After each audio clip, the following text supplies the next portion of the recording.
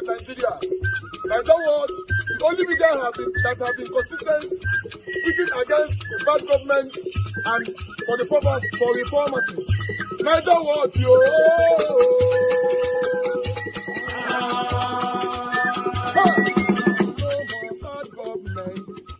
No more bad government. Nigeria watch. No more bad government. Nigeria watch. No more bad government. The only media that have been speaking. No more bad government. The voice of the voiceless. No more bad government.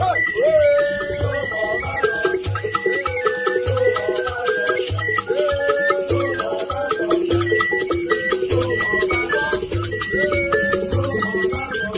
Nigeria watch. No more bad government. For the poor. No more bad government. Nigeria watch. No more bad government. Nigeria watch media. No more bad government. No more bad government. No more bad government. In Nigeria. No more bad government. No more bad government. No more bad government. The only media. No more bad government. The #1 media in Nigeria. No more bad government. That have been speaking against government. No more bad government. Nigeria watch. No more bad government. Nigeria watch, yo.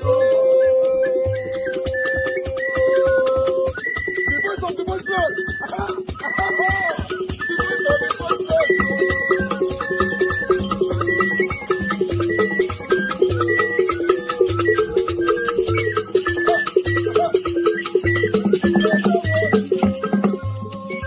Voice for the voiceless. Voice for the voiceless.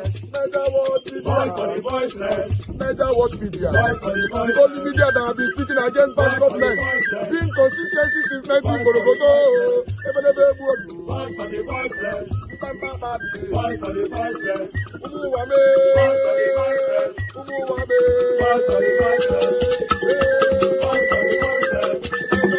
Voice for the voiceless. Voice for the voiceless. Voice for the voiceless. Voice for the voiceless. Nigeria watch, yo. We have been seeing all you guys have been doing, and we recommending to everyone in Nigeria, saying that you guys are the #1. Nigeria watch,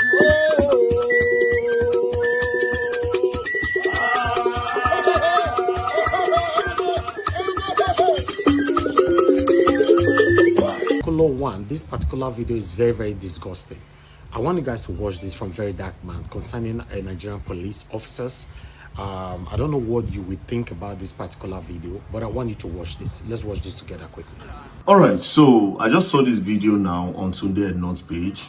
First of all, this video is very offensive. Not just that, it is degrading, disrespectful, and shameful to the Nigerian police force and also to the country called Nigeria. This video clearly shows a foreigner arranged our policemen in uniform, in line, in uniform, and started giving them money one after the other. And they are seen shining their teeth. It just reminded me of this particular video of monkeys rushing bananas. That's what that video reminded me of. It is a disgrace to the entire police force and a disgrace to Nigeria. A disgrace.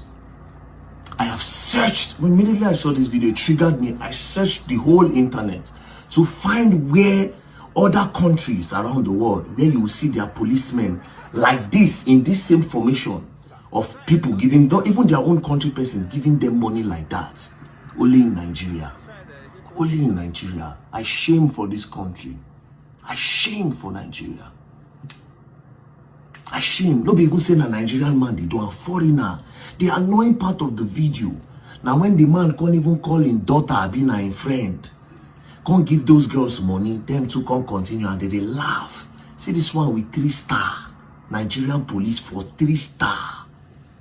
3-star. Foreigner line una up, they give una money. At least I don't get opportunity to travel around some countries around the world and I see the way they respect their police.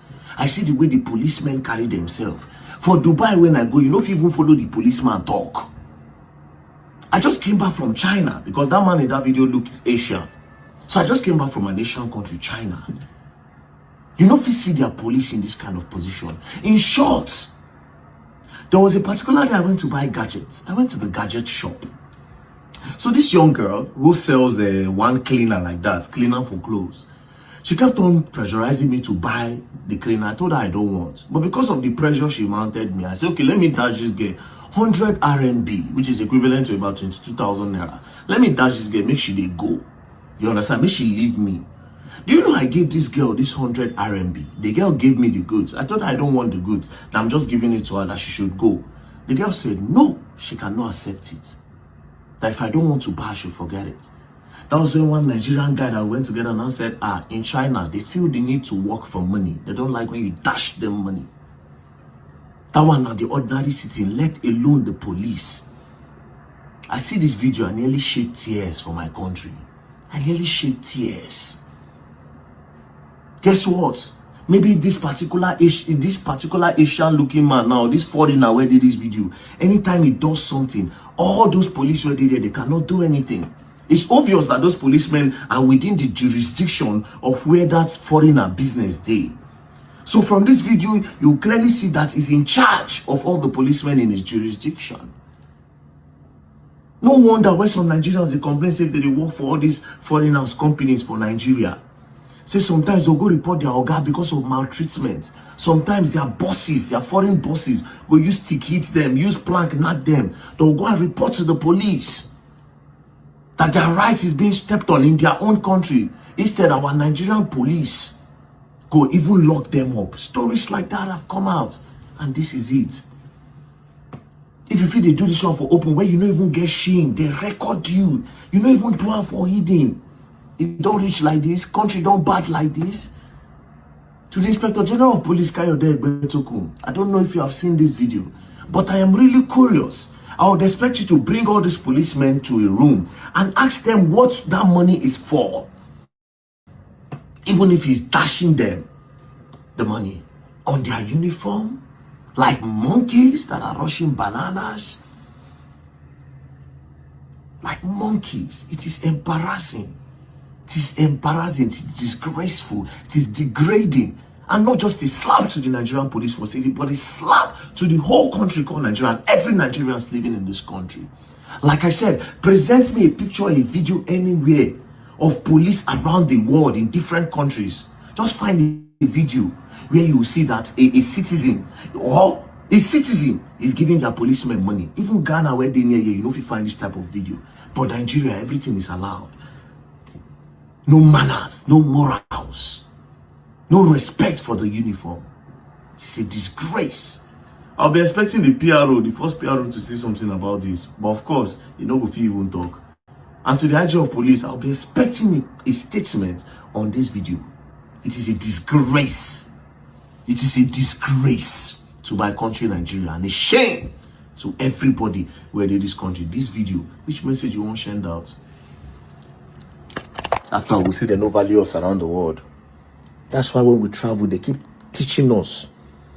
They keep treating us like mumu. And we don't learn. But guess what? Time will tell.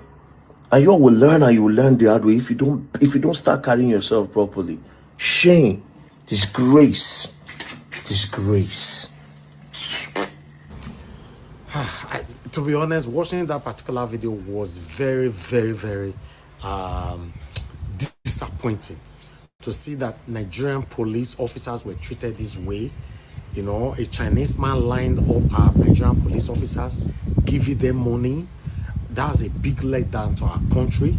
It's big letdown to you as a Nigerian. It's a big letdown to anything to do with Nigeria. Regardless of whatever that is going on, I think Nigerian government need to look into this particular video to act accordingly. We cannot continue to be disgracing ourselves in the public space like this. I thought I should bring this to you. I don't know what you think, but just put it on the comment section. Let me know what you think. This is Nigeria Watch Media. Join us every day, 7 p.m. Nigerian time. Let's continue to talk about the things that's affecting us. Take care and bye for now. But was stopped. His Excellency Peter Obi, who tried to visit the people of Benue. He tried to visit Benue State's internally displaced persons to offer his condolences on the series of attacks that they've experienced. Unfortunately, according to his tweet, he explained that he had tried several times to reach the governor and his ADC, tried his itinerary, but unfortunately, on the day they were to leave, or the day they were about to, the day before they left, they got a notice stating that visits to the internally displaced persons camp was not allowed. All right, see it here. He talked about it happening on Thursday, 10th of April, saying he plans to visit Plateau and Benue State respectively. Now, recall that he did visit Plateau State, and he gave them the sum of 7.5 million naira to help with rebuilding and just to sort of serve as a stopgap measure for all the internally displaced persons. However, his visit to the governor of Benue State, he says, was just for courtesy, you know, and unfortunately, the letters he sent to them showed his itinerary, and he wasn't allowed in. He was, in fact, they had specifically said they cannot guarantee the safety of anyone who comes in without, you know, authorized or who hasn't been authorized to visit. He intended to visit a school being built by the bishop in Boko, a nursing school and an IDP camp, basically highlighting actions to show genuine care and welfare for his citizens and continuous show of love, care, and compassion. So many angles to this conversation. The Reverend Father, who's the governor of Benue State. There is nothing like that. No merger, no coalition. Is it that Atiku Abubakar is on his own? But one will imagine Atiku Abubakar is the leader of the party as of today. No. If he is the leader of the party, he would have waded into it. All right? The fact that he was the presidential candidate at the last election, all right, doesn't mean is a bona fide, fixated leader of the party. If he is running for his own private interest, it's different from the interest of the party. You don't think Atiku Abubakar could be the presidential candidate of the PDP in 2027? He cannot be. This is what I'm saying. That for 8 years in the north, there should be 8 years in the south. That is the dictate. That is the doctrine of the platform of PDP. I can't say he cannot contest. He can go to any party and take up because it's his constitutional right. But if Atiku becomes he's done it back to back, 2019, 2023, and he could do it again. It's probably one of the most influential politicians in Nigeria today. What does this portend for your party? Should Atiku pick the ticket of the PDP in 2027? If he picks it, that is the end of this party. I want to tell you that. If he picks it by whatever manipulation which was what done the last time, we will not accept it. But Chief Judge, you remember that you said that you were going to go on a self-inflicted exile if Bola TINUBU wins the election. Now he's done that. And those who were saying that whatever that is going on in your party, outside of your party, all of the other politicians, whatever they are doing, is a clear pathway to TINUBU becoming president again in 2027. Is it not another pathway for you on a self-exile, Chief Judge? Or how do you fix that politically as an opposition leader? People, when I decided I could go anywhere I like at my age, at 18. I'm on the 8th floor of life. What is my business? Well, I want this nation to become a great nation, which it had been. So going anywhere is my own personal decision. Now you knew how the people visited and apologized for the ills they had done in the past, and I accepted to say, okay, let's see the way it's going to work out. My party is in total confusion now, and these governors have met. They've put on their thinking cap, and they have decided, now we missed the route. Let us go back to the way it was conceptualized by the founding fathers of our party. That is encouraging. We will discuss this, their communique, we will look at it. If any individual who will not follow the dictates as established by the founding fathers of our party, he will not enjoy it. We tried it. We sent a communique out that was going to be the last time we would allow anybody from anywhere to contest. There are rules. Section 7, subsection 3C of our constitution is clear. Simplicity. It states, once the presidential candidate had been in the south for 8 years, he had to go to the north. And after another 8 years, he will come down to the south.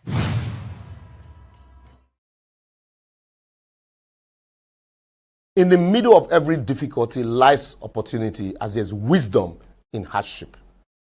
Papa, country hard. So President TINUBU, our Papa, please deploy your wisdom. I learned recently that the Nigerian Broadcasting Commission, NBC, has banned again the song by Idris Abdulkarim titled Sheyi Tell Your Papa for violating the NBC code. Same way his hit song, Remember Then Nigerian Jaga Jaga, was banned by the same NBC during Obasanjo's administration. But I want to ask NBC, if you ban it on air, have you banned it online? Have the NBC no say people know they produce a compact disc again and streaming, people say they make money these days. Anyway,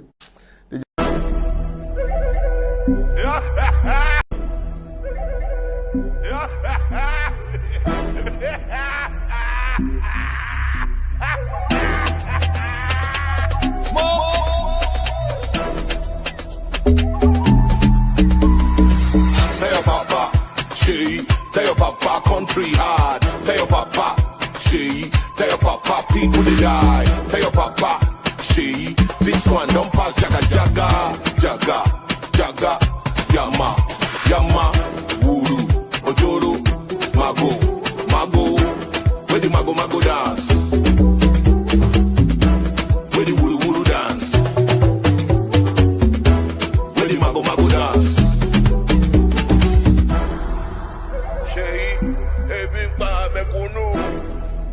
TINUBU, ebi ń pa mẹ̀kúnnù. Ṣèyí, ebi ń pa mẹ̀kúnnù. TINUBU, ebi ń pa mẹ̀kúnnù. Ṣèyí, how far? I swear your papa no try. Too much empty promises. Bala blue grammar, Bula blue wahala. On behalf of Nigerians, take our message to him. Kidnappers, they kill Nigerians. Sheyi, try travel by road without your security.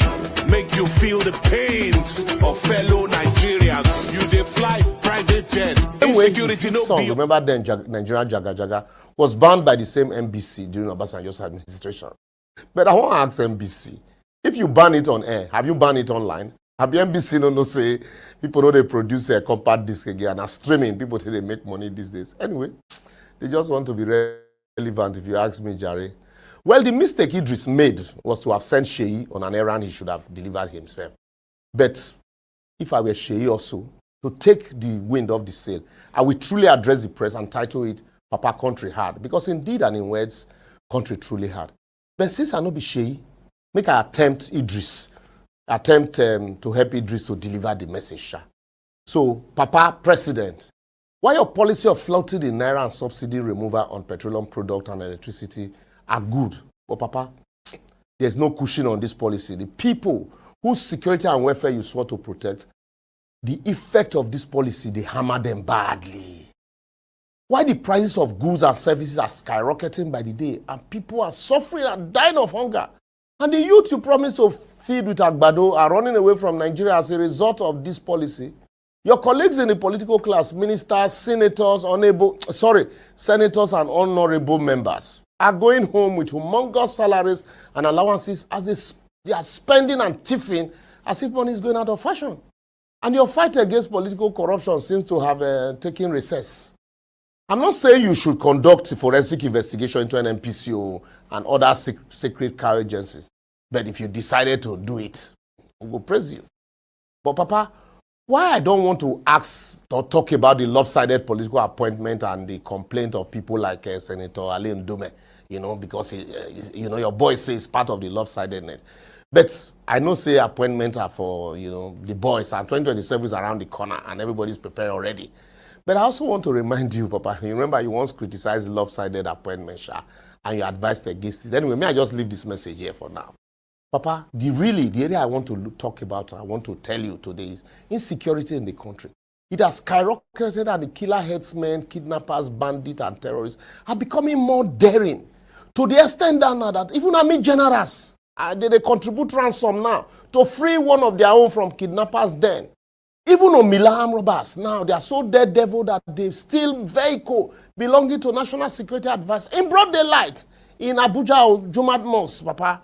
You see how daredevil these people are. And imagine if you were there. This guy is still you. You need to do something, Papa. But country is indeed hard. Even Borno, the state of your vice president, is now partly under the control of bandits as they willingly mount roadblock and collect royalty from farmers. Not to even mention Zamfara, where your current Minister of Defense is from. We even learned that there, bandit also mount checkpoint as if they are police.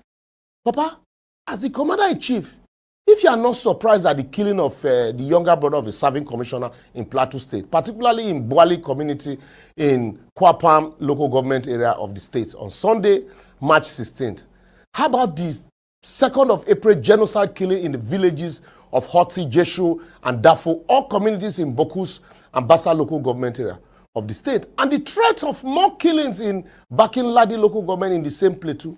Papa, please, you need to do something. Oh. Papa, why you are reflecting in Paris? The Borno and Plateau state government, like other state governors, are helpless and calling on God for help. Papa, does this not show that hardship is an understatement or a soft word to describe what the country is currently going through in the hands of terrorists? And you are the commander-in-chief. Oh, these boys are daring you, Papa. Papa Benue own, I know he predated you and still going on unabated. As several communities in Tombo Mbaya local government, located in Burku local government area, as well as neighboring in Bachongu and Mbayangbe in Taka local government area, recently came under siege in a coordinated assault by bandits and terrorists. Papa, this is a country you are commander-in-chief. Papa, please, be honest. Is the country not more than hard now for these villagers who are having to flee their homes for fear of being killed? Despite having a government and commander-in-chief like you, tough man. Papa, don't you think you should swing into action on the killings in Plateau and Benue, same way you ordered the Inspector General of Police to take over the investigation of the Uromi killings? I think you should do too. Papa, the south-south region of the country is now home to terrorists, hunters from the north, as bandits and terrorists masquerading as hunters have completely taking over the forest in these places and displace our farmers. And even agro-investors are no more coming. As the police in Delta State are constantly battling kidnappers, even as Edo North and Central is crying for your attention, as their farms and villages are now under attack. Papa, before the recent incidents in Uromi, even every state now is creating their own police in form of vigilante, despite the federal government refusal to allow state policing. So, Papa, don't you think we should revisit that discussion? Papa, even though the seat at home in the southeast has reduced despite the continued unreasonable incarceration of Nnamdi Kanu, but the security and kidnapping in the region not reduce, so especially in Anambra and Imo. You know, they are crying for help as the federal government, and life is more difficult and unbearable for these people there now. The once abominable act of doing burial and Igbanku marriage outside of the village is now celebrated as the people now rush to bury their loved ones in the night in the village and then come to the city for reception. Even traditional marriage rites are now like white wedding to be performed in the Lagos and Abuja. And people know they go home again for those things. And Papa, your darling Southwest is now home to kidnappers. So as farmers can no longer access their farmland for fear of being kidnapped. In the west of the recently released Afenifere youth leader, Papa, Eniola Ojajuni, kidnappers have established 55 camps in Southwest. Strategically for the operation, 27 in Ondo, Ekiti has 16, Osun 7, and Ogun 5, despite Amoteku, Papa. So these people need your input. Lastly, it has become so bad that even our hotels, you know, have become home for young boys and girls who are doing Yahoo and prostitution out of hardship. And I just quickly need to draw your attention to this, even though not be waiting supposed to concern you, because you know, some of them feel they be kidnappers, they act as Yahoo. That's what I'm telling you. So, Papa, with all these few points of mine, I hope I've been able to convince you, Sha, that life is indeed much hard for Nigeria, and so you need to sit here more. So I will therefore advocate. While I admit that governing a complex country like Nigeria is tough, but Papa, remember that you begged for this job. Oh. You pleaded with everybody to employ you for the job. The police you promised to employ and the youth you promised to feed with cassava and agbado are already running away from the country. As the Naira also, when first gain, it don't shrink again now.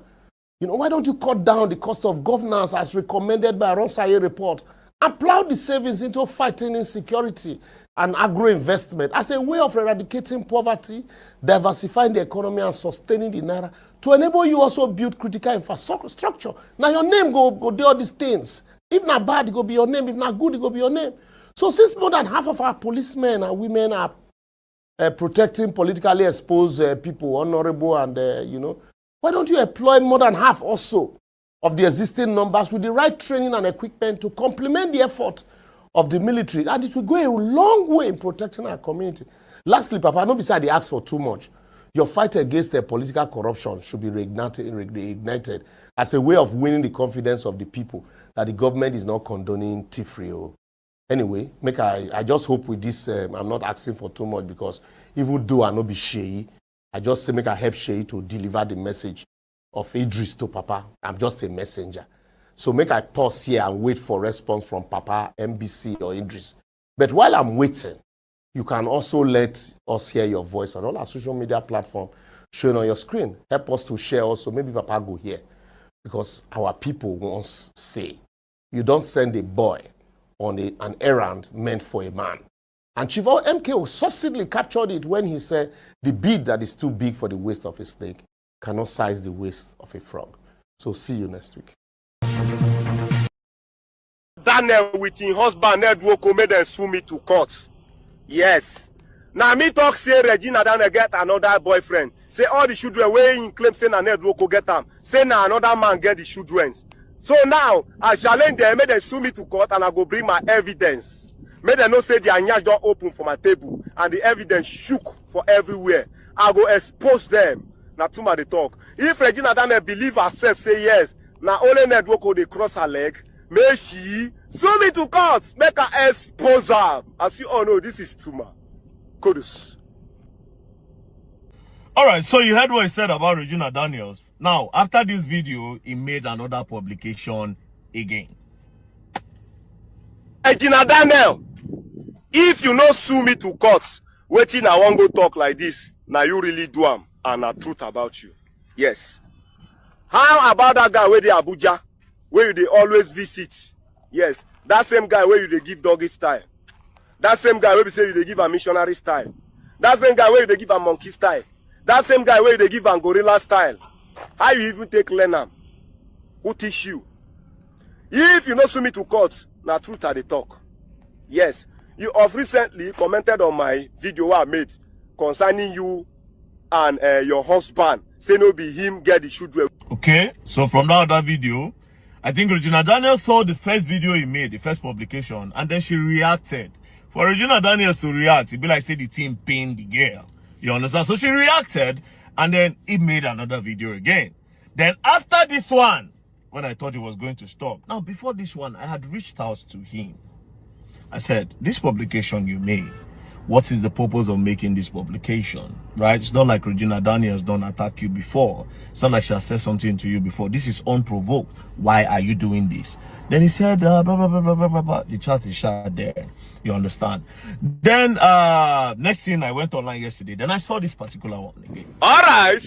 Now some evidence say Regina Daniel get boyfriend for Abuja. Yes, now some evidence be this. Now they see the picture, Abi. So now, Regina Daniel, if you believe yourself as a married woman and you believe say you respect your husband, come outside boldly, come talk say yes, this one accusation.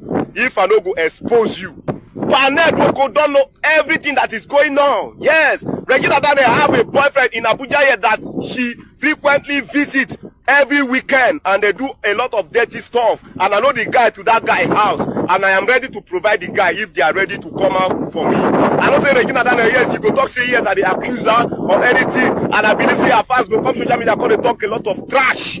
Now me talk about Regina Daniel, come as I sue me to court, and I will provide the evidence. As you all know, this is too much. Good. All right. The situation of Nigeria right now, you know, is now pushing many youth now. Instead of them to engage the street and call out TINUBU or TINUBU government to do the right thing, they are now discovering more talent. How to hide on inside cupboard for inside, whether a cupboard that they call up or a wardrobe for inside hotel. They record on other people's wife. They do blow and all this. Voila, don't fall everywhere. Hey, Regina Daniels, I think they say they use that get past different kind of tradition that time. Why come say they call the allegedly the press will blow that? I don't understand though. I saw the year for social media.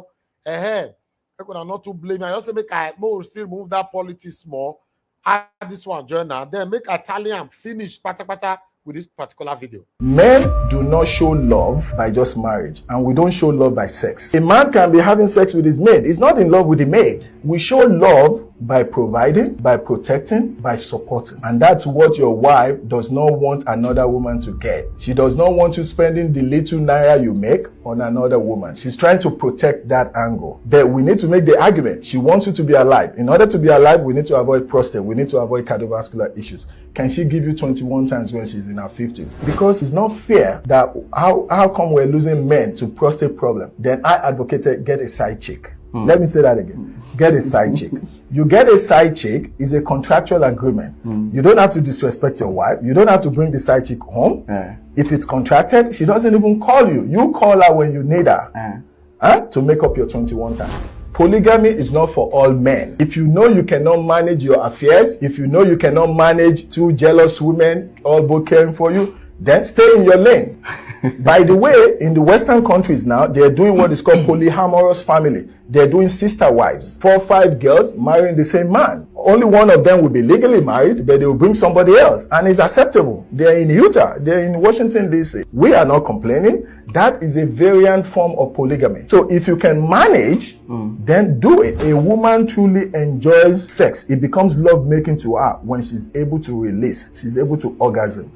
If she's not able to orgasm, most women have reported that they just feel like a dump. So there is no physiologic reason, there is no scientific proof that anything is excessive ejaculation. Seriously? Absolutely. If a man ejaculates 4 to 7 times a month, that's an average of having sex once a week, he is going to develop the risk of prostate cancer at the rate of about 30%. 4 times a month? 4 times a month. That's once a week. It's still very low. It's still very low. They looked at people 4 to 7 times a month. It's very low. The cutoff is if you are able to ejaculate 21 times, then you reduce significantly your risk of prostate cancer. How possible is that going to be for you to have sex continuously in a month 21 times? I can tell you. So we see younger men now in their 30s, in their 40s, they've been married 4 or 5 years and they're having problem consuming. What's the problem? Their wife is not getting pregnant. They go in, the woman has done all the tests, she's done HSG, her tubes are open and all that. What's the problem? The vagina is a pouch. It's a pouch of muscle. It can relax and contract. And there are different studies out there about how the woman keeps the place hygiene, because it's a place that has its own flora, meaning it has its own natural bacteria. These are not infectious bacteria, and they serve a particular purpose. But if she's also the type that we say she don't get mileage, she's 20-year-old, but she don't get mileage like 40-year-old, that means she has been exposed a lot. But that pouch will not expand based on just penile penetration. You get the expansion from either when she had childbirth, the labor was prolonged. If the childbirth was a baby of diabetes and comes out with big head like my head, the thing will stretch. Some women will develop tears. All that may not have been taken care of. But if it's just penetrative sex, no, the body has a way of healing itself. Even if you like go for 1,000 at all, it doesn't go beyond. The thing don't get meter. It doesn't widen enough. In men's health, it's not the size of the dog, it's the size of the fight in the dog. That woman that is so wide, if she can give you position, the position will reduce the size. You will forget your own date of birth. You will not even remember your phone number. The one that is so tight, if she doesn't know how to do it, you will just be like, what am I here for? So it's not really the size. It's what you can do with what God has given you with. And there's no need to compete. You are competing with only yourself. There is no solution out there to increase your manhood. Let me break it down. No solution whatsoever. There's no solution. There is no cream. There is no gel. There is no agbo whatsoever. No agbo. Anything given to you is false. No, it's false. Let's go down to physiology.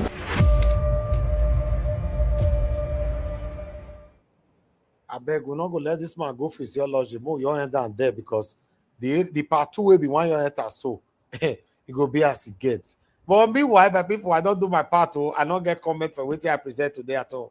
I just leave it for my people to take it from there. I thank you guys. Good morning, good afternoon, good evening to every one of you right there. Thank you very much. Why you go say you don't get comments? Why you go say you don't get comments? No, not people like you that is supposed to comment put now.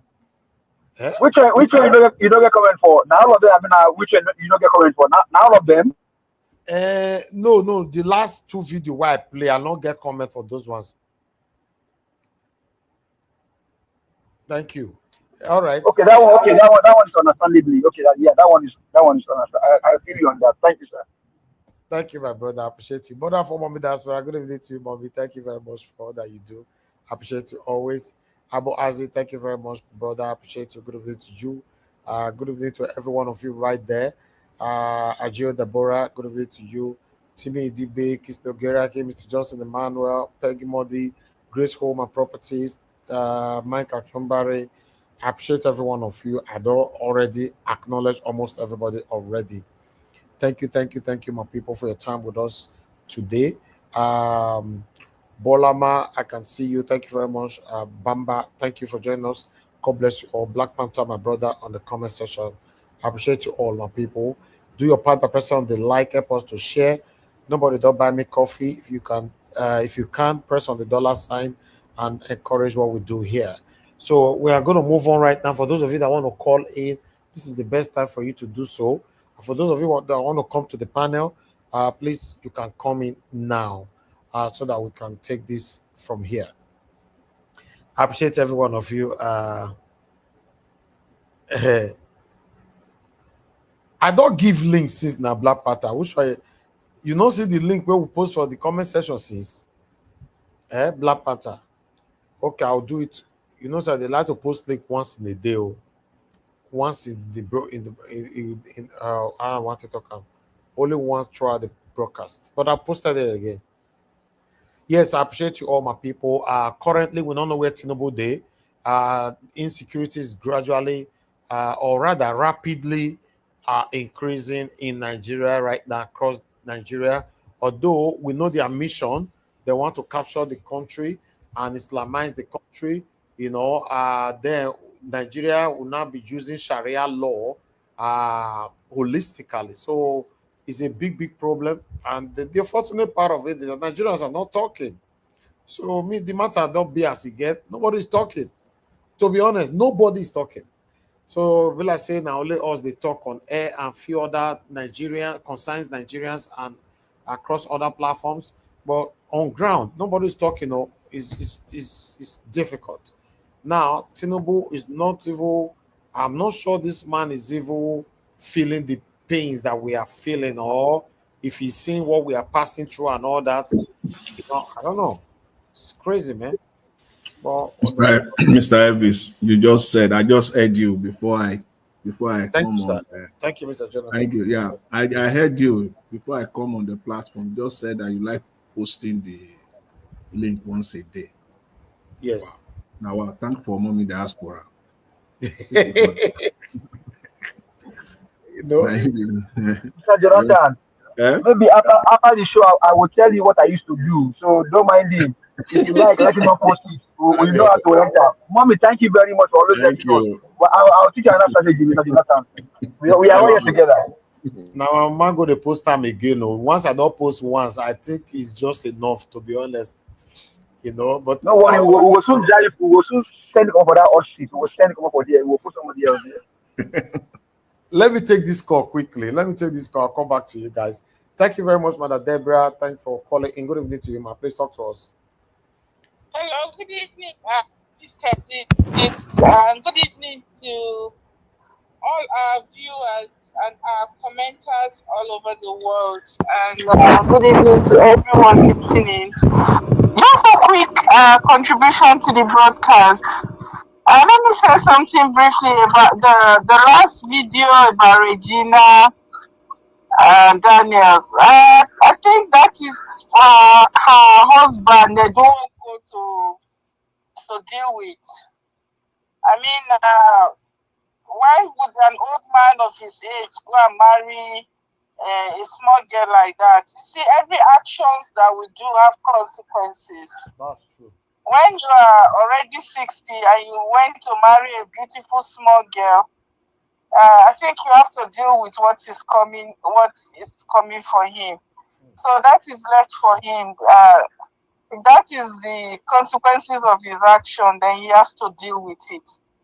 Then, secondly, let me just talk briefly about the issue of the most crucial issue that, to me, in my own opinion, that's the most crucial issue that is in Nigeria at the moment, is the issue of Fulani herdsmen. I saw one of your videos that you showed earlier on when it was alleged that the governor of Edo State wants to go compensate them with 5 billion naira. And I saw the reaction of the man that said, if the government go ahead, that he's going to sue the government. I would like to see a lot more voices, people kicking against it. But if a lot of people did not kick against it, I'm sorry, the government will go ahead and do it. They may not even publish it. They will do it secretly. So I really hope, and this is my annoyance with the way these issues are being handled. These atrocities are not really giving the level of attention, the level of pushback that you need. People are just complaining in their bedrooms. Nigerians don't even care. A lot of them, even when they care, they don't act as if it's important. I really hope they can imagine how life will be when they are under the Fulani Caliphate. They should take example. Let me just tell them how it's going to look like under the Taliban, and understand how life will be when the Fulani Caliphate take over. People might say, oh, I don't care, oh, it's not going to happen. But the more they are talking, the more the Fulani have been ahead with their own agenda. This thing has been going on for years. People have not been doing anything, and they are moving on. They are gradually taking over. Before you know, they will come and take over the towns. So I really hope, I'm yet to see the level of pushback. I'm yet to see any action done. Whatever they are doing now is more. It's just like a drop in the ocean. So Thank you. I'm yet to really see a lot of pushback. Then regarding the Nigerian police, Mr. Elvis, this is a usual thing, is a normal thing in Nigeria. The only difference is because it's caught on camera. But what you saw that the Nigerian police, they were sharing money for the, I think it's just a normal thing in Nigeria these days. So the only difference now is because it's been exposed on camera. That's the only difference. But as far as I'm concerned, that's a normal thing in Nigeria. They are all doing it.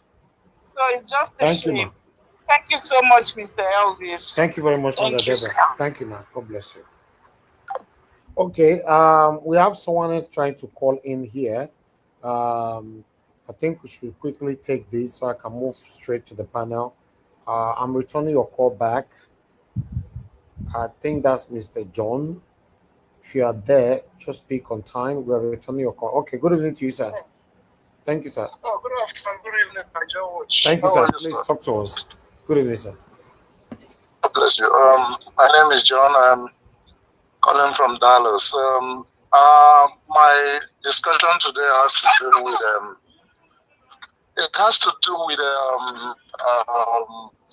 the Benue State situation. I mean, the governor of Benue State who denied P2B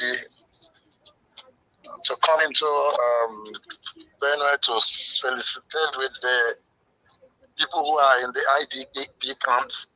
As usual, what P2B has been doing all the years. I mean, I'm knowing fully well that I am just confused and surprised about the step a reverend father, for that matter, somebody who is supposed to have allowed even everyone to come to the state and give a helping hand, and as a result of politics, why is he scared of P2B, or is he afraid of P2B?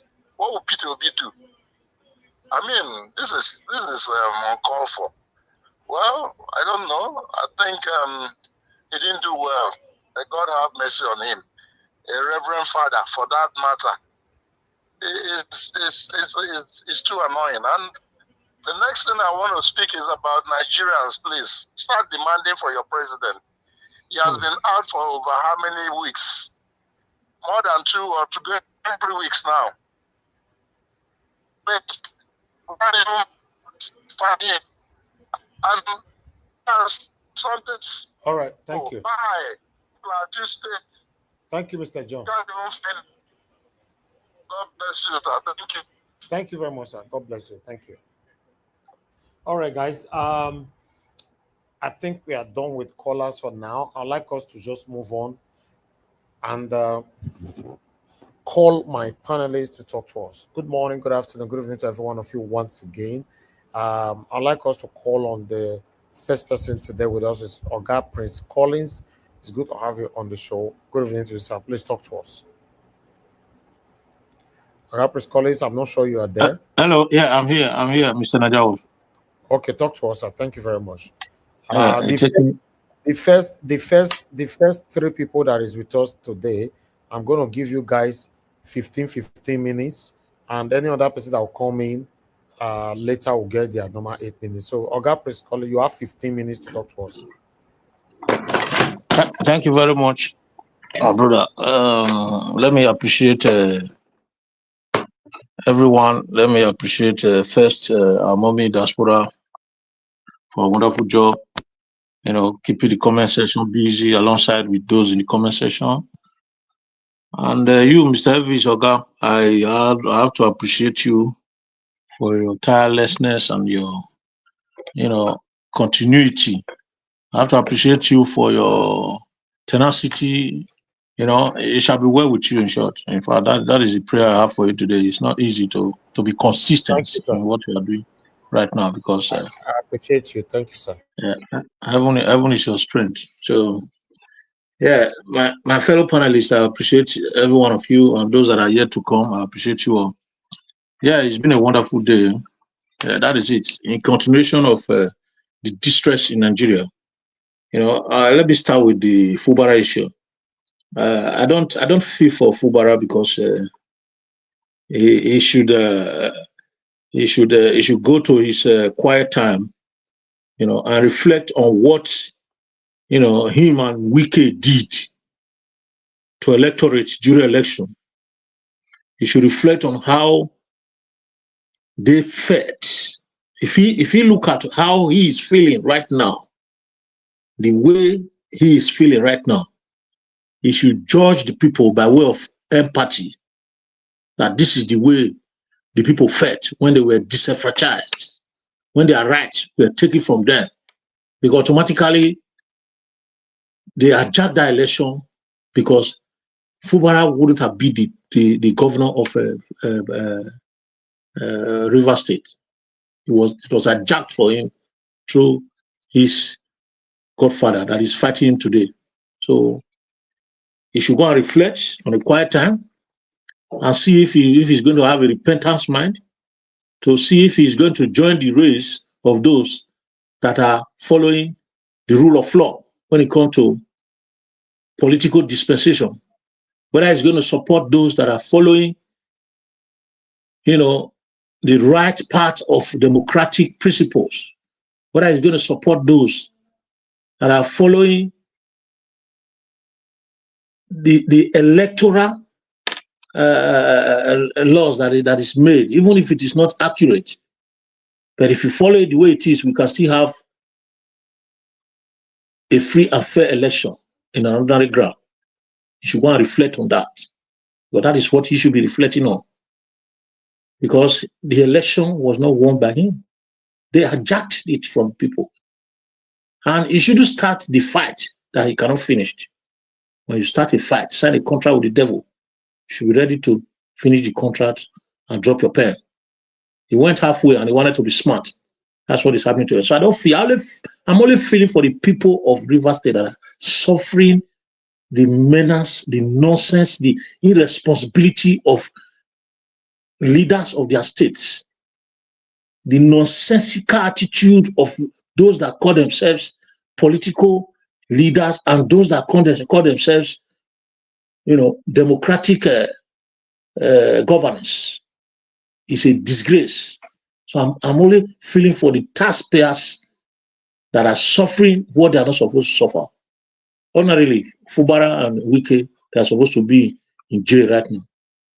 They caused this. You can't start a journey with impunity and expect decency to come at late hour. It's not possible. Agbado is a father of impunity. So when you mess up, he will double cross you and mess you up with much more impunity. So that is the way it is. I don't feel for him in any way. So talking about the military officers, that was narrating how, severally they were dislodged as a battalion in the battlefield. That has always been the narrative since the military has been trying to fight this insurgency. They've never been genuinity, they've never been clarity of objective, they've never been clarity of purpose.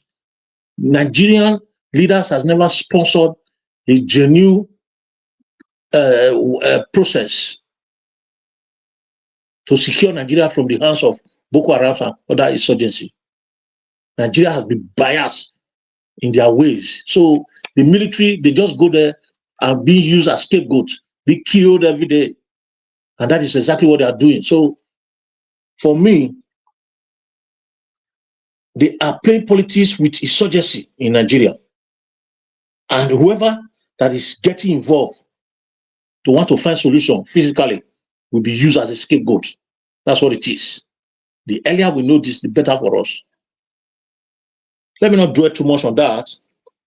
I'll particularly go to a situation whereby when you, as a citizen, when you lost confidence in the government of the day, impunity and irresponsibility will take over the affairs of your activities. That's what it is. When we say Nigeria is built on corruption and insanity, people, think it is a joke. The Nigeria security today, or Nigeria security agent or personnel, has lost confidence in the nation. Long time ago, they've lost confidence in this nation because they are never recognized. They are never recognized. So only the higher officers, which are the few, the microscopic few, let me use that word, live in perpetual luxuries to the detriment of those that are in battlefield to supposed to actively rescue the people on daily basis. They are the ones enjoying, the very few ones, they are the ones enjoying the dividends of democracy and the incentives that is made for the security officers. Lower security officers, lower ranking officers like police, constable, and other lower ranking officers up to ASP, they are suffering. That is why you see them, they've compromised completely. They are sharing money for them as if you are giving food to dogs. That is where we are. And that is a typical example of an afraid Nigerian. We've compromised completely. People don't do anything freely except God touches that person's mind, and you have that kind of mind-touching feelings once in a blue moon, or when situations are very, very critical and the person is close to you. Otherwise, Nigeria don't do things freely. You must pay for every activities that you do. So should the police be different? The answer is no. The police, they are part of the nasty life that we are living in Nigeria. They are part of the crazy life that we are living there. It's a crazy world. So we don't expect the police to perform.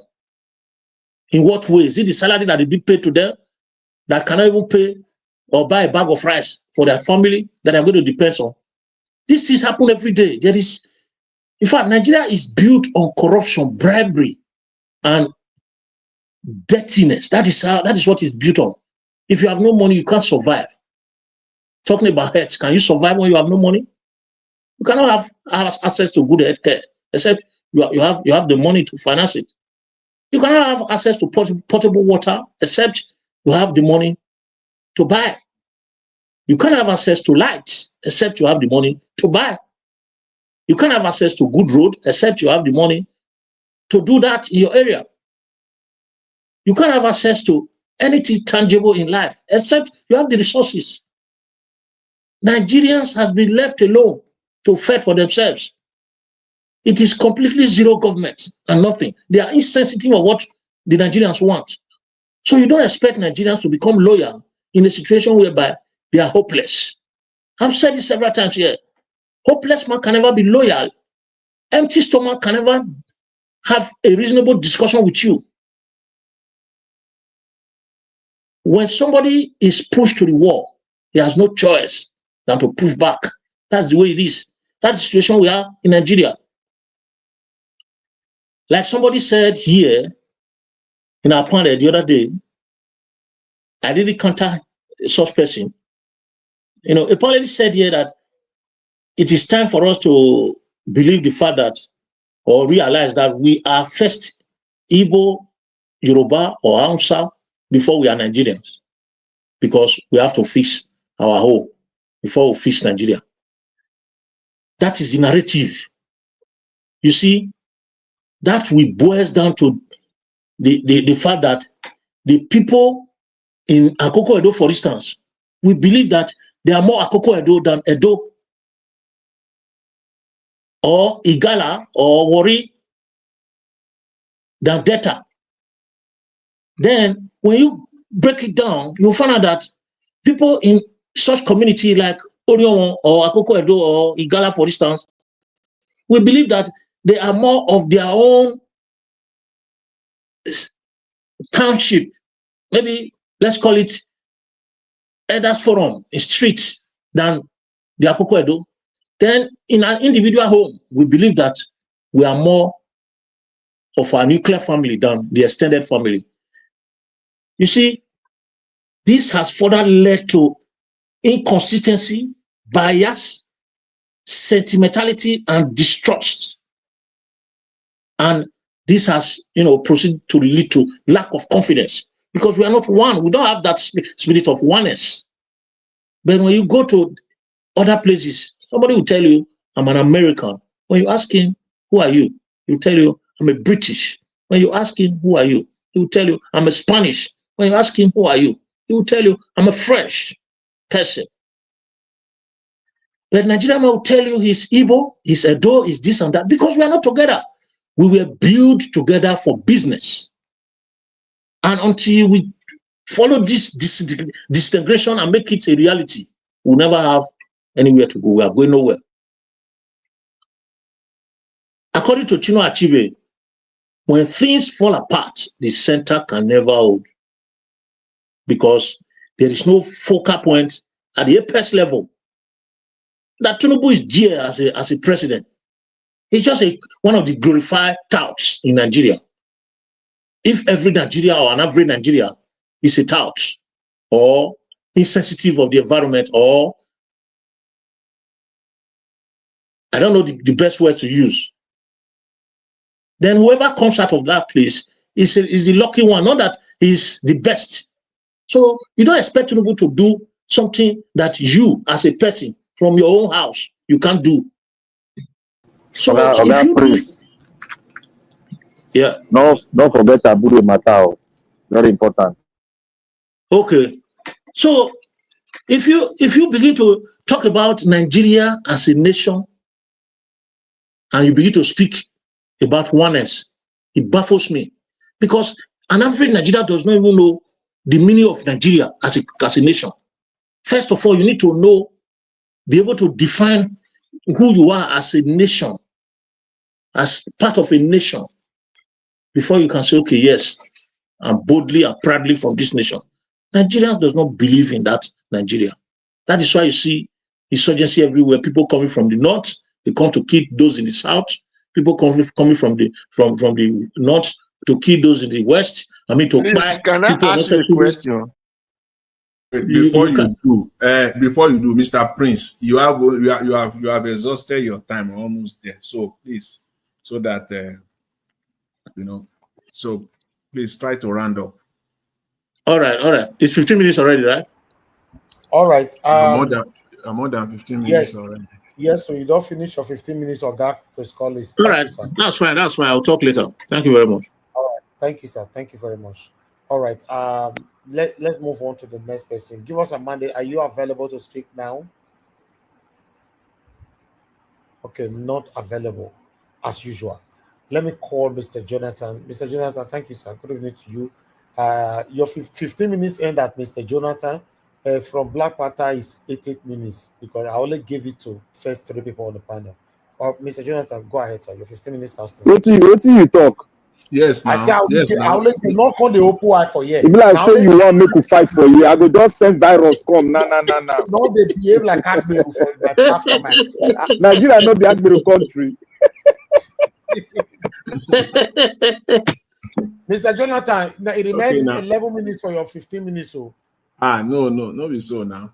Anyways, anyway, I greet you, Mr. Elvis. I greet you once again. God bless you abundantly for the good work you are doing. And fellow panelists, I greet you all. God bless you all. Mommy Diaspora, I greet you, man. God bless you greatly.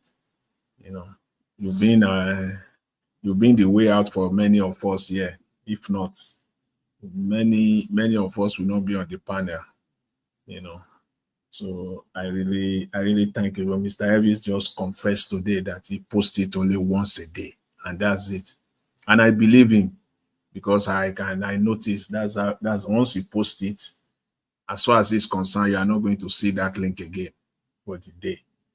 You know. Anyways, I greet you, man. God bless you greatly. And commenters, I greet you all the callers. I greet everyone. God bless you all greatly. Welcome. See, there is for me. I just want to try to touch on all the topics, so I'm not going to be broad. I'm not going to go extensive on each of them. You know. I beg start on Aburi. Yeah, you see, I don't know. You see, you know, there is the issue is just that with respect to Abure, see, it's very clear. I don't think there will be nothing new that I will say now that I have not said with respect to the Labour Party issue, and then the Abure imbroglio is all part of the Nigerian problem that we have. Stay put and don't go. Why there? Whatever it takes, just stay there. For what? For the sake of what? What is your primary objective? What is it that you want to achieve by staying put there? What is it? Are you going to turn Labour Party to gold? I've said it. Labour Party, if it remains like this, and Abure stay put, see, Labour Party will not even get 100,000 votes across the entire Nigeria combined together. 100,000. How are the story of Labour Party will be how are the mighty falling from grace to grass? From Yakub Mahmoud declared 6.1 million to less than 100,000. What a colossal failure that would be. And if they can read this, you know, politicians, they will argue. Even the day before the election, he knows that he has no votes. He knows that on the day of election, it is only himself, his wife, even some of his family members may not even vote for him. He knows that he's going to gather maybe 4 votes or 5 votes. He will still come out and say he's going to win. That's what they do. Just to muddle the waters, just to make themselves relevant. That everything you are seeing around Labour Party now, just people who just want to be relevant. They have found a space where they can muddle the waters and, you know, put themselves out there to be relevant. At least they have a platform now. If Abure speaks today, everybody will listen. Even the one that call himself youth leader, that normally put one stupid cap like this on his hat on his head like this all the time. If he talks now, somehow people will still listen. People will still listen. So that they are enjoying it. They are not concerned about the people. Everything they spill out from their mouth every day is rubbish. That is the problem we have. The people will not just listen to themselves. Sometimes it is ignorance. Sometimes it is pure lack of understanding of the issues. They just want to talk. They just want to remain relevant. Labour Party is going nowhere as it stands right now. And before you say Jack, some of them are talking about coalition, to merge with other parties. How? Even when they get old, they will still not even listen to themselves when they talk. That can be frustrating sometimes, many times, especially for people that you have respect for. It can be so frustrating. That's why when I listen to Papa Bode George now today, I'm frustrated because I have respect for him. Yes, I see him as a father. He's just like, when I look at him every day, I see my own father. like the same stature, the same, structure. The way I just see him as my own father. Apart from any other time, so I just have respect for the man. But sometimes when these people speak, you just get frustrated. And I said it here 3 or 4 days ago. You people can, allude to that. I said it here, and somebody was making a comment, on the side. I believe it was Give Us Our Mandate. When I said anytime this Baba Bode George comes on here, anywhere, any platform, if the journalists, when they want to shut him down, is one question. And Shehu did it exactly yesterday. When the Baba has been so, arrogant and is just talking and talking and talking, they want to stop him. He will not stop. They use one question to quench him. They will just say, Baba, you said you will leave Nigeria if TINUBU wins. And the old man still fell into that trap again yesterday. I was so angry. I must confess, I was so angry. I just don't know why. He fell into that trap again. And Shehu knew. Shehu played the game. He played the card again yesterday when they want to shut the man down. And Dele Farotimi answered that question that time. He gave them the answer. Baba Now, if he provides Shehu that question yesterday, Shehu will never ask him that question again. Exactly. Rufai will never ask him, or Abati will never ask him that question again. It will be gone forever. But the man, Baba don't old now. I'm so angry. So these people, they just talk for the sake of talking and all the rest of it. It's so disappointing. TINUBU did not win any election. He knew it. We all know it. The baby in the womb knows that TINUBU did not win any election. So why will you leave Nigeria for a man that did not win anything? Why? Mr. Jonathan, sorry, just 2 seconds. You know why Baba could not answer that question?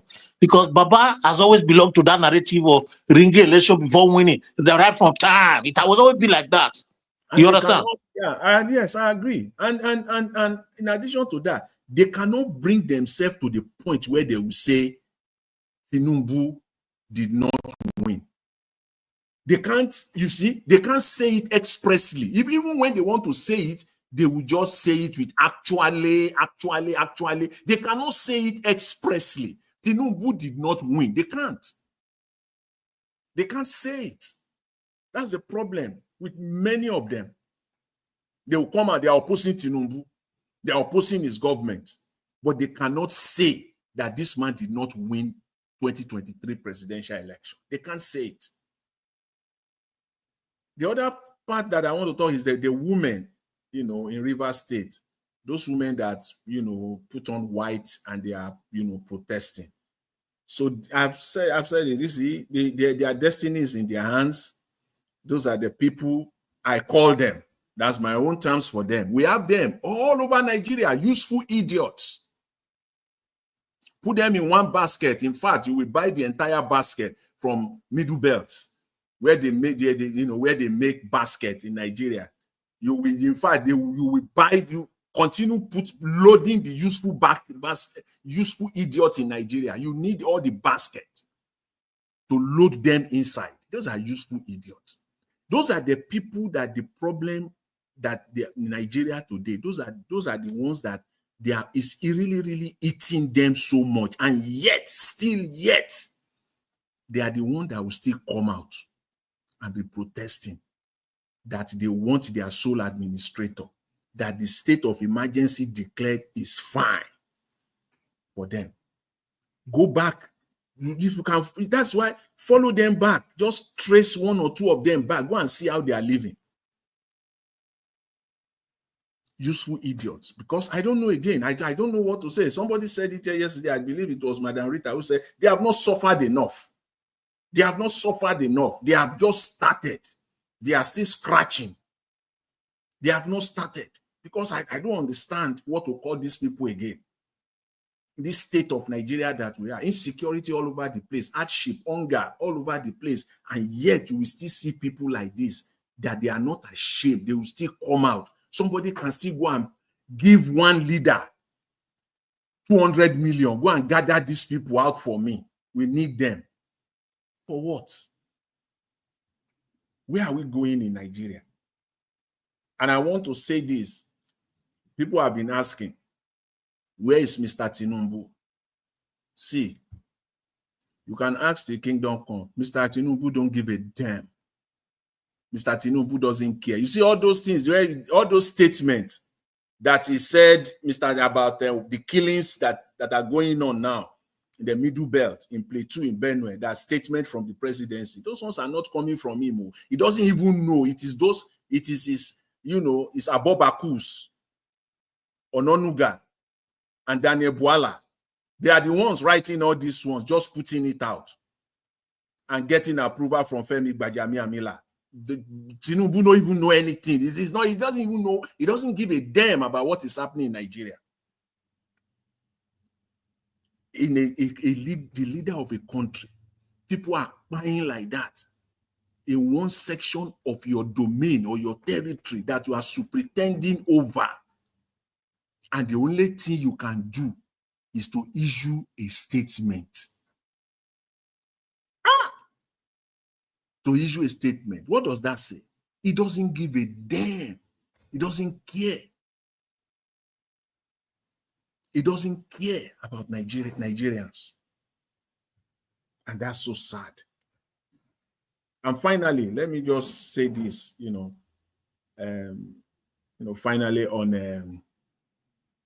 the NBA. The report that the NBA, got 300 million from Rivers State government. So you can see now, right? You see why they will not talk. You see why lawyers don't talk in Nigeria. Talk of conflict of interest at its very best. Please talk of, and they know it too. They know it. They are lawyers. They are lawyers. So conflict of interest is in their lexicon, is their language. They know it. Talk of conflict of interest. They collected gift and they are still saying that it's a gift. So if you collect gift of 300 million from a sitting governor, how will you now turn around and criticize that governor for any good reason at all? Without saying, actually, without rubbing your mouth and without trying to manipulate the facts and the truth using law. How? And that's what they do. Not just only that state alone, they do it with all the state governors. They romance with them. And they are asking them to return the money now. They're saying they will not return it as a gift. Okay, fine. It's a gift. The fact that it has come into the public domain, you need to return that money. Because I don't know that that kind of arrangement exists until now. And many Nigerians don't know until now, except maybe few people. But sorry, sir, can I ask a question, sir? Yeah. If somebody gives you a gift and it's okay, even though it's a gift, I want it back, are you not bound to return it back? It is now your own decision. You may not, because it's a gift. And if it is stated clearly that it's no agreement, nothing, but just a gift, no even oral, like an unwritten agreement, it's just gift. Thank you. Under the law, yeah, it's under your discretion. It's not under compulsion. It's not under compulsion, but in accounting, Mr. Jonathan, you know this. Yeah. An auditor cannot get from the clients they are working for, right? Yes, now. Because we come from, so now, yeah. NBA want to dance in the muddy water, and we can help them dance in that muddy water if they pay to return the money. Of course. So, thank you. That's the conflict of interest that I talked about. You cannot do that. Even if you have, if you have been succeeding doing it secretly through the back door, back office transaction, and you have been successful with it over the years. But the fact that this has become a public matter, it has come into the public attention, it is only the rightful thing to do as lawyers that stays and where your domain is the temple of justice. It is only the rightful thing to do. But Mr. Jonathan, yes, don't you think they spend the money because the something just close by? So how they go to return it? It out. I mean, see, so do you believe that the money? Let me see an example now. See, if like the question that give us Amanda post earlier, that okay, they have taken the money, right, and money that they are not supposed to take, but they are taking that money now because this thing now is now going to tarnish your image potentially, and very largely too. It's not just ordinary potentially, largely. It will largely tarnish the potential of the NBA. See, you will cough it out. If somebody give me gifts, right, and because he has given me the gift, he's now going all over the place to tarnish my image, telling everybody that he was the one. See, I will cough it out. I will go and say, carry your gift and go. But sir, on this matter, I understand you can cough that out. Just to not collecting that 300 million alone. Sorry, Madit, let them talk finish. You go reach your turn. No, sir. Even just collecting that money by itself has tarnished the NBA. He has tarnished their image in the first place. Yeah, whether they collect or not, it has destroyed their image. I agree with you. So it is on the NBA to redeem, itself from all this. Okay, Mr. Jonathan, your minutes is over. Thank you. I can come in now, right? Yeah, thank you. Okay, go ahead. Give us a minute. Talk to us. Good evening to you. Thank you very much. Thank you very much. I do appreciate it. Well, greetings to everyone. Let me just stand on the existing protocol. Thank you very much, Mr. Elvis. Mommy Diaspora, thank you. Well, let's just dwell on the one that Mr. Jenna was talking about, that MBA thing. There was never a way, and there was never a need. There was never anything. There was never any reason, both in heaven and on earth, for MBA to have stooped so low, to have danced in that muddy water with River State government in the first place. When such gifts are presented, they are presented on the basis of something. Why do we care about Supreme Court today and about the judges? Because we can already induce them.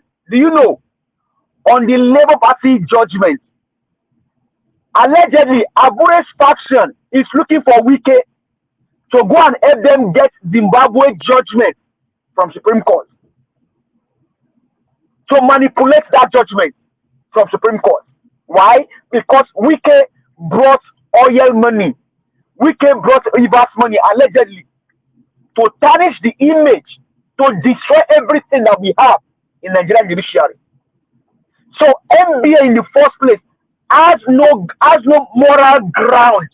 They have no moral ground to have collect that money in the first place. They have no moral ground to have stretched out their hands and collect that money. Because you know where the whole thing will land. I disagree with you.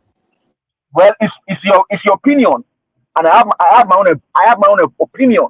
See, I don't know. Sorry, just 10 seconds. In normal climb, lawyers don't go.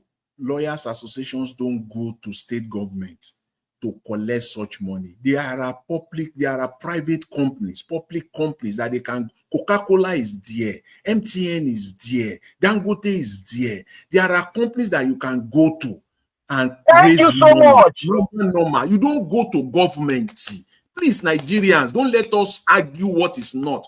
Government, federal, state, you don't do that. You don't.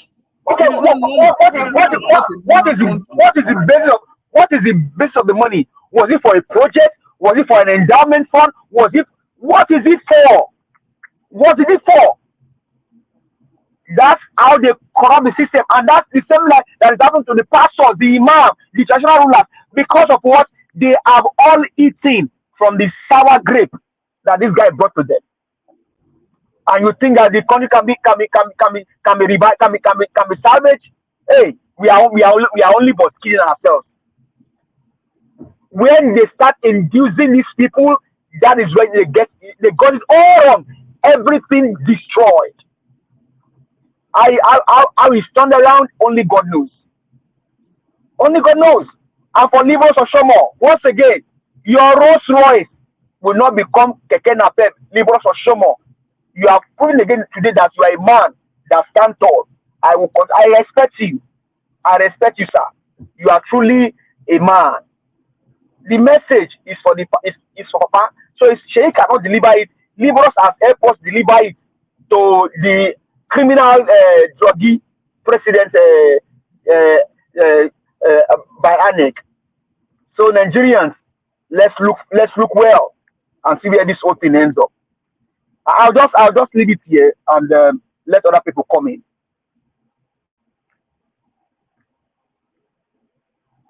Mr. Jonathan, Black Panda. Okay, thank you very much. I want to say thank you to everybody for thank you to Nigeria for bringing a controversial topic about the NGA collecting money. And I want to thank Mommy Diaspora and thank every speaker here today and the intended ones and the commenters, all other protocols observed. You see, this matter of the NGA collecting money, one, it is not a crime when you, as an organization, quote and unquote, collect money. But it will be ridiculous when you collect money and you don't make it open for the public to know. But you took it at the back, you don't make a pronouncement on it, and people get to know. That is when it is now subjected to some kind of scrutiny and observation. But when it is open there, you collect the money and you open it. I say, he gave me this money, but he gave it to the organization for we to assist us in proceeding in our conference. It happens all over the world. It is just that we have been squeezed into corruption and we don't look at the standard. We think if an MDA collects money, they're going to subject them to sort of, obliging or being controlled by the people. There's nothing bad if government is part and parcel of sponsor of anything that will bring. Was one country. It was United States. Like even United States, if you call, yes, it happens here now. Yes, they say in America, they will say the great state of Texas. Let that governor of that state give $25,000 to the Texas Bar Association. Just $25,000. See, there's what we call in government. There are some miscellaneous amounts of money that the government can play around with, but it got to subject. Wait now, you got to be subjected to the House on approval. Then it cannot go further. But the government itself, look, let me tell you, government runs like democracy runs like this in America. You got to get the approval. If you want to dig in. Okay, if you want to look, wait now. Let me land. Let me ask you. You live in Texas. I live in Texas. How many times have you seen Not it has happened before. Go and Google it. Have you seen Albert giving money to the judges? For example, the one look like bad in Nigeria. See. I hear where you dey go. Look, there's nothing wrong. Let me tell you something now. Let me tell you something now. The money that is belongs to the government is taxpayers' money. And if taxpayers' money want to be spent or want to be used to sponsor something that will benefit and bring money back to the state, then the government need how democracy works is that they need approval. And also there are some miscellaneous money that the government is under the jurisdiction of the government itself that it can sign and give and donate. Yes, it happened, it is there. Google, it is there, they've done it before. So don't think they don't go and research on it. Don't tell me to tell you, go and research on it. I have been here for how long now? I've not seen any That part that 8 minutes you get to. Wait. Leave these people. That's why I say a controversial issue. That's why I say a controversial issue. Just 5 seconds. Mr. Black Panther, as much as I want to leave you, normally not to interrupt, on this very matter, please, Nigerians, nobody, for me, it's my personal opinion, I expect nobody, it's my expectation, I expect nobody to take side on this matter. I expect see. If there's no look, let me tell you one thing. We know the definition of corruption, and we should not be afraid to speak. It's not a sacrilege. So that is where I will leave it. It's not a sacrilege or somebody saying it in support. No, there's due process. There's a process. Things are done. Even the chief judge, even the justice here, the black justice in the Supreme Court, he collected money now, but his offense was that. Let me tell you now. He collected the money, but he didn't say how far is he going with justice? Wait. NBA, now that you talk of Abure, where you say you want to talk now. That is why you need to listen. Mr. Black Panther, go ahead. Sorry. I need to listen. Anything I talk, I don't read them. He collected the money for a trip and other things, services. Who's talking there now? Disturbing me. So this is not. So I always want people to pronounce even that. Oh, okay. He collected money for his expensive and other miscellaneous things, but he didn't make it open because the law said if you collect, if they give you gifts, you must make it open. You must write and make it open. But he didn't make it open. But when they now discover, he now said it that yes, he collected it. That is how they move here. You must open it to the public that yes, you collect. There's a panel you must submit it to that you collected, but it's not something to subject me to do something for him. No, this is the reason why he brought it. And let us put that one aside. You see, Abure is a corrupt entity. It's a small Lucifer that is planted in Labour Party. And that is why he's standing there to perpetrate that. We all know that he collected, he has done something. But your minutes have started though. 8 minutes. How many minutes can remain? No, just start it now. 8 minutes. Okay, 8 minutes. Okay, thank you. You see, let me start by talking on Abure. Abure is a satanic object that has been planted. If you look at what that guy said, even where he was walking, he had been perpetrating evil. He had been doing a lot of things. But since Nigeria don't have records, because we don't have records, that is why you can put a thief in any position in Nigeria.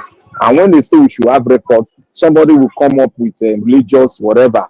They don't count their people. They don't count their children.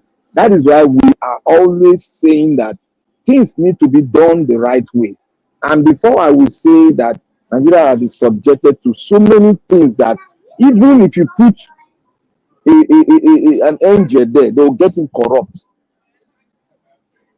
You see, I'm not surprised. Those police collecting money, I'm not surprised now. I've seen it before.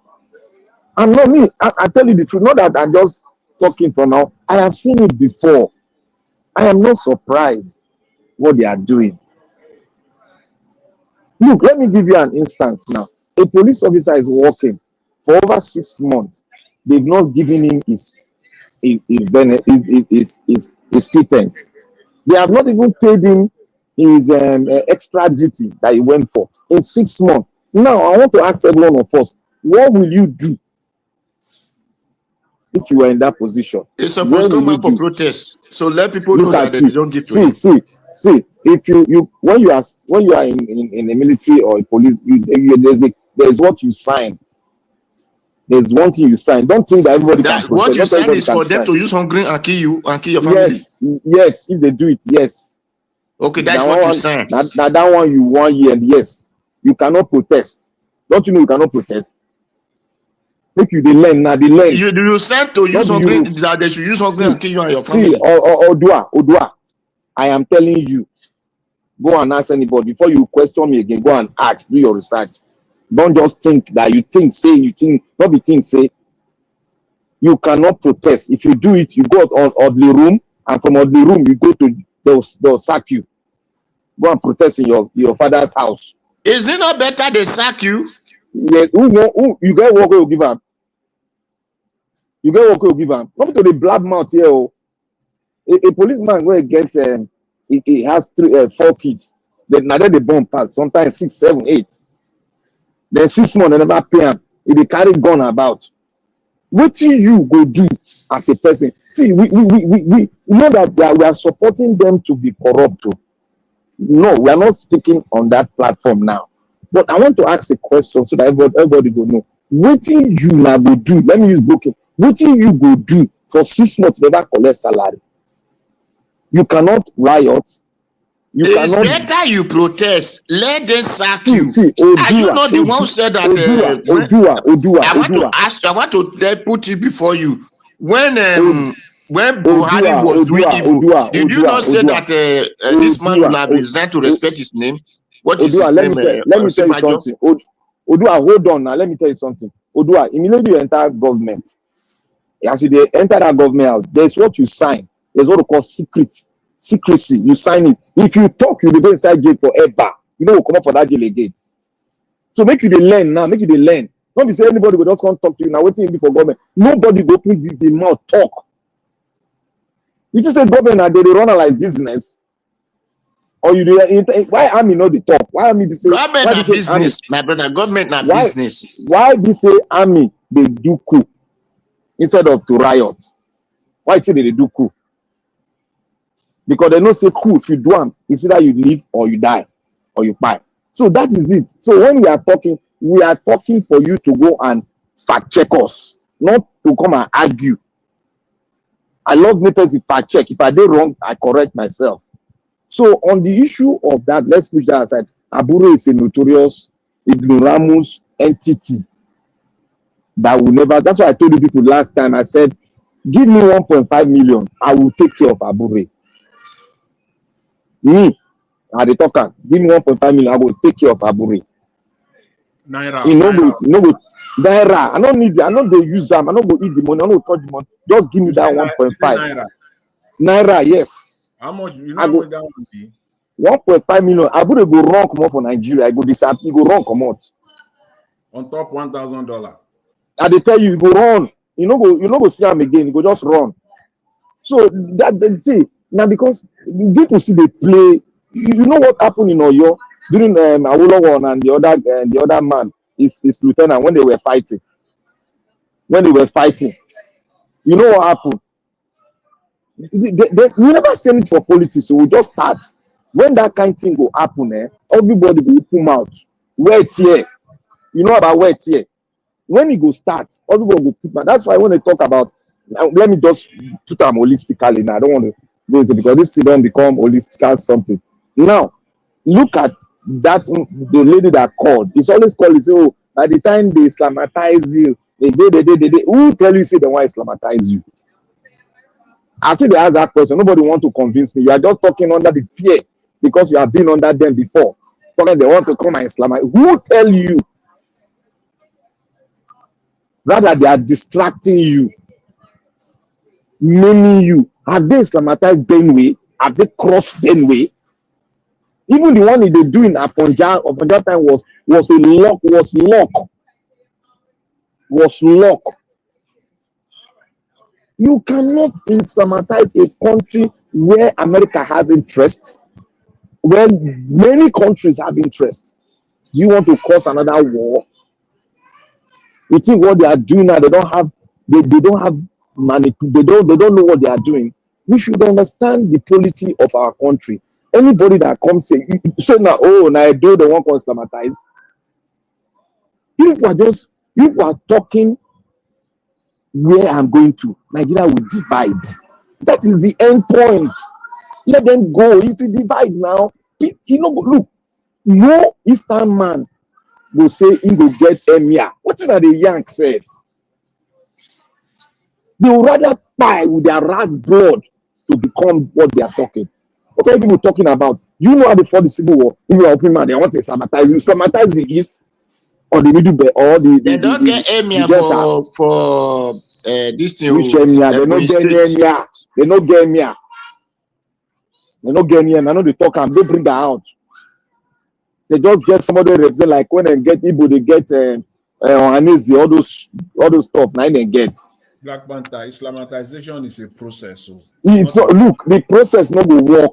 It can take 100 years. Look, it no go work. If you like me take donkey years, it no go work. Because Nigeria is too big. People have not traveled the length and breadth of this country. That's why people are talking freely like that. This is not Hungary or even Soviet Union self. It's not easy to do that. It's not easy to change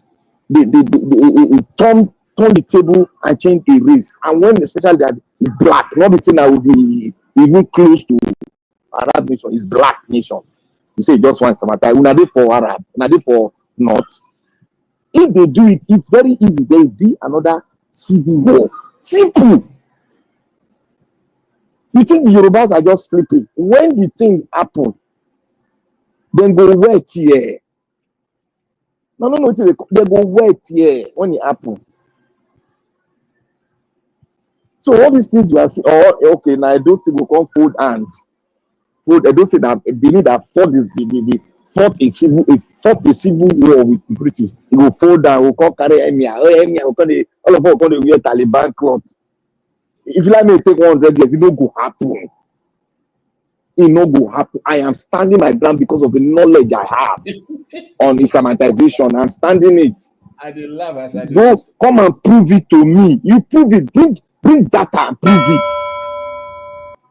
So people should stop that. Let them not play you to that side. Fight for your country because they're giving you data that Nigeria will break. You know, not the hear now CIA talking, not be FBI, CIA. Now they talk and break. They talk Islamization. When on account go break, well, for now I will break her. It will work. Now that time Nigeria will work because we North and South are not meant together. Simple as ABC. If people don't know, go to the bank. Thank you, Nigeria Watch. Thank you, Black Panther. Thank you very much for your submission. I appreciate you. Thank you. Let's come to the next person so that I can get to everyone. Mr. Dua, thanks for joining us today. Good evening to you, sir. You have 8 minutes. Talk to us. Good evening, Mr. Najawash. Thank you very much. Good evening, everyone in the panel.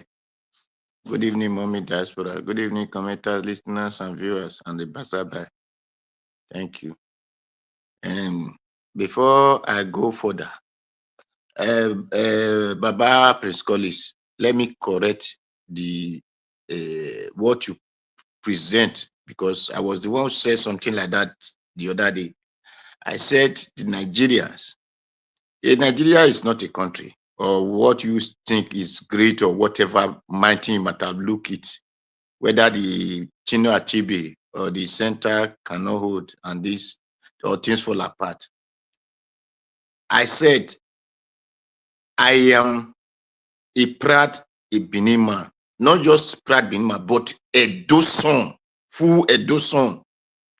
Just like the way others we said they are proud Igbo man, and in Igbo land they have a place they came from. Yoruba had the place came from. Even that Hausa, the north we are talking about, the Hausa still have inside. You will still hear the older one say Kaniru and this or that.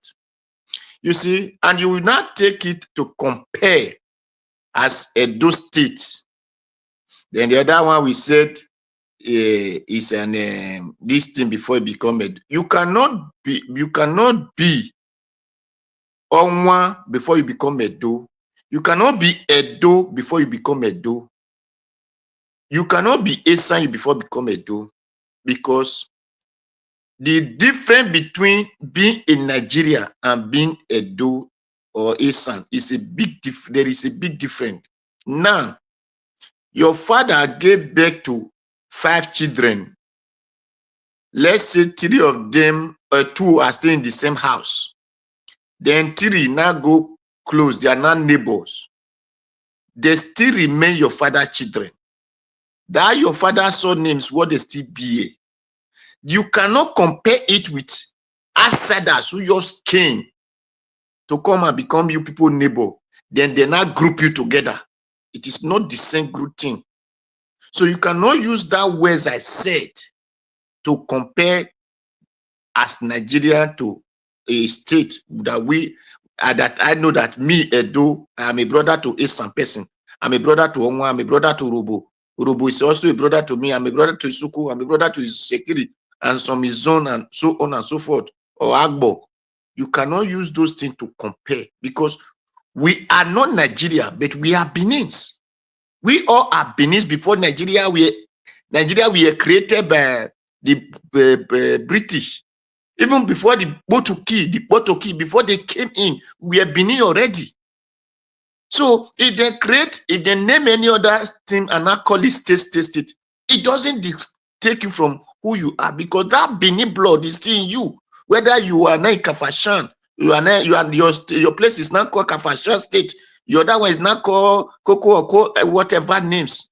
It doesn't take you away. You are still Benin. So you are Benin first, or you are Edo first before you become that state. And you are first before they give you that name Nigeria. And the people that gave you that name Nigeria did not consult you. So you have to understand and take the difference. I don't talk English because it's not my language, but I know my blood, I know my family, I know my group before those people came in. So when I'm fighting, I will be fighting for my people. So likely the others are fighting for their people. That is the reason, if you want to make a Nigeria, or check other countries, they give their own names. They have their own name. They came together and formed a country. They have name. The name, like the Ghana, the name they give to them, they cancel it. Like the Africans, the name they gave to them, they cancel it. So they came together and create their own country. Nigeria have not created a country. So what the name you are still bearing is the name of slaves.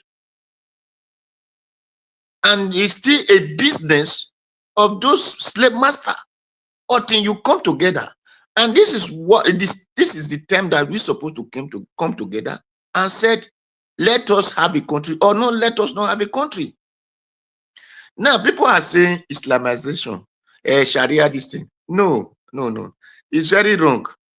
Because if it is to be Sharia, all these people that are doing these things, they will have not be existing. Because Sharia did not say you should go and rape another person's wife, or rape any woman at all, whether the person is married or he did not marry. So a person that want to Islamize, that want to give you Sharia, is doing what is contrary to Sharia, then that person is not supposed to be existing. What we are experiencing in Nigeria today is conquest by the Fulani. I said it years ago when Buhari was in power, that a Fulani told me that Mali people are afraid of them. That thing get me upset. I said, okay, this is what you people are not doing in Nigeria, so that we the Nigerians will be afraid of you. Then another one said that it is the government, people, their own people in the government left Nigeria and went to other countries and said all of them should come, that Nigeria is their home, they should come and occupy Nigeria. And that was why Buhari were telling people to create Ruga, create a Kato, whatever. It was finding the names to give, to collect people land and give to them. And that is why the people that are supporting them are the Nigerian soldiers and the Nigerian police, because they put these Fulanis on top of all these positions so that they can conquer the land and make sure they give it to their people. Now, for the people who are saying, they have food everywhere, in your city, in your village, in your local government, they are in everywhere. So they are just waiting the way alarm should blow. But in other hand, we will still resist them. So it is your duty not to resist such people, because that is why I love what Erosa Ogbo said, that when the police were taking this thing from people, he said, why were you going to collect his own? Because in licenses and he's paying his fine. Now, they have collected these things, then they now give their people and say, go to the bush. The Nigeria police that are arresting people, the Nigeria soldiers, are they going to farm with people? No. What they will come and do roadblock in your street, do roadblock in your lane. Why the people that are committing nuisance stay inside your farm, stay inside the forest? So the only people that can go to the forest is when the Nigerian people, when the community people wake up from their sleep.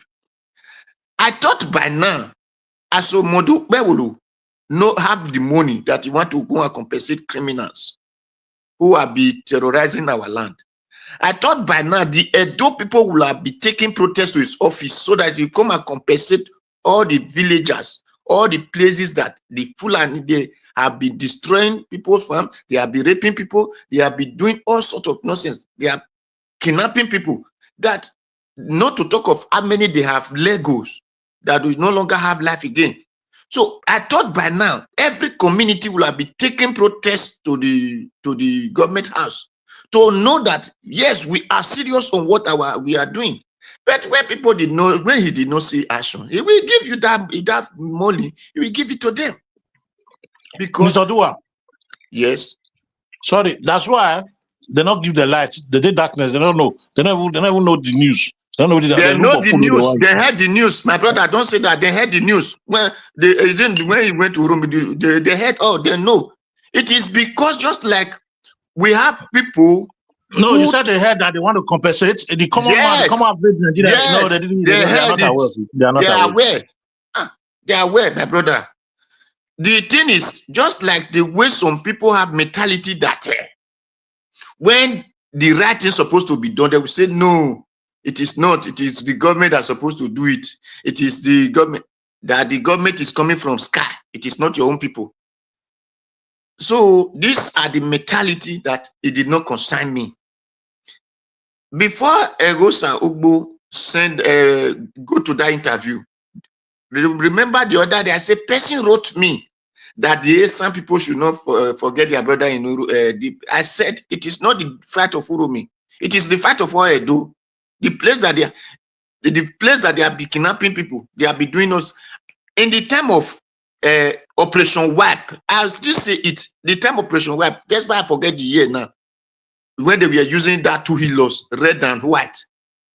All these boys, this Fulani, in the name of cow, that is how they came into my village. Ogbemudia village. That is how they came there.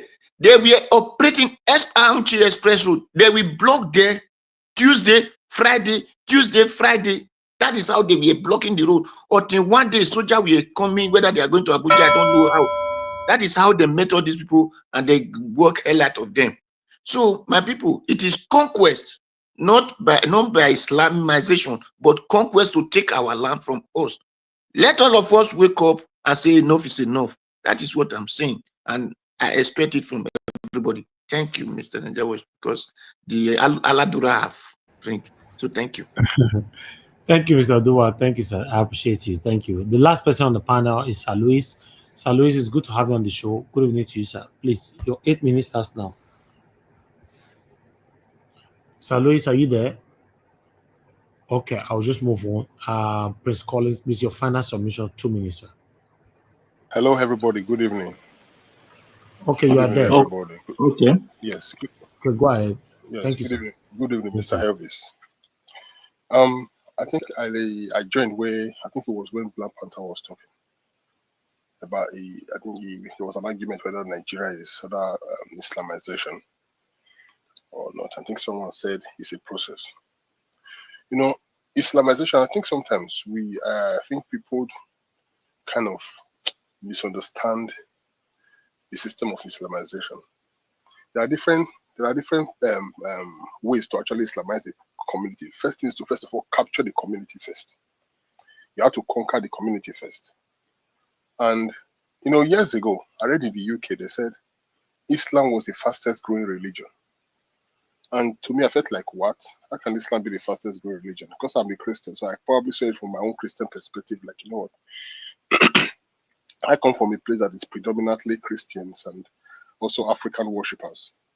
You know, in fact, many Christians are also African worshippers because many chiefs go to church. Many people also, you know, are into the traditional stuff, go to church. So it's a mixed community. But then I now saw some areas in the UK where you see that that area has been bought. Most of the cathedrals that were previously Anglican cathedrals, they've been bought by Muslims. Now you see that majority of the housing in that area is controlled by the Muslims and mosques everywhere. If we got to a point where a place called Whitechapel in London, you know, you see the Muslim guys who are harassing English people in their own country, say this is a Muslim community, ladies shouldn't be dressing half naked in London. Now, what is now happening all over the UK right now? I think there are some people like what happened when the young guy, I think a young lady was a young guy carried out an attack, and they thought the guy was an immigrant. Later now discovered that the guy was born in Wales in the UK. But an information that was reported by one of these social media influencers in the UK who's actually fighting the government over the multiculturalism, which to him he thinks is actually telling on the system of the country, destroying the values. A man by the name Andrew Tate. Just the post Andrew Tate posted on his wall, that was what led to the riot. Now, what did I discover from the riot? Found out that the Muslim community in the UK is so huge that they are capturing communities. They've captured several boroughs. You go, you see that the mayor is a Muslim, and they will not. The thing about them is they are not doing it violently like the Fulanis are doing in Nigeria. The UK system is the UK pattern is in a very civilized manner. Unlike, you know, they don't go around attacking anybody violently. No, I mean, you don't. Yeah, of course, you do see them with cows in the UK. No, they don't do that in the Western world. But the system is they've infiltrated into, you know, the economy. The Qatari groups, for example, years ago, I think it was almost £50 billion investment in the UK. I will tell you that the Qatar royal family have more properties in the UK than the British royal family. Now they are buying almost all the properties in the UK. Now, where is this going? You find out that most of the previous Anglican church, Britain, whether we like it or not, is a Christian country. That's exactly how they started. Even though they use their Christianity as politics to invade countries, they do all sort of catastrophic things that are not palatable. You know, like what they did in Benin Kingdom in 1897. But what I'm trying to say is, Islamization is a process. It's not a one-day thing. One thing about the Muslims is the journey that they know that we accomplish in 22,000 years' time. They will start it today, and they don't look back. But sometimes we Africans or maybe Christians, we are only carried away by what we see now. We have no vision. I said it before. I said the difference between the Christian community, the African community, and the Muslim community is that we don't have a vision of what we want to achieve in this world. We Christians, they made us believe that you have to keep working to go to heaven. And that has become a disinformation or some sort of wrong perception that many people do not understand, that you have to actually build your heaven here on earth first. So like they say, take the old world, give me Jesus, I'm satisfied. So many people will say, okay, give me Jesus, carry my land. Like, you know, Emma was saying the other day. So now what's happening in Nigeria is different. Like Paul Odua said, it's conquest. But what is still the vision of the conquest? You know, when Benin Kingdom was captured, who were the people that worked with the British? The British worked with the Fulani soldiers. Don't forget that when William Russell was the man that actually mapped the area of Benin, the Benin Empire, as it were, mapped that whole area and all that. It was the same William Russell crew that also went to Lagos when the former Oba of Lagos then told them that if they want to do anything in Lagos, they have to first of all take permission from the Oba of Benin. These are information that many young Yorubas today don't even know. People keep arguing blindly. These are history.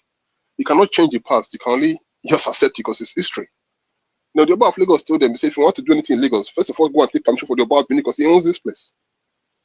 But, you know, that's history for another day. Now, the Fulani soldiers were the people that the British used, because if you are going to invade a country, you also need allies that will be within that region. were the Fulani soldiers. They came from different fronts. They came from Ulogbo. They came from Uhoton. They came It's from, not Fulani soldiers, it was our brothers, our neighbors there. See, sir, don't forget that in the year 1803, that was when Usman Danfodio invaded Sokoto from Fugan Jalon, 1803. So before that 1803, British already have it. But don't forget that when the Berlin Conference of 1884 and 1885, that was orchestrated by Otto von Bismarck, the first Chancellor of Germany. That Berlin Conference, if you go and read the scripts of that conference, Portugal was bidding to have what is now known as Nigeria. At that time, it was the Benin area. Because Portugal had a long relationship with Benin. Portugal wanted to have that region to himself. But Portugal was not rich enough to actually buy its way through. Britain and France, if you look at Nigeria today, every part of Nigeria is colonized, every country neighboring Nigeria that is surrounding Nigeria is colonized by France. Benin Republic, Cameroon, whatever. Only Nigeria is colonized by Britain. Britain bidded to have that place to himself. Because France was supposed, there were two countries that were supposed to have that region. France or Portugal. Dutch came back in the days. But I'm talking about the Berlin Conference now. Portugal bidded to have it. They wanted to continue that long relationship with Benin. Because Benin was already a sovereign nation at that time. Benin was not just a tribe, it was a sovereign nation. But Britain bought their way through. So when they came, they noticed that the only way they can have that place to themselves was conquest. They already knew that. Oh, before they came, when they said they came to Benin, the Benin people killed the British people that came. No, the British people already knew, they knew already that the only way they can have that land was conquest. Because Benin people are proud people. Benin people they already had a nation. So you are going to meet the people that already have a nation to come and become a colony. Of course, you have to conquer them first because there's no way they will bow to you. Now, when that conquest happened, what did they do? The British, one system of war you have to understand is when you conquer a nation, you have to make sure that that nation will never have an opportunity to build back to rebel against you. So you have to set up a system that will continually diminish every fabric of that nation. Like what is happening, like what happened in Libya now. Before Libya will get back on its feet, it will take another 100 or 200 years. Once you conquer a nation, you must make sure that nation never bounce back. So what they did was empower other ethnic groups against Benin. That's what the British did. So they empowered other ethnic groups. This is what is exactly what is still playing out in today. Where you see some people will say we are not part of we are not close to the Benin people who in Edo State. I don't want to call names of any ethnic groups. Yes, some people will say we are not part of these people. We are not. This is so. It was all part of the British creation. It was well orchestrated. Now, when we had independence, let's talk about regions. When Oba Akenswa was going around saying we should have our region to ourselves because we were fraudulently added to the Western region, which was not supposed to be. So Oba Akenswa said we have to have our region to ourselves because at the end of the day there was so much tribalism, as at that time Benin was so rich in timber, so most of our resources were being looted and everything. Most of the ethnic groups that comprises what became known as Midwest did not first accept to be part of a region. Oba Akenswa had to sit with them with current negotiation and discussion and say, listen, historically this is who we are.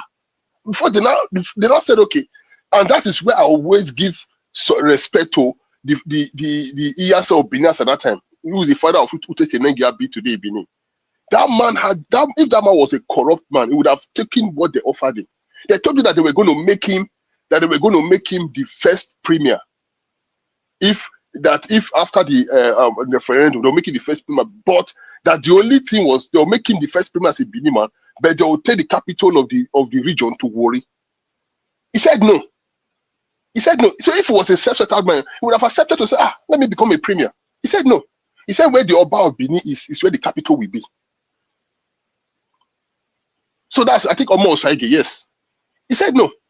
So if you see, that fight started then. So we had to continuous negotiation. Later we had our referendum. We became, we became a region of our own, which is the only region Nigeria created by a referendum. Other regions were created by military fiat or maybe colonial or orchestration. Like you see today, why will you say Benue State is a northern region? This is still part of the fraud in Nigeria. Why will you say, if you go to Benue State, that is not a northern region. Those are not Fulani names. They are native people. They're the drummers and the thieves. You say they are not. That is why we need to bring them back to ourselves. Benue, Kogi, and sorry, Mr. Elvis, 1 second. They are not northern regions. So it was continuous negotiation. Benue, Kogi. It was continuous negotiation. That was how we became Midwestern region. And till today, we still have to continue to orientate our people because many people are so lost. They don't know who they are. Fulanis are doing what they are doing. For we to have a vision right now, we must first of all orientate our people to know who they are. So I'll stop here. Many people don't know who they are. They don't know that they are Edos. Many people don't even know that they belong to the Midwest. They're neither here nor there. So I'll come again. Thank you. All right. Now God will bless you, my brother. Thank you, Sir Louis, for that a bit of root of history. That's why I did press the bell, because I was just enjoying it. Thank you very much. I don't really know much about these things in this area. I'm not too good in this area, but I like when people are talking about it. I like to listen. Thank you for bringing that in. I think we should have a continuous delivery on this topic. Maybe anytime you come in, continue to take us through it so that we understand much better. Thank you very much. All right. I'd like to appreciate Blessed Lady. Thank you very much for the super chat earlier on. God bless you. I'm very, very grateful. May your pocket never run dry. Thank you. I'd like to appreciate every one of you right there who joined us, our spectators as well. All our good spectators watching us right now from your various locations. We want to say we appreciate you always. All our satanic spectators, we also want to say thank you because you are added to our success, but you came for a satanic mission and God are turning around being our good. So don't worry, if you are part of the satanic group, don't worry, that's where you belong. I appreciate you. I appreciate all my people, my wonderful people on the comment section. God bless you all. So let's have our final submission right now to 2 minutes, and let's work with our 2 minutes so we can round up. I'll come back again to Mr. Collins. Mr. Elvis. Yes, I have a question for like all the panelists that talked about conquest and Islamization of Nigeria. I have one question for all of them. One of them can answer it, or that is Mr. Black Panther Udua. I believe also Mr. Sir Louis rather. My question is this: are you saying that there can never be, the country can never be Islamized, or that the plan is not going on at all? The idea to do that is not going on, or that it can never be? Which side? Can I answer? Can I quickly go for? Okay, let me quickly go. I guess someone will come in for a second because I want the other guys to also reply. Islamization is a process, like I earlier stated. It's a process. It's not a one-day thing. So that's why I use the UK story. No, I know it's a process, but is it going on in Nigeria? That plot? The truth is, I'll tell you the truth. Yes, it's going on, but sometimes it may come as if it's not going on because what we have now at the forefront of this whole movement is land occupation and ethnic cleansing, like they will call it. But beneath it is still Islamization, because when a society is conquered and the people that is their emir or whatever, the what comes after that is Islam, right? So it's still part of the process. I'll stop for you. All right. So all to right. add to that, Prince Collins, your 2 minutes, sir. All right. To add to that, if you have been current since the beginning of this political dispensation, whether is it third or fourth republic now, I can't remember. Right from Obasanjo, this rumor of Islamization has been on, and then it was as if it was a joke because it was just like a rumor. It was just like messages, in WhatsApp and discussions. People were trying to expose them here and there. So it's there. It's just that it's a gradual something. You see, I've not got enough time. You see, the problem is that the difference between those that are intending to Islamize Nigeria, most especially the Fulani men, and those of us that call ourselves Christians, is that they believe that when you for you to succeed in life, you have to believe that you need to fight. And how can you fight that fight? First of all, you have to take the fear of death out of you, that if you die, you are fighting for your incoming generation. But an average Christian has been told that they don't need to fight for this world, that the world belongs to the devil. So if the world belongs to the devil, they don't need to fight. They just pass it through. It's just like a transition, where they are going to heaven. Whereby an average Muslim believe that if they fight for their right and die, they are going straight to heaven with 16 and be 14 virgin waiting for them.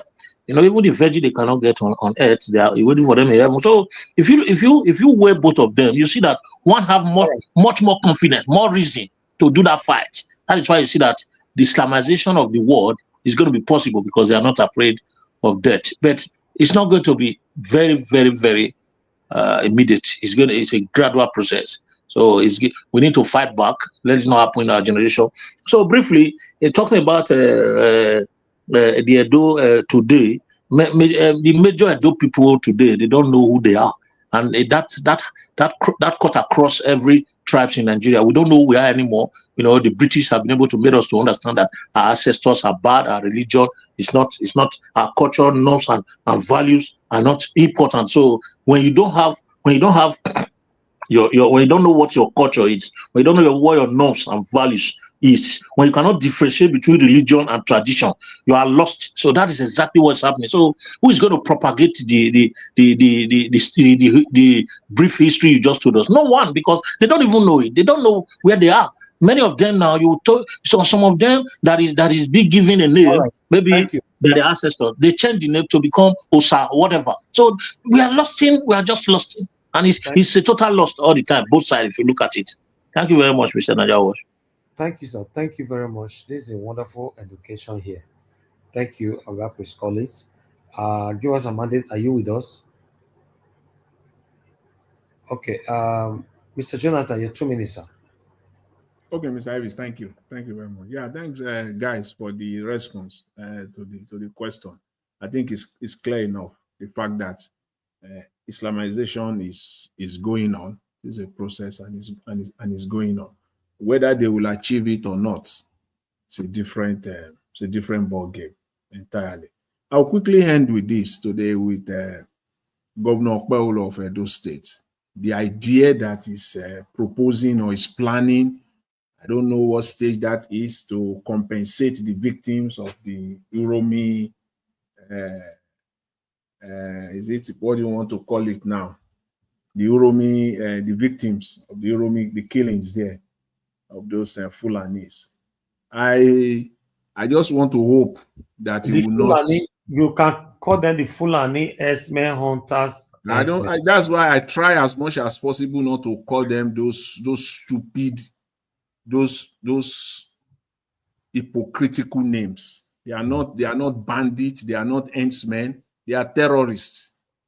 The people that buy all those villagers, all those people, just regular people in Plateau, in Bokos, in Banga, all those communities there, they will say community elders men clashes, community. Why do we like to deceive ourselves in Nigeria like this? These are just criminals. They are terrorists. They are land grabbers. Call them what they are. They are not. They are hunters. So, Mr. Elvis, I just want to advise. You see, I just hope that Governor Okpebholo will not even dare. Maybe they are just talking about it or proposing it. See, Edo State is in a mess. Economically, is in a mess. It's just that you will not come out and say the fact and say the truth of the state of the economy of Edo State. There are things that you can use 5 billion. Are you kidding me? 5 billion. You want to go and for what? Then some people need to be if that should go ahead. Some people need to just handle them, take them to psychiatric hospitals. It's as simple as that. Because I don't know where I don't know how to square it. I don't know what argument you want to put in place for that. 5 billion for compensation for what? When people are buying when politicians say 5 billion, they steal the money. Wow, I just hope that this is not a mental. It will be seriously. It's a serious. If that should go ahead, then some people needs to be locked up in the mental institution for life. Mr. Jonathan, Yes. They want the Okpebholo and the governor of that state want to share that money. 5 billion. Oga Prince, if you like say all the stay will stay for abroad, some of us don't forget what they go on for Nigeria. Now they happen. They want share that Una money. say go give that 5 billion to anybody. That money they go in Nobody pocket. Nobody go cut that money. You know how much you spend for election? All right. Una do well. Thank you. Thank you very much, Oga, Mr. Jonathan.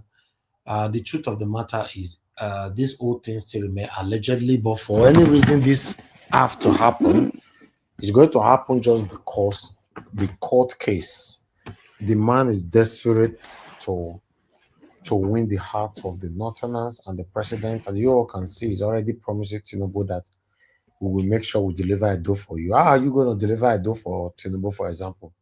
Are you going to tell me and my family members that we must vote for a person that the governor pointed at? No.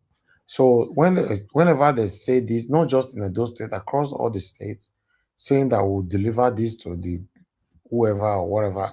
Naija was not true talk now. Not be true talk. Your vote, our vote, they count. And that's what I'm saying. You know, you go deliver now. No, it's really terrible. But meanwhile, let's hear from the next person. I appreciate you, Mr. Jonathan, once again. Mr. Oga Black Panther, now you 2 minutes. Thank you. Yeah, thank you, Naija. I was just scrolling yesterday when I heard my brother VDN when he bring about tickets. Naija, did you watch it? Which Naija one? watch. Which one? The one where Abati go talk for in case where he can't tell Abati say, he can't begin bring Abati picture where they for inside prison. I posted the video yesterday. Now, did you see? I just watch him, man. I only laugh that, but it was that trouble. Well, I want to thank you. That's why if you internet does not forget, and if you know you have a skeleton in your cupboard, don't go after VDM. Don't ever go after VDM. Don't mind that battle. Instead of put yourself where it belongs. Even your wife go down the tell and say, you know, go close your mouth. You know they don't commit crime. You know, close your mouth. So I want to just say the Nigeria issue. We should just. I want the Nigerian people to focus on how they are going to get their country back and forget about the distraction of Islamization. They have not Islamatized the Benue axis, the jobs. You know, they say they just don't want to distract you people and teach your resources. They have resources they are after in the West. They have resources they are after in those states. They have resources they are after in where again? Ogun State. You people don't even see the demography of resources on again. I don't know why we like say, oh, we come up for Nigeria. Some of us we come out too early. Me, I not come out too early. Oh. I know waiting there for our land. I can approximately deter what they're after. That was why you hear the bomb blast in the West. It was they were going for the gold, and the gold has been excavated for long. All these kings where you see for Yoruba land, they are all participating in it. It is there on record. If people don't want to find out, me I found out. They are doing it as we are talking now. They are doing it, and they are distracting all of us. They are using our children to do that excavation. What is happening in Edo State? When many Edo like they know. They carry on arrest so I go China. Una know. Many of us where they will not know. And not be yesterday where I discover and see a big ship loaded. They load the rest inside Chinese ship. Many people. Yeah, last year I hear that last year. They inside those states. They don't know what they happen. So see when people they talk about it, do you know what is called? Islamatizing 250 million citizens of a country. If people don't know what that number means, you think the number is just a mere number? They are taking your son. They are taking those. The reason why they are coming in the West, apart from all this talk, 10 seconds, sir. They are coming for your mineral resources. They want to catch control of it. Simple. Who want make una be Taliban? Thank you, my brother. Thank you. Thank you very much. Mr. Oduwa, your 2 minutes, sir. Thank you, Mr. Rajawash. Black Panther, they are taking the red soil to China. That is why your people need to go to school, and not just the school. They say they go to school, go and learn English. No, they need to go to real school so that they become a scientist. They're able to discover the China, because they can discover. That is why they know the use of that your red sand, and that is for that. Then for the judge, for the lawyers, the reason that they don't need to refund that money, because it is not the River State government that is in power. So that is why if that the River State has a government, then will have asked them for that money. For the purpose I give you this money, you did not do it, because it is not River State government that is in power. It is imposture or imposed government that is there. So I support them not to bring that money, and I support them to take that their what so called they wanted to do there to another state. Because if TINUBU really have sense, he will have not do that. He that fought against such nuisance in Lagos in another person's state. Now, when he became a president, he is now the one doing nuisance, nonsense things. So the judges and the lawyers, whatever they call you people, that money you people should eat it free and satisfy yourself. Because if a so-called administrator leave the state, then whenever you people want to host something again, you can come to that state and do it.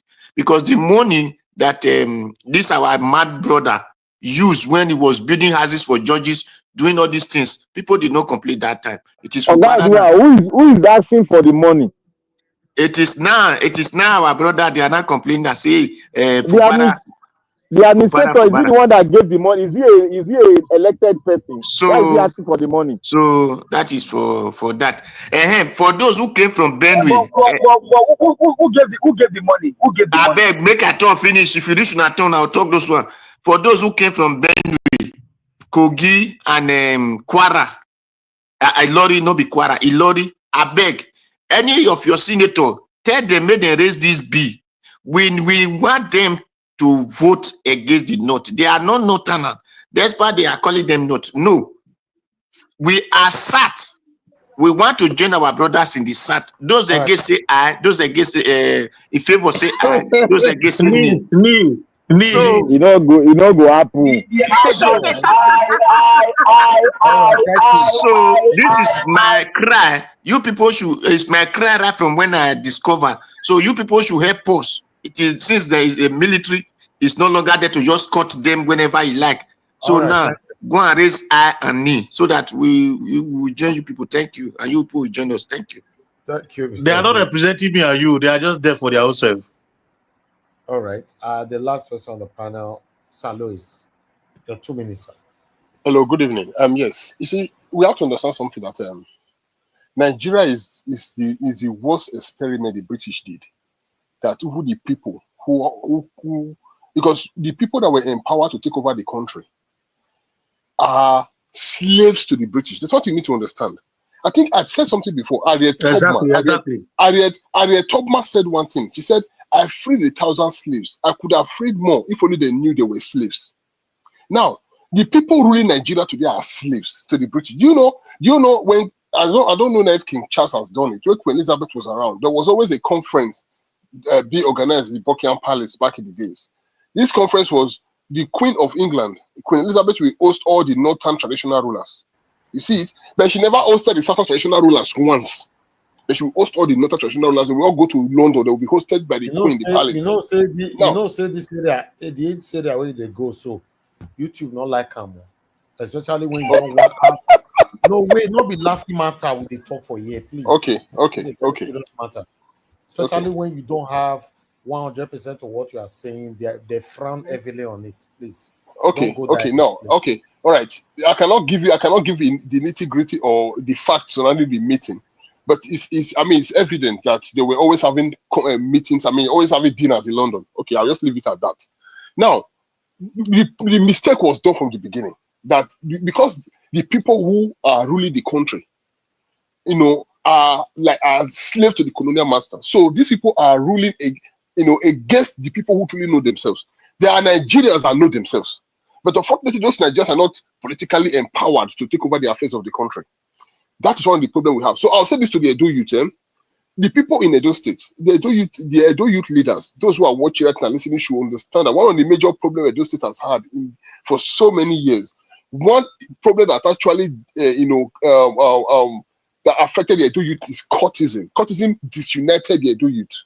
It never happened before. Now, the half of cultism created in Edo State, where back in the days when I was growing up, youth living in one area were like brothers. You cannot go to an area to fight one youth. You see the people in the area will come out. How dare you come and fight someone that lives in our area?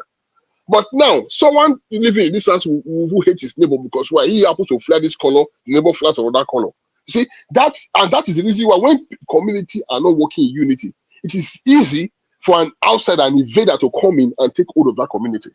Because the community, what is vigilante? Vigilante is a communal force that works to provide peace and security for the community. It can only happen if the people within that community are working in one accord. That is the only way, because right now Nigerian police has failed. The only way we can provide security for our land is to empower the vigilante force. And the vigilante force can only be empowered. It comes from traditional rulers to the people, because don't forget that all these places where you have traditional ruler that rules, you have different Ojo ways in different places. It goes from the top, it's like a triangle. You have the head at the top, you have different leaders. It goes from there to the bottom. So that is the only way we can work, because the Fulanis have taken over, they are doing their havoc. So the people need to work together. Again, I'll end with this. There have been several meetings. Mr. Elvis, sorry, 1 second. I work as a photographer in London back in the days. I worked with a lady called Buki. We were official photographers at Nigeria High Commission. When Yaradua was in London, me and 3 other guys were the official photographer that follow Yaradua, because when Anedo say come to a country, there are people that can go as part of your entourage. So I was privy to so many informations. So there are things that I can discuss with you offline. I knew how much meetings were held in London at that time, but I also have some secret documents because I was giving some passes to some things. But I'll leave it at that, not go too further. Thank you. All right, Sir Luis, thank you very much, sir. Thanks for that part of the history of our states, especially. I want to appreciate you. Thank you, everyone, for coming into the panel today. Thank you so much, Prince Collins, Kios Amade, Mr. Jonathan, Sir Luis, Mr. Odua, Black Panther. I appreciate you all, my people. Thanks for those of you that called in, Mother Deborah and Mr. John. Thank you very much. I appreciate you. Those of you that supported me, only one person supported me today, Blessed Lady. Thank you very much. I appreciate you once again. My people on the comment section, Mother of all Mommy Diaspora, thank you very much, Mommy. I appreciate you for all that you do. Thank you very much for always being there. Abu Azi, thank you very much. Thanks for all that you do. I appreciate you always. Thank you, Mr. Johnson, Emmanuel, Beckmark, Ajio, Deborah. Thank you, my people. I appreciate you all. Blessed Lady, once again, I can see right there. Michael Abba, where have you been? Michael Abba, it's good to hear from you. Dan Anthony, thank you. Eva Line, I appreciate you all, my people. Thank you so much for your time with us today. Love Manduka, thank you very much. Thank you. My people, we've come to the end of this broadcast. I'm going to see you guys again, fingers crossed, tomorrow, 7 p.m. Nigerian time, so that we can continue to express our concern of what is happening in our country. But before then, we normally put out a video for you. So look out to our short videos that can give you awareness of what is happening before we come to holistically discuss it together here on the panel. So subscribe to our channel, hit the notification bell so that you'll be notified whenever we post a video or whenever we go live. Always leave us a comment as well, how you feel about us, about our presentation, about our video, about the topic, and all that. Many of you are already doing that. I really appreciate you all. I read your comment, your opinion on what we presented and all that. It's very, very important. Thank you so much. I appreciate you all. Like our videos, share our videos. It doesn't matter only when we are air that you can share our videos. You can still share our videos even though it's a pre-recorded video. Share it or press on the like.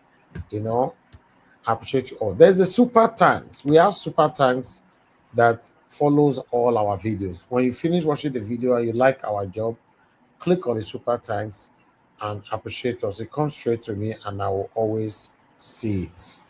Then, but before I go, I would like to quickly appreciate Prince Collins. Prince Collins, may God bless you, my brother. I saw the 50,000 naira you sent to me yesterday. I'm very, very grateful. Thank you so much. I've acknowledged by sending you some messages. I don't know if you received that, but verbally, I want to say Mr. Elvis, you don't drop my leg, come out to. no, no, I have to say it now. Not be Oh, we are together. No. You don't need to. We are together, my brother. You are doing a wonderful job. We need to give you food at times. It's very important. That's the kind of energy we'll give to you to make you understand, especially the side where you do so. That Nigeria, it's not easy. I don't. Who never go there now? That Prince, that's the kind of energy you give to him before you leave that place, so that we'll give him I another said message energy. John and say make it try make we leave.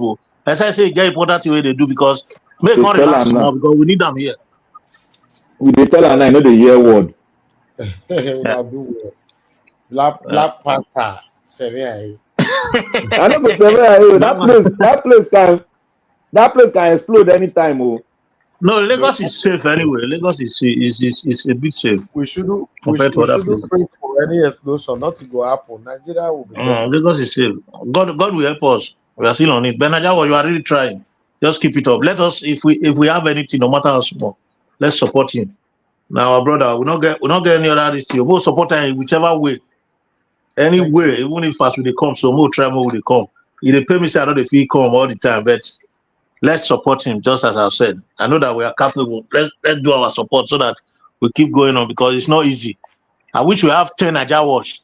Maybe Nigeria would have been a little better. Exactly. Thank you. I don't call for that tire. Nigeria watch.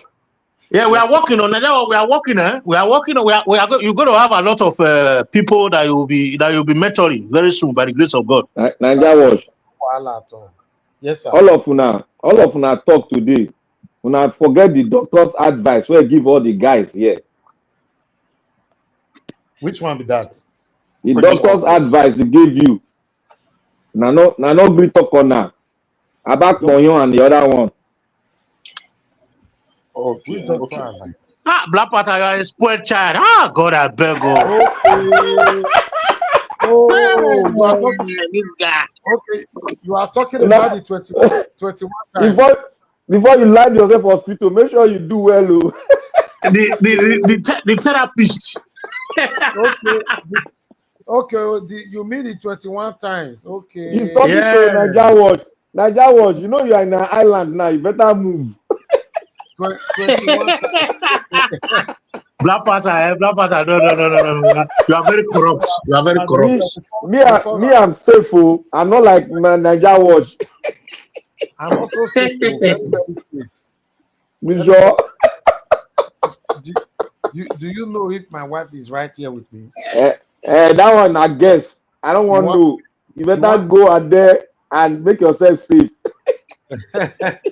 You want to make an answer and say my family is here with me? Don't worry, we'll go know whether mama they around. By the time we go scrutinize you. We go scrutinize you now. Black Panther, don't be so corrupt. Mr. Elvis is because you are always busy. You are busy, and for what I've seen, you are a responsible man. Because if you actually want to throw yourself out there, listen, if you want to throw yourself out there, the way you are right now, trust me, Nigerian women are looking for a man like yourself. Millions of them. You put yourself out there, they will carry you like wolf. Brother, you have to be very careful. The only advice I will give him say make it dey careful. All this why they talk. He not be Samson. Be Samson do that one tire. He no change. Goliath, they talk so. What are you saying? Let me go sleep. If you like, go do like Samson and I used to be. Early in the morning, I don't come up for house. It's not too easy like that. Don Anthony, thank you so much. I appreciate you for the super chat. Please, use this one to pass road. Thank you so much. I'm grateful. My people, I appreciate every one of you. Those of you who will never hear from for a while, if you are listening to us, make you carry yourself, come back. We want to hear your opinion on what is affecting us in Nigeria. If not me, you don't like, now me can never come. Don't worry. Remember, say I'm only doing my part. It's not about me, it's about the country. And also remember, if you have a better thing to contribute to the betterment of our country, because say you hate me, you hate Prince Collins, you hate Mr. Jonathan or Black Panther, and you don't want to come, just find a cemetery near your house, anywhere where they stay. Go to that cemetery, especially for if you live for Igbo. No, so Igbo people that they write the names of the people where they grave. You go see people where they side grave where go with lots of talents, lot of ideas, lot of information that could have changed the world. So if you be Oga, you be Madam, you dey listen to me, and you have a lot to offer, like my wonderful people are giving it now on this panel every day. And you say just because say you they hate one person, I will not go there. I will not want to go there. No worry. Death is inevitable. We pray for long life, good health. But remember, death is inevitable. What you have to share today for people, you are failing to share it because of anger. Nobody saying you anger. Nobody put anger for your head. Maybe you carry out like say they say beans, they go for road. I don't know what see the anger for. Because say we talk something, we not talk our way, or we not talk how you expected it to be. You're the best. Listen, you must have the ability to manage human being. If not, no human being will be around you. Let's always put our voices in. And lastly, in case you don't want to come here to pass the information, I beg, one beg you, my brother talking your star, Oga Prince Collins, please open your platform. Even though you don't have followers, send your videos to us. We will showcase it here. Let everybody put our voices out there. Even though you don't like me, still, if you send your video, I will still showcase it for you. I will promote you. Don't worry. You don't understand. Me, I'm not there to like anybody or not like anybody. I'm here to do the best that I know I can do. And be transparent about it. That's it. I don't wait till I put them first. If you ask me to, I don't remember, especially if na quarry. That's my kind of person. So we need 50 Niger Watch platform on air. 50. I'm not saying it must be Niger Watch. I'm saying talking like us here. If we get 50, we don't get better government. But many of you don't care. You don't want to do it. You use your platform rather for something else that is not relevant, or that's not even aligning to what is affecting us in Nigeria right now. Guys, let's put our effort more to see how Nigeria can be better. I appreciate you all. I'm just doing my part because I love my country. I'm a patriotic Nigerian, and I've proven that to you all so many times here. I bet you I love my country, Nigeria, because I don't know as I want to describe them. Whenever I'm home, I hear the plane, they announce that, oh guys, everybody put on your seatbelt, do this, we'll be landing in Monetala Mohammed Airport in the next 30 minutes and all that. There's a way I feel. I feel very happy. Exactly. Yes, that I give thanks to God that, oh, thank you, Lord, I'm back home. This is where I know as my home. I don't Nigeria, the sweet now. Now this politician just scatter up. My brother, being a person, for me to love Nigeria like this, being a person now, I'm not a person where they flex. When I say flex, like going club, party, or anywhere, I know they go now. So walk at the walk. So if now I be one of the people where really they go all those places to enjoy, and for they say, oh, now make me the day Nigeria. No, I did inside this house. Early in the morning, 7 o'clock, I don't come off for house. By 4, 5, I don't do traffic, they run come house. My constant broadcast.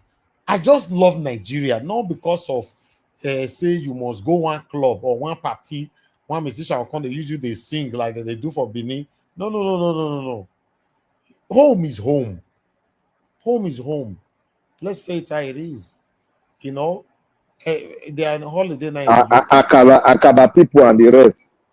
My brother, just forget there's nothing like home. For me, I kept telling my family, my parents, my mom and dad since 2012. Yeah, 2012. That I want to move back home. The first thing my papa failed tell me say, are you okay? Oh yeah, You are not normal. Exactly. 2012, because I was even more very young. They said, "Oh yeah, spit out your way." What are you saying? Are you? I mean, they don't attack this. I mean, I don't do juju. Exactly. I know your wake up, you're saying that Nigeria now you can't like it. But then I later get to understand that, oh, now true this is what they talk right from time. You like Nigeria. Now because you don't take for outside, you don't too take. So Because that was what your calling were. That was your calling. yes. So go and fulfill the calling. Apart from calling, Nigeria don't too take. Somebody don't spend 40 years for outside. You don't too take, I don't tire. The same lifestyle, the same day, you know, it needs a change.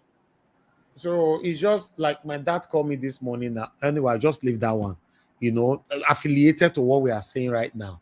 You know, family have accepted it. All of them have known that amongst all my siblings, now only me prefer to be here, you know, and all that. Although they have more rest of mind because I choose Lagos even over Benin. I love my state, but it's not safe. So I'll say it how it is. Edo is not safe like Lagos. So exactly. Yeah, you will not expect someone like me to move to Nigeria or go and be living in Benin. It's impossible. But the Benin was the first place that we started investing on. You know, we invested in Benin and most of Mr. Elvis. Yes, sir. You need to reconsider that one. How you won't come become governor? No. Obaseki never stay for Benin one day. You won't repeat. Obaseki don't rule. Obaseki and Okpebolo, they stay for Benin. Oshomole not stay Benin one day. He ruled for 8 years. Exactly. No, it doesn't matter. It doesn't matter. Which error? We'll repeat that. And another thing again, Lucky Benin not stay for Benin. When I remember, I go record the house where they stay tele for Abuja. I went to his house. I recorded. I have about 40 minutes or 1 hour video, part 1, part 2 on Naija Watch. I went to his house. I went to the house where Abacha died. Everything. I went to do vlogging by myself in Abuja. So Lucky Benin don't ever stay for Benin one day. You know, if Papa na dey Benin, not be him. Now Abuja is day.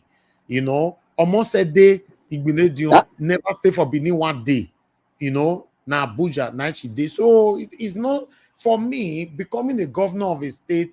You just have, for me, I like competition.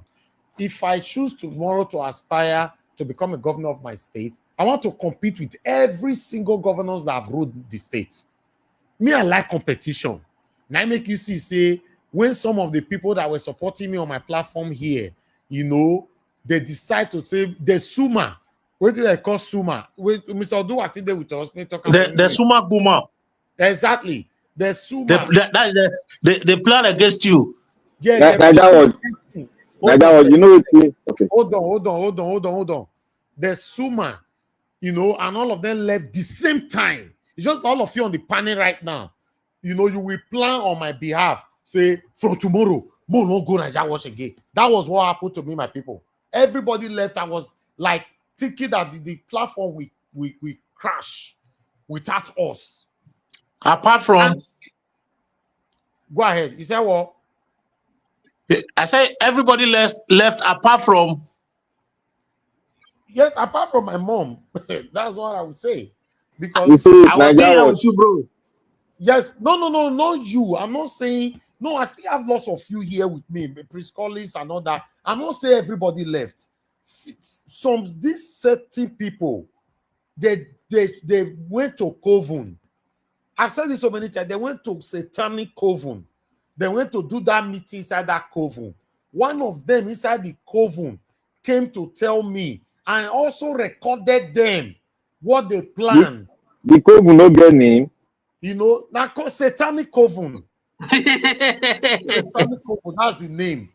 So they planned it and they left at the same time. Let me tell you how they left. One come out today, the next day the other one go, 3 days later the other one come out, 4 days later the other one come out. They even talk for that Coven say, no, he no get strength to even do 1 hour. If not be us, I want to do straight 1 hour to moderate. Say Jesus. So listen, guys, in case you don't know, if you be my enemy, let me give you tips in case you don't know. If you are pursuing me, you are doing me well. If you stay silent, you are punishing me. Yes, if you say silent. Exactly. No, exactly. No, you do me anything at all. Then you are punishing me because I don't get idea. I don't know what to do. Say you can't show your color for me. Say without me, you can't do this. Eh? You are just helping me.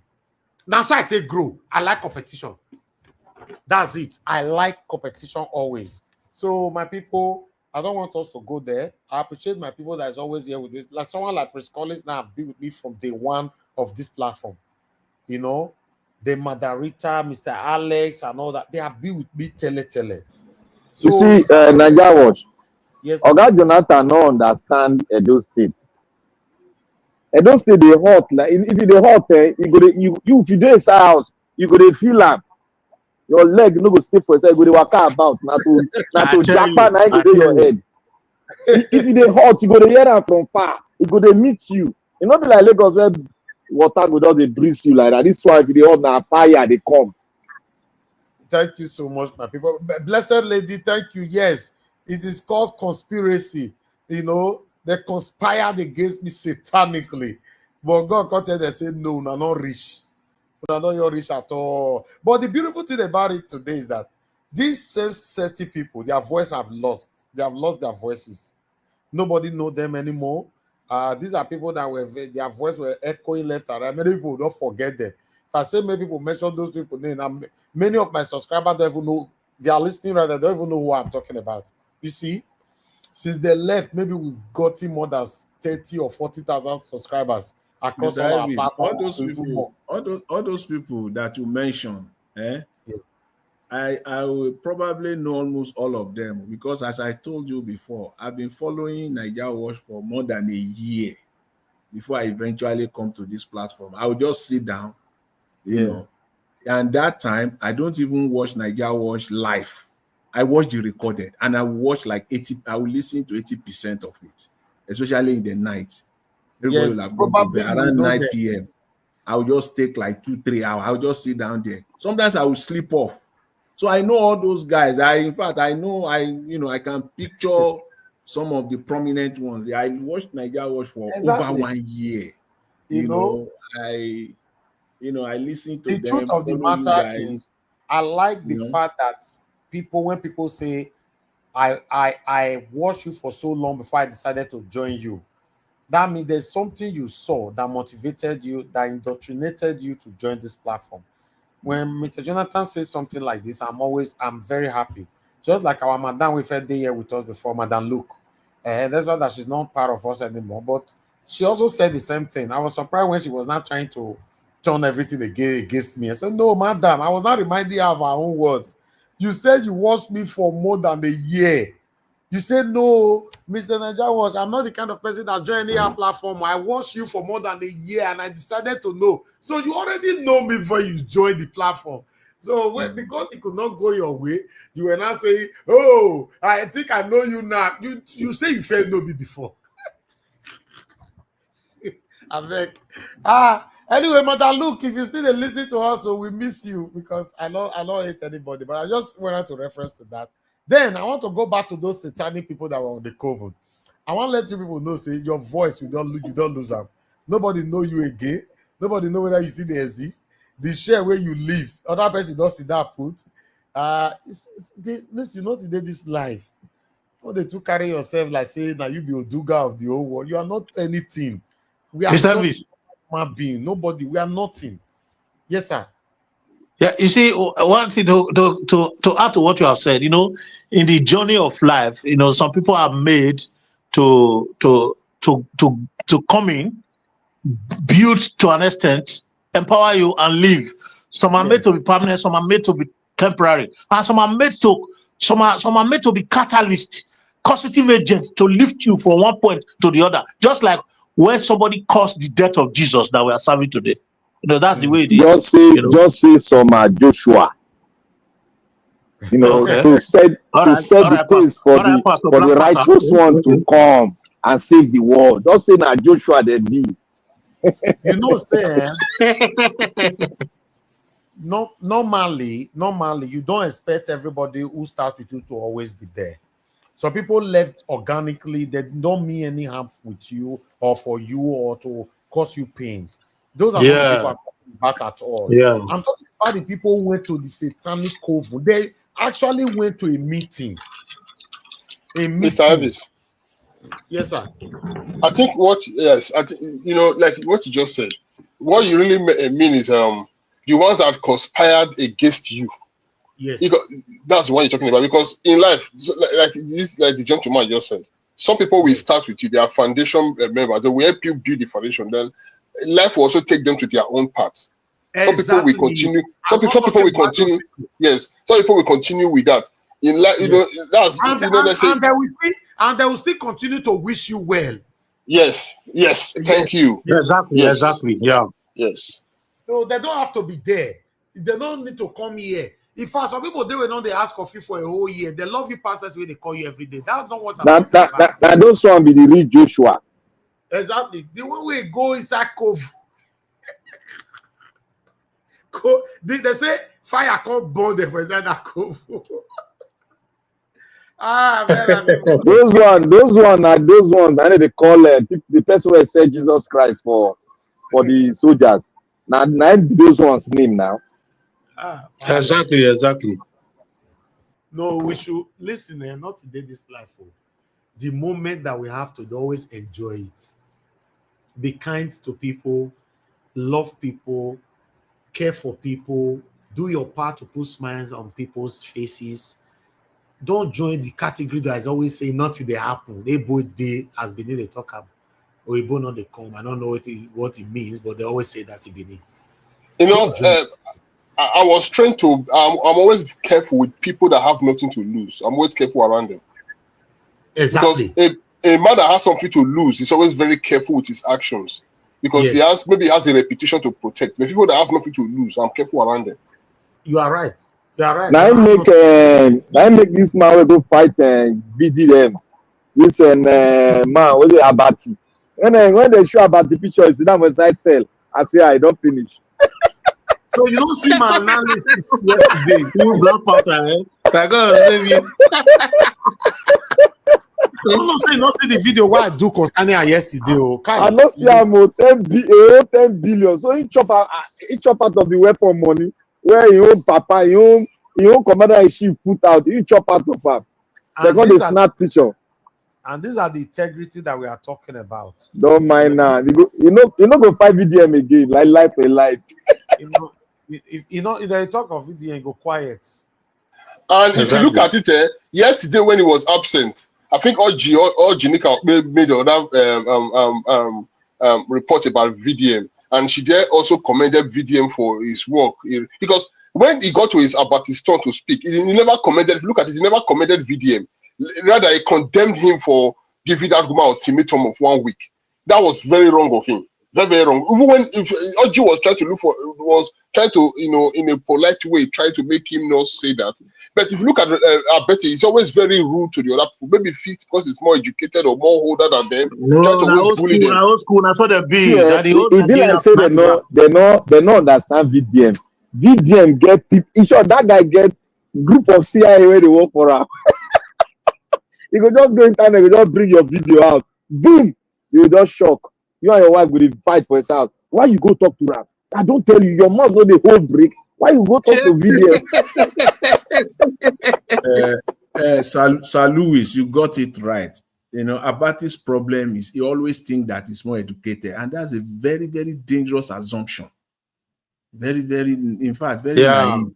People listening to you are even more educated. Okay, what is it that you have? Probably 2 master's degree and a PhD.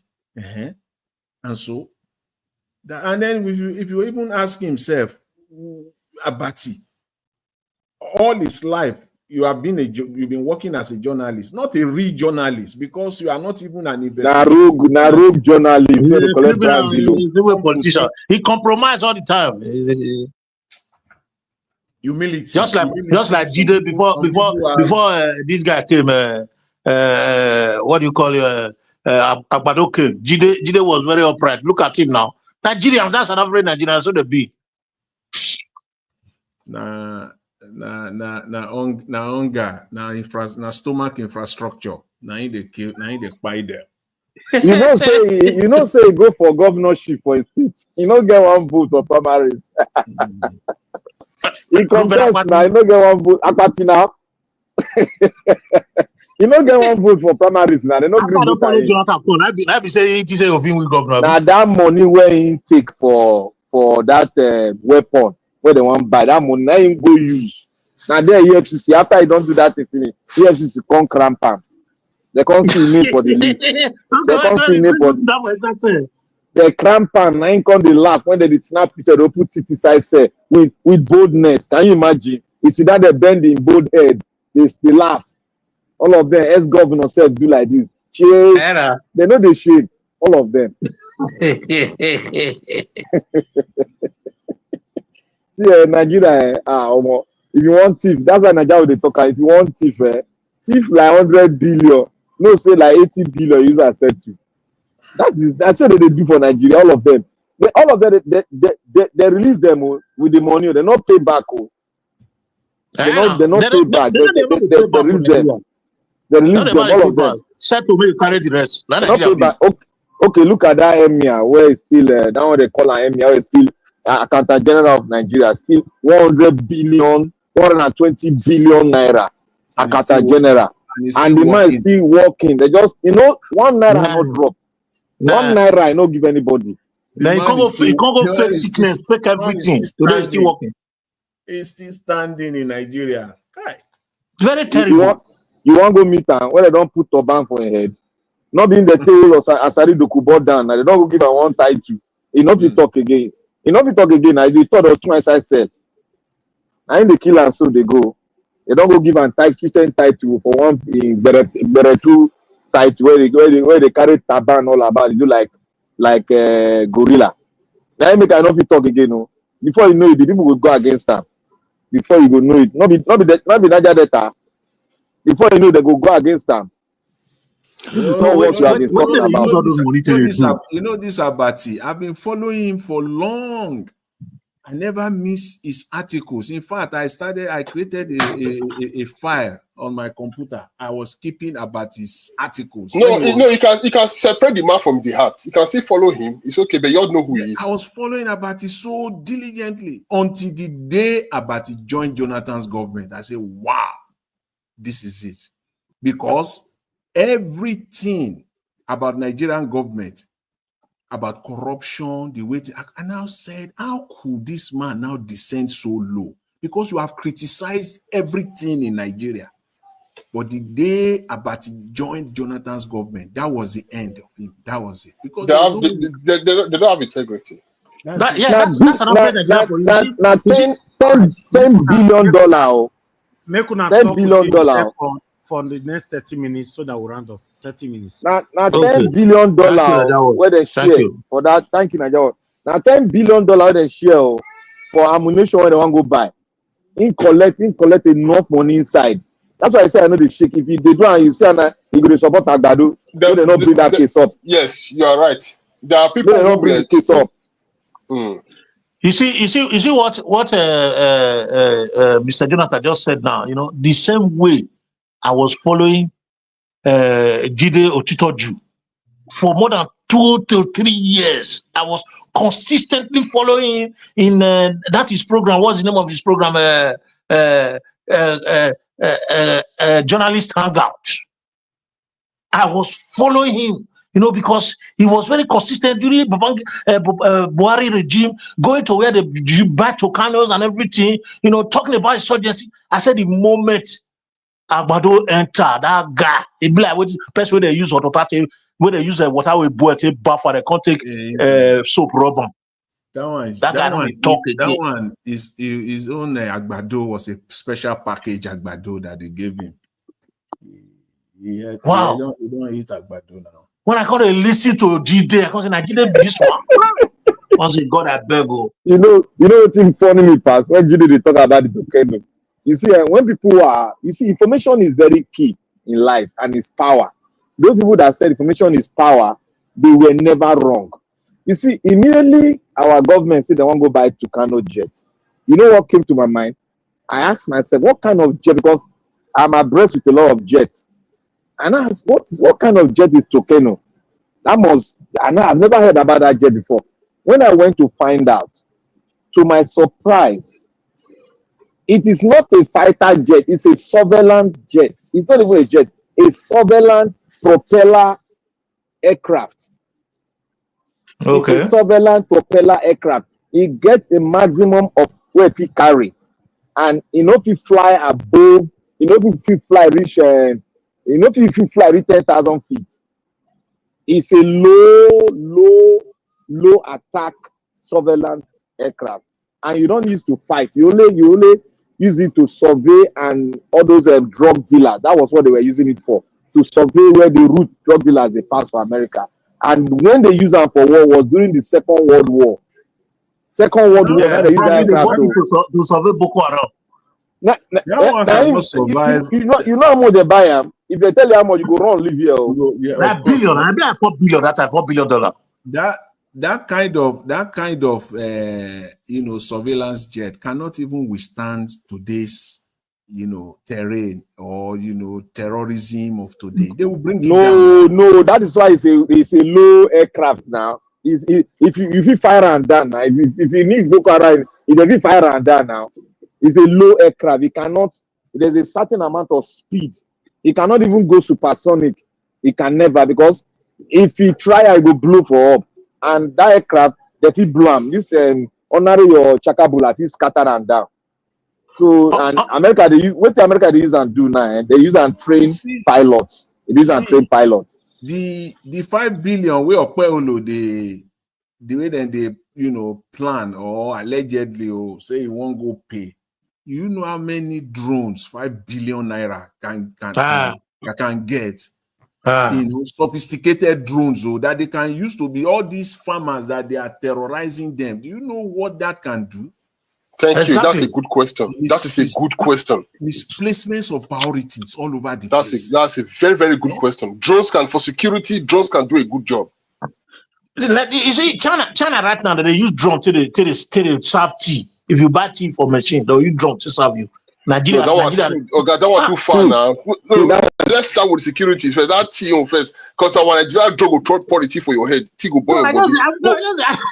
They just say how far they don't go. Nigeria don't if you do anything. Go to settle people. The security first. Drones are very good.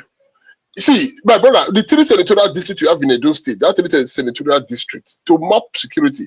I'm so scared for our people back home. These people are all over the forest. People cannot farm anymore. They need to set up like this. You see, if our leaders really know what they are doing, 5 billion naira is enough for the 3 senatorial. You can provide security for the whole Edo straight away. Yes, for the 3 senatorial district, we do it.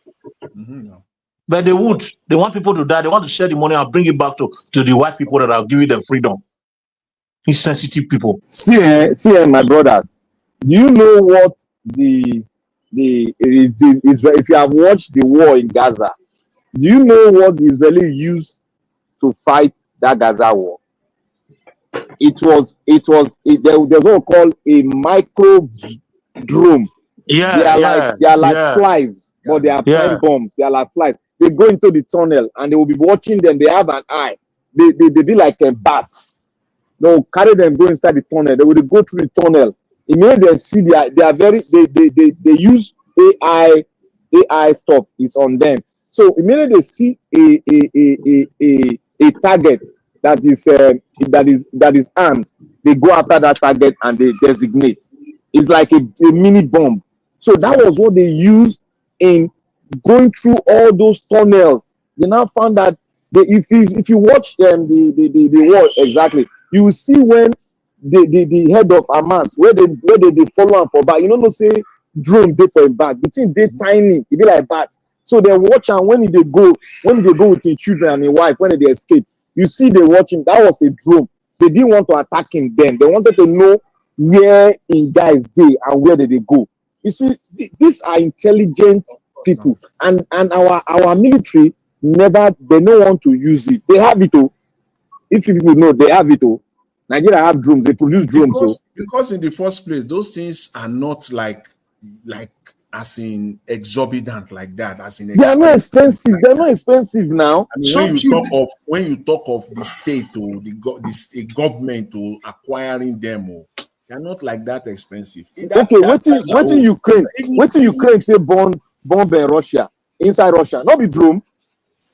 Not drone now. When they take enter Russia, not drone. All those bombs you see there, not drone. They don't use any fire rocket. Even there are drones that they use just to disorientate people alone. Those drones will just be making some silly noises. You will not even know. You can't sleep. You can't do anything. They just send them out. Surveillance. Those things will just be making some noise. So anywhere where you are, you can't do anything in an orderly fashion. You can never concentrate. There are drones like that too. And they are just capturing, recording the surveillance. They will record everything. They will go back to their command center and they will take it out. Oga Jonathan, did you remember when we were discussing, when Tunaja was here, when we were discussing about military equipping them? I made mention of one thing. I told him that you're recruiting. You don't even need to recruit. Use technology. You will mount and kill all these people within seconds. Within seconds, you will dismantle Boko Haram. Straight away. You don't need to recruit. You don't need to recruit. When look at that journalist where America can't take from Boko Haram enclave. Now drone they use survey drone enter there. They can't pump. You get one chemical they will pump. We use them for chemistry there for our lab. If you inhale that chemical, you go they laugh. You go be like say you take drug, go they laugh. You know, get yourself. So they can't pump one chemical. All of them can't sleep. They can't sleep. Now they enter. And a drone now pump that chemical. They just carry drone. Very micro drone, but it's very powerful. You go there, you know go see them. You go take your camouflage color. It be like chameleon. You go just enter there, pump that thing. All of them go sleep. Now so they enter there, they come out, they fire all of them, they carry the journalists fly out. See, they are using. You know that drone. They are using it for. They are using drone AI to carry armor tank into a difficult position. Now, as we are talking now, they use them now. They don't use them now. And we did. They will sit down. They say you want to use men. Maybe go buy men for Zambiza forest. So they want recruit Igbo people. May they go fight. So that may they go power. They may power the youth finish. No, Nigeria system has been wrongly, in fact, I don't know, because at the moment right now, the Nigerian armed forces is controlled. I don't know if Nigeria has seen the people controlling the armed forces. Because if they really made business with Boko Haram, Nigeria government really made business back in the days Buhari, they would have flushed out these guys. But what is happening is it's just it's an open understanding for everyone to know that the Nigerian government, they are complicit, they know what is happening. And it's really sad. Now, the Nigerian youth are no longer interested in joining the armed forces.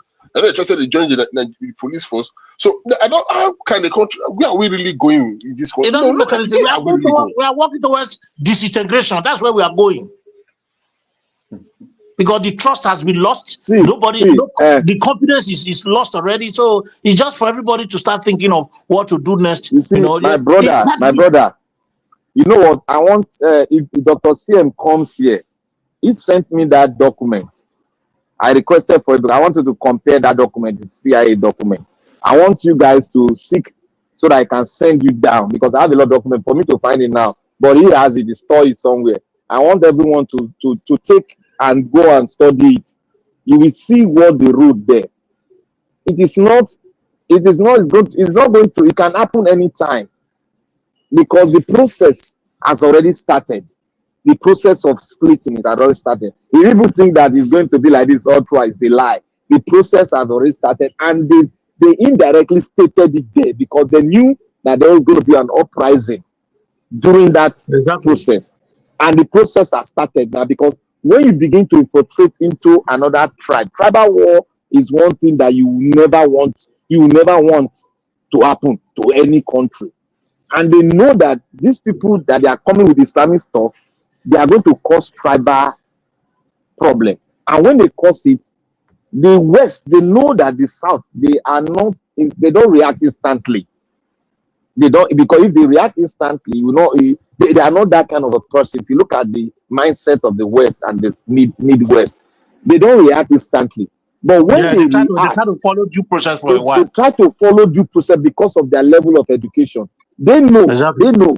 If they push, that's also I was saying that because I followed it and I police our past history. If they stretch that string and the string got broken, see what is going to happen. Nobody will stop them again. All this one, as you say, they cool down. Nobody will stop them again. No, it go very difficult to stop because this thing that we are saying. Look at what happened where 16 people were maimed. You see, say those people they not send them. Those from Edo say they not send them. Now so they happen. You see all the people where they for bush so.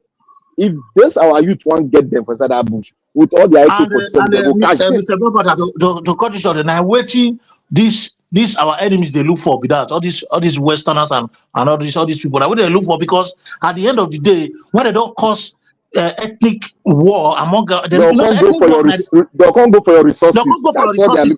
They'll come fragmentize each and every one of the group, and each nation will begin sponsor them. Say, okay, we'll sponsor you, we'll sponsor you. Before you know, the conflict will never end anymore. That's exactly what's happening in Libya. But that's exactly what's happening in major countries like even what do you call it? This in the East right now. You know, because once that country don't start, it no go end again because they go to sponsor that they give their weapons while they are taking your resources away. Okay, look at the question they're asking here in the US now. The Mexicans say, oh, we could stop movement of people. We'll stop drug. Now the Mexican government, the lady will be president, can't ask, say, but this weapon, where would they catch from all these drug barons? And they are from America. Who they supply them? Mm-hmm. Is it not better to stop that supply? Because if they supply hardware, you go to supply waiting to make that hardware function. So you they supply those another territory, Black Panther. That one no go happen now. Now the question I know go up because if you make I stop to bring make I stop the drug dealer, then you put my own life of my military guy, they put their life at risk because you supply those guys sophisticated weapon, and the woman won't fit pause because he has to tell them the truth. It comes from both sides. Let's do our side, you do your side. But our guy here say they listen to that one. No, all those ones are side talk because they don't want that arms. If you see the $1 billion where they do arms, it no go fit happen.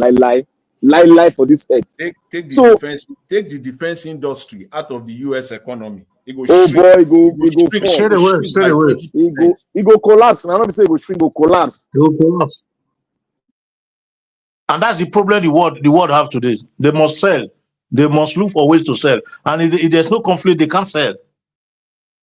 Okay, look here now. When we talk, say, oh, we want gun control, blah blah blah. You know how much they pump into Senate. That's why I tell you, say, this democracy is a very corrupt system. I tell people they don't know. Yeah, do you know how much those guys look for our side if I come meet you, say, okay, take 1 billion, help me fight for Senate.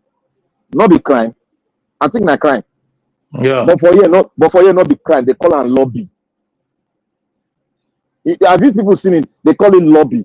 Now they can't say make them stop arms, make them revisit that law. Do you know how much this guy pumping? Almost $1 billion. Then bribe all those senators. They bribe the rich where they say they not even get one vote. The other side not even get one vote. You see, you know the kind of rally when they make for that thing. Rally everywhere, rally plenty for the whole state. One vote now, oh boy, they not get not that vote. They not get that. They not get the vote because money don't exchange hand.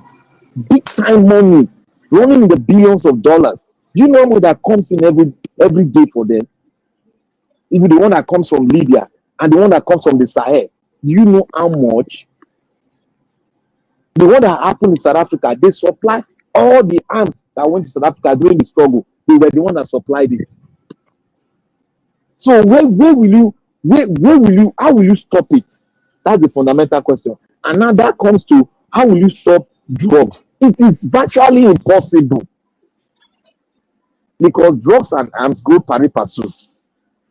If you stop this Exactly. one, that one go stop. If you not stop that one, the other one no go. If you stop one, it go affect the other one. If you stop the other one, it go affect the other. So they got to go together. So the essence of people saying, oh, the drug, you can only curtail it, but for you to stop it, because if this system, that drug system, all the government of the world are benefiting from it. Exactly. They are benefiting. Okay, in Afghanistan, what will be their mineral resources? Guess what will be their mineral resources? Opium. Opium is their mineral. You know opium, where they take do cocaine, that be their mineral resources. So how you want to stop her? When a country depend on opium, how you want to stop her? So that is what they be surviving. You go to what do you call it? Research institute. Many of them are fighting for the legalization of hard drugs. So how are you going to stop it? Okay, they don't legalize the Igbo here now.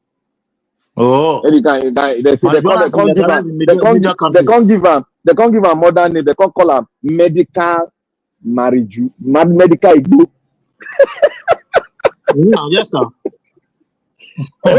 you see, we need to. That is why I've been advocating that we need to have our own system of government.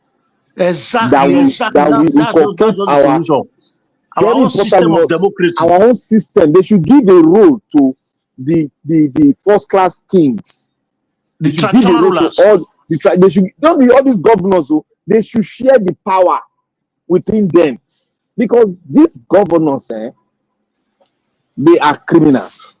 Can I add to this? Do you know what I think will work right now? Because our system has been far more polluted, and like you said, because we cannot firstly. That's why after we had our independence, other countries that has sense came together. They saw themselves and they tried to reshape their country. We did not do it.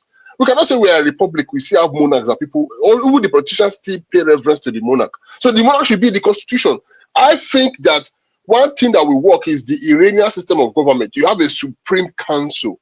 That Supreme Council will now be a council that the monarch should be under the Supreme Council, because you have to have a system where the president will be under the Supreme Council, and the Supreme Council will be under the parliament.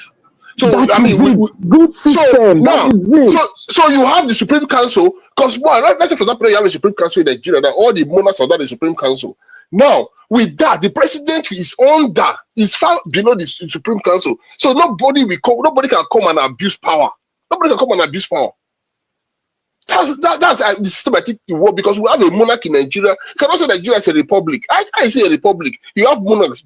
President go and kneel before kings. Governor go and kneel before kings. For example, now we Benin, we are not Republicans. We are not. It's not in our blood. It's not in our system. That's what is happening here in the UK now. That's what is happening here in the UK. Yeah. Before a minister can be sworn in, a prime minister can be sworn in, he has to go at the queen, or I mean the king, the present king now has to give a go ahead. If not, it will work after the vote. Let me just give you a little bit of some history, because we don't have time. Years ago in the UK, there was a time they said I think it was King Charles. It was 16th century or 17th century back in the time. A man by the name Oliver Cromwell. So Oliver Cromwell controlled the parliament. Sir Louis, don't worry about the time. I'm enjoying him. More the talk they go. So Oliver Cromwell, thank you. Oliver Cromwell had a fight with the king. So later, they now say the king, they now accuse the British monarch of treason. It's history, it's part of the British history. So now, Oliver Cromwell now raised the parliament against the king. Now, they now said the king was manipulating the parliament, and the act of treason was with France. So what happened? The king was beheaded by the king. When they by the king, Oliver Cromwell now tried to impose republican system in Britain.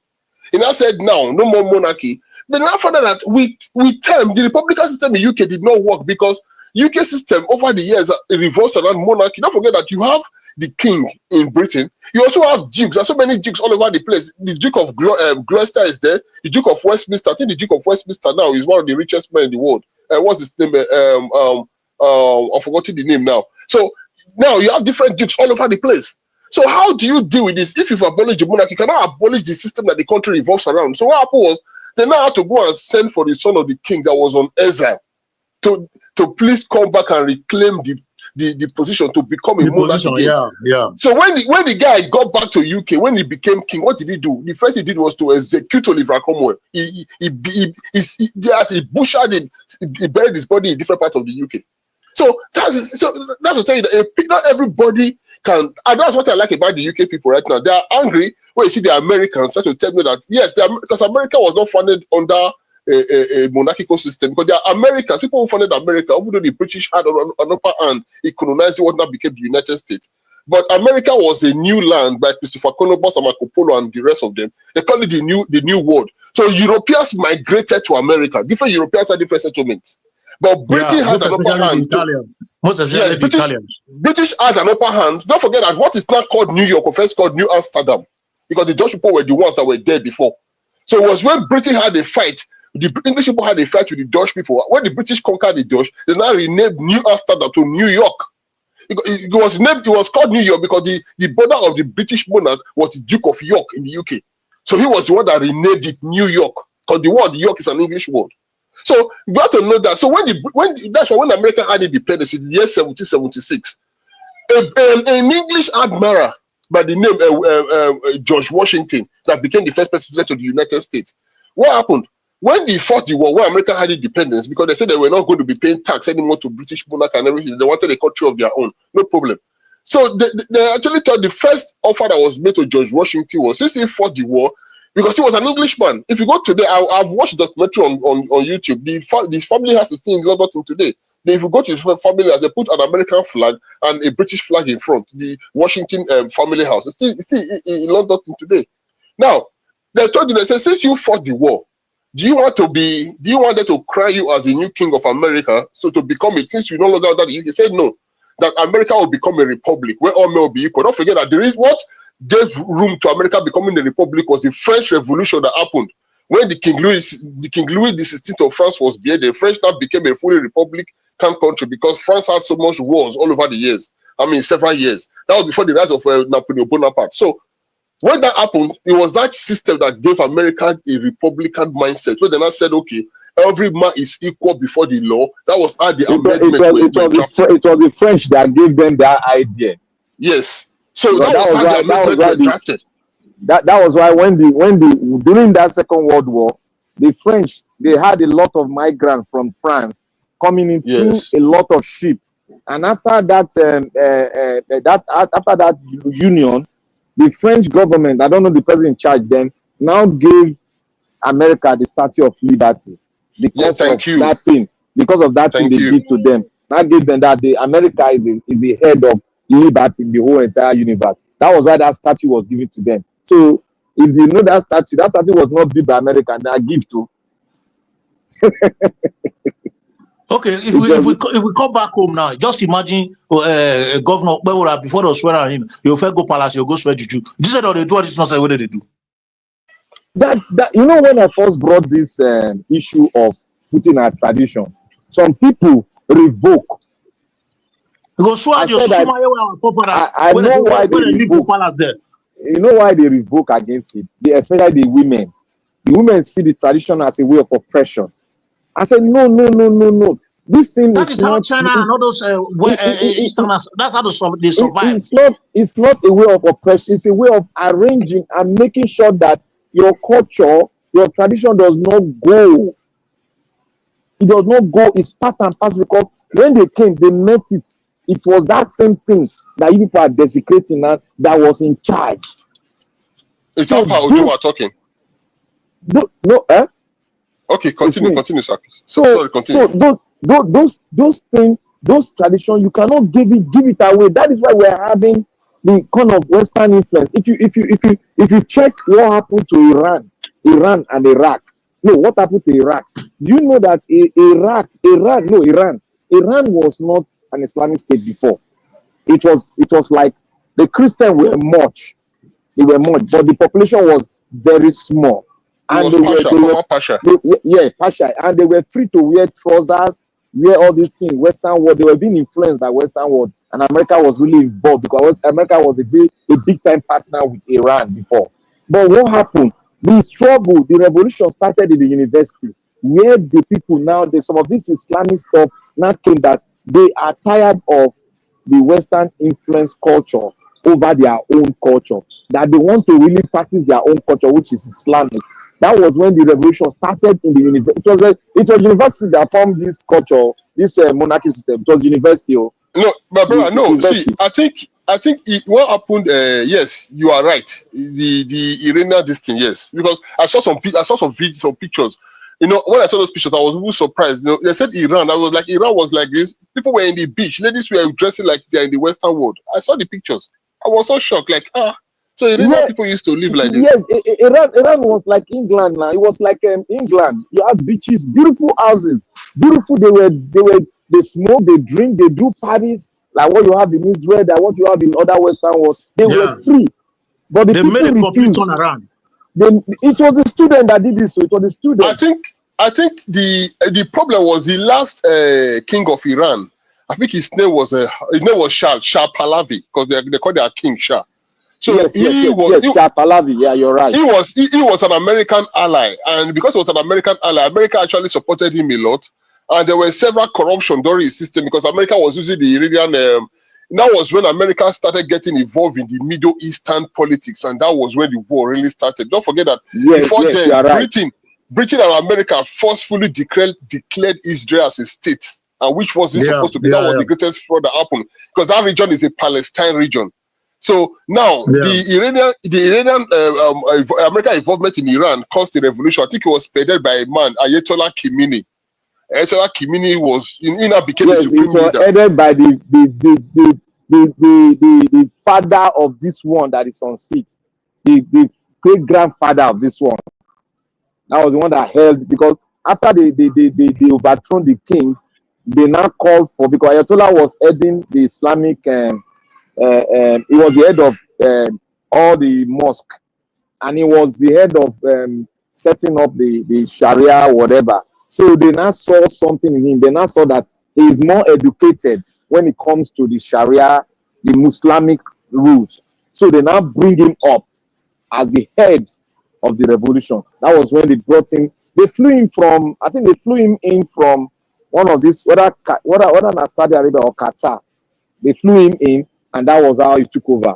He was right there when they brought the statue of the king of Iran down, because Iran was practicing monarchy system now, just like the British then, before they now took over. The monarchy was corrupted by America. So if you look at it, don't you think what Iran is practicing today, like I said, because if we look at what Paul do and what we're talking about him, okay, these people came. I asked this question in UK years ago when I went to the British Museum.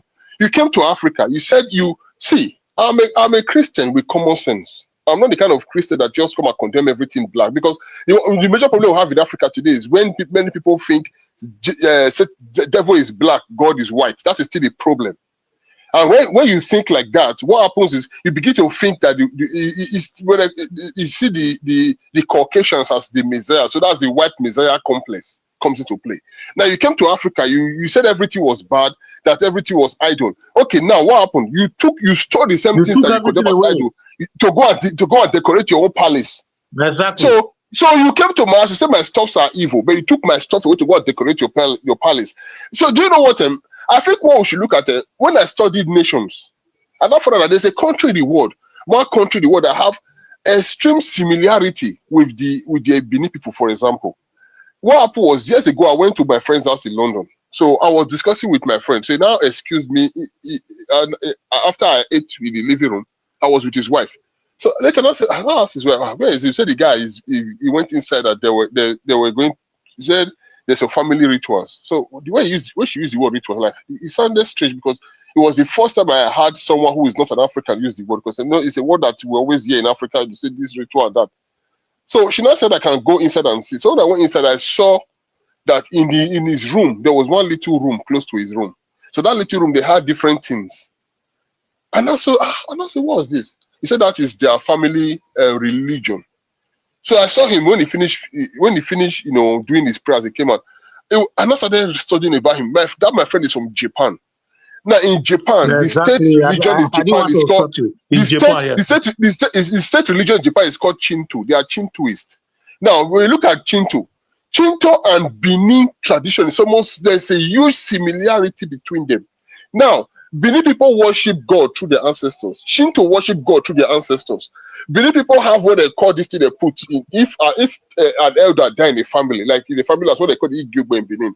They have an altar where they put those things. They do the same thing in Japan. In Tokyo, they say Tokyo have more than 2,000 shrines. So why did I do this research? I did this research years ago to challenge my former pastor in London that said idol worshiping is why Africa is not growing. I told the man, I said, no, you are wrong. No idol worshiping. It's our mindset. It's our corruption that is making Africa not grow. No, I said because Japan have their religion. What they have in Japan is what we can call idol worshiping as Christians. That's what they have in Japan. But why is Japan more developed and more scientifically advanced? It's the mindset. We are corrupt because we have bad leadership. That's the problem. I studied Japan. Japan have almost 100% similarity with the Benin in terms of culture and tradition. I cannot really tell because if you look at it historically, the Japanese will tell you that there was a man. They said there was some warriors that invaded Japan back in the days, hundreds of years ago, more than 1,000 years ago. That the man came with several warriors, instituted some monarchy or whatever. Nobody can tell because we Beninese, we are not good in fabricating stories. We are not good in fabricating history. So the thing is, Benin people cannot tell the link. What connected the Beninese and in some similarity with Japan. We cannot tell the link. But we do know that there are some similarities within the way the Japanese call the names of their children and the way the Beninese. So, for example, the name of that warrior that invaded Japan is called Iyasu. Yeah, in terms of name, there are high similarities. So now we know that the general in Benin sometimes say Iyase. We call it Mu. They're Uki. They call their own Yuki. They call it Yuki. We call it Uki. So there are huge similarities between both, but we cannot because one thing about us is we cannot begin to start formulating that this is when it happened. We don't know. Even names, human names, there are a lot of similarities. My friend that came from there said there are so many names. Sosa, Osato, yes. There are so many names. Do you know Japan capital city Tokyo was first called Edo? Edo. Now, if you go to Canada, yeah, you're right. I came across that thing. I came across it myself. See, when I visited Canada for the very first time I visited Canada, I saw a restaurant. It said Edo restaurant written on it. I thought it was owned by an Edo man. But I saw that when he said Edo restaurant, and I saw the different Japanese. They said, Edo man opening. When I entered, it's a Japanese restaurant. I was shocked. So that's the thing. So now, if you look at when when the Obae were the first named Edo, and when Japan, so that happened in Benin so many centuries ago. That's where the name Edo came from. But in Japan, the capital city was called Edo before it now became Tokyo. So there's a huge similarity, but we cannot tell when it happened because we are not good at fabricating because we have our authentic history. Because fabricating makes you look so it makes you look fake. So we are not fake when it comes to fabricating stories. We only tell you the story we know because our story is well documented. But that with Japan, we don't know when it happened. But there is similarities anyway. Thank you. Just like the history of Idu that was not documented. Idu is a big history. But today, a lot of people from Edo, because they become Christians, they believe that Idu is a deity. I mean, it's a kind of a shrine or maybe a juju or something that you need to run for. Idu today, some people, when they call them Idu Soge, they change their name to Sasuge and say they are not Christian. Those that are called Idu, they say they are Osause. They begin to change their name. That is how we lost our identity. That is how we lost our dignity. That is why we lost everything that has to do with us. And today, to get it back has become a big issue because a lot of us don't even know where we are coming from. So when you don't know where you are coming from, how will you know where you are going? So that's the problem. I think we are going to get it back. I came across a monument, an historical museum being built now, and it's very historical. If you go deep into, there's an organization. I think it's a group of it's a company, but they are building an historical museum that will really bring back the history. They are going to bring it. They are going to bring a lot of things, both things that have been stolen. They are bringing it back, and they have already started building that museum already, and they are going to make a sort of a historical. The story they will do it as digital one, and the one you see, and the digital one. So they are really tapping deeply into the history of Benin. And I think our Oba is involved in the stuff, because they really want to bring it up so that the generation will go there and know their source, where they come from. If you see the way they build this complex, they build it in such a way that you would think that you are the old way of building. We're using that clay. They modernize that clay in such a way that that place is so the way they build more house. Yes, See, yeah, that's the way they you are build that museum. you are right. You are very right. I think we lost so many things, because if you go to Europe modernized. Every country in the world is known by their historical architecture. So we neglected our own. So the way the current about Benin built the palace right now, when they first built, I didn't like it, because I thought it's too Europeanized. We have our own. Benin have its own architecture, and I was told that yes, the Oba Benin did it like this. They're going to take it back, because according to the plan I was shown by a man, they said there's a new plan that is coming, because they want to remodernize so many things. Now, a lot of damage happened. Over our artifacts that were looted by the British, the one we have at British Museum today, is just a little. Most of the artifacts that were looted, many of them are still hidden from the public eye. Do you know that only the ones that were sold to other museums is just 20% of the artifacts? 80%, according to what we've seen, are still hidden. You know why? Most of the artifacts we see are dated during the Oba dynasty. British people are very smart. The artifacts that were looted, because the palace was a place that stored a lot of things. Don't forget that before the Oba dynasty, the Ogisos, most of the artifacts, and there was a picture, several pictures that were displayed of a long elephant. A lot of them have been reproduced. They cannot be reproduced. You know why? If you reproduce it, when you test it, the testing will tell you the year it was produced. For example, I forgot the name now. When you test an artifact, it will tell you how long that artifact had been. Does artifact have their own technology to test it? Is it not the same white people that will build the technology to test it for you? No, you cannot reproduce it. They use it. They do two tests. They use the software, and they use it cannot be reproduced. They cannot give you the reproduce, because you know why? If you look at it, most of the elephant talks that were taken, there's one elephant talk. Many of them so long elephant talks. Now I don't know how many elephants will have so much long talks like that. Please fast check me now if I'm wrong. I probably think those talks were mammoth talks, not elephant talks, because those talks were done during the time of the Ogisos, not the time of the Obas, the time of the Ogisos. So if you look at the years the Ogisos were Benin, those were mammoths, no elephants. Now those artifacts, majority of them are still hidden. They're not what we see at British Museum are just little. So that's why until today, do you know today the British government is not even interested in discussing about it. Only the Dutch. Thank God for the Dutch and some other countries. British don't want to talk about it. You know why? Because if we truly have a president in power in Nigeria today that truly want to go to the details, say, British government, let's have a discussion about our looted artifact, then we'll talk about it. We are the one pressurizing the Nigerian president. They are not interested because they think it doesn't concern them. That is the problem. We just see ourselves like we are one Nigeria. If I'm a Nigerian president now, what concerns an Igbo man? An Igbo man problem should be my problem. Thank you. An Igbo man problem should be my problem. A Yoruba man problem should be my problem. A problem of Ijoba should be my problem. But you think about your own place. You think these other people are not. Maybe the British don't want the Nigerian government to talk about it. They are bribing people in national country to ever bring the matter to the table. I think so, because several letters have been written. Let's have a discussion about this. When they had the first centenary during Obayere Diawa, that was when the British government was summoned. They did not attend. Because they know that if they actually want to talk about the British, do you know the Benin invasion was the greatest crime? Because you destroyed a sovereign nation.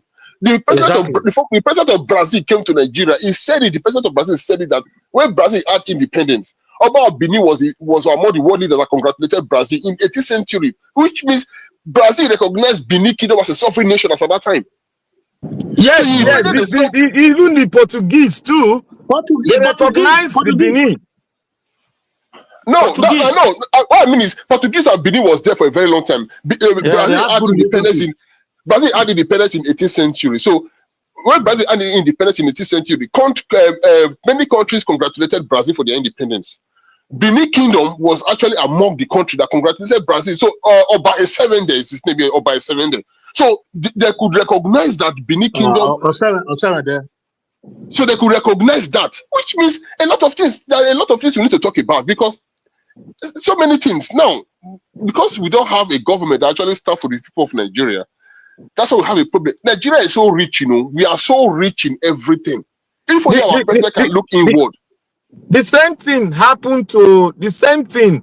It's just like the South African. You know, South African they were excavating gold before the colonial people came in itself, and most of the gold that were in bulk in South Africa then, when these people came, the British now they are the same people. When they came in, they now stole the bulk of the gold in South Africa and the diamonds, most especially the diamonds. The one they had is in stock. Yes, they discovered that even the diamond in, you know, that staff the queen hold, that long staff, there's one, the largest diamond in the world is on top of it. The South African has already discovered that that was their property. Go on, it's in one of these four articles. It's there. So they are trying to claim it back, but they are not having a resolution on it yet. But they are trying, because a lot of things were stolen from Africa, which they need to retrieve. And the Edo part is more than 100,000 artifacts that was stolen. And they've not even recovered 1/10 of it. That is why I'm so happy that that private museum that was built with mixture of mud and bricks is going to make is going to bring history back, and a lot of our kids, those in abroad and those that in Nigeria that don't even know, all this Gen Z that don't want to know anything, they got to know where they came from.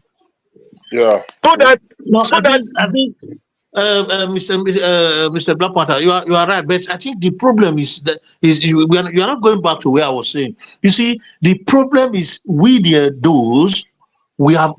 got a role to play when it comes to our children. A lot of us are not playing that role. You know, a lot of us don't even believe in that our tradition. First of all, you know, when you believe in your culture and your values, that's when you can, you know, propagate it to the incoming generation. You know, no, but you cannot propagate what you don't know. You can't propagate. We can't impart what you don't know. That's the problem. You see, you are just explaining it now. You see what you are explaining now. Nadia was as an intelligent person, as somebody with wisdom. He said, "Okay, Mr. Lewis, go ahead," because you know that the message you are leaving right now, people unborn might listen. But there's no means of propagation. Many of them don't even know. They don't even know where they're from. Even the ones, some of them in Benin, they don't even know. They don't know. Do you know the problem? If you look at some place now, let me quickly learn. If you look at a place like Pakistan and other countries now, they wherever they are, those in the UK here, they speak Pakistan for their children before English. They speak their language for their children before English. True. A lot of Igbos, they speak Igbo for their children anywhere they are. Their kids, they speak Igbo in as much as they are growing with their family. They speak Igbo before the general language of that society. That is how to transform your culture, your norms, and your values to propagate it to your generation. But a lot of Edo people, they don't even teach their children. Those that are in diaspora that are supposed to do the great job that is supposed to be done. They don't even teach their children. Some people are in Edo State, they don't speak Bini. Some people are in Benin City, they speak Pidgin English and English. They don't know even the history, how Benin State come. They don't know anything. See, my brother, the problem is, I think it started from when they colonized us, because we were badly colonized by the British. I think I said that before. Very badly. Because what happened was, if you look at when British colonized Nigeria, the Edo people, Benin people were the most cheated, because it was out of the war. We fought them. Then let me tell you what. If I come to your house now, I steal your house from you, and I'm living in your compound with my children. Do you know I'll be scared of you? Because I know one day you want to take your property back, right? So if I'm living there, I want to make sure you don't ever have the strength to fight me back. So when I'm sleeping, you desecrate the land very well. Yes. So when I'm sleeping, I'll sleep with one of my eyes open, because I will never be at peace, because I'm in your compound. I know you are alive and your kids are alive. So that's the thing. So if you look at it, even during the days when we were growing up, if I speak Edo language in my school, they will flog me for it. They'll say it's vernacular, they will flog me for it. Thank you. Thank you. That was too place too. So that thing, that disease where there's so much inferiority complex now. I'll tell you, most Edo people believe that when you say you are educated, is when you are fluent in English. I've made them know that education, being educated, has nothing to do with English fluency. Yeah. No, you can If be. you don't speak good English, they say you are illiterate. That's the thing. See, when I was working at Kingston, my brother, when I was working at Kingston Hospital, there's a girl called Poonam. It's her name. It's Dr. Poonam. She has a PhD. She came from India. She was the head of the IT department. This lady didn't know a word of English, but she got such a prestigious position. She was the head of so many people who were English people, non-English, working in that big establishment. The first time she spoke to me, I was laughing because she was just missing all the grammatical errors together. When I laughed, when the people, the way other people looked at me, I felt ashamed of myself because they looked at me stupid because I was laughing at me because I thought she was just making errors. To them, they didn't see the error she was making. What they saw in her was the value that she was highly educated. That is it, the value. So they saw value in her because I was stupid. I thought that, it was just your English fluency. That thing taught me to understand that, it's not about your English fluency, it's the value. And I told one guy, the guy said, when you live abroad, you have to change your name so that the white man can pronounce it. No, we Africa. I told him, I said, hey, I said, keep quiet. An Indian man does not change their name. An Indian man keeps his name. I say, listen, if you have a value, if you have value, a white man will let you pronounce your name. If you have value, they will let you pronounce your name. My brother, you know that is happening because they were not taught how to preserve value, how to conserve it. They were not taught. Me, I don't even give my children English name. I don't even give them one English name. Like I don't name, now they get, and robo name. Then let me tell you guys one thing. One fight, this current. Let me end with this because we have. I want you guys to. I don't want to take too much. One current fight, this current about Benin is fighting. Let me just say this because most people don't know. Most young people don't know because they were never taught history, like Black Panther said, and many people don't know history and they don't know, and that has affected a lot. You see, Benin Kingdom today. This about Benin is fighting so much battles. When they became an Oba after its coronation, do you know that there was so much corruption in Benin Kingdom? But one of the corruption is when Oba Eredewa was still on the throne. Eredewa was an extremely lenient man. He was the man that was so lenient. Yeah, he was very liberal. So he allowed many people just do their thing. They will come to him, they will report to him, he won't bother. So, but then one of the major fight that happened was during the separation of Edo and Delta, Bende State then. The other ethnic groups came, they bribed the chiefs. That was why today most of our land was sided away.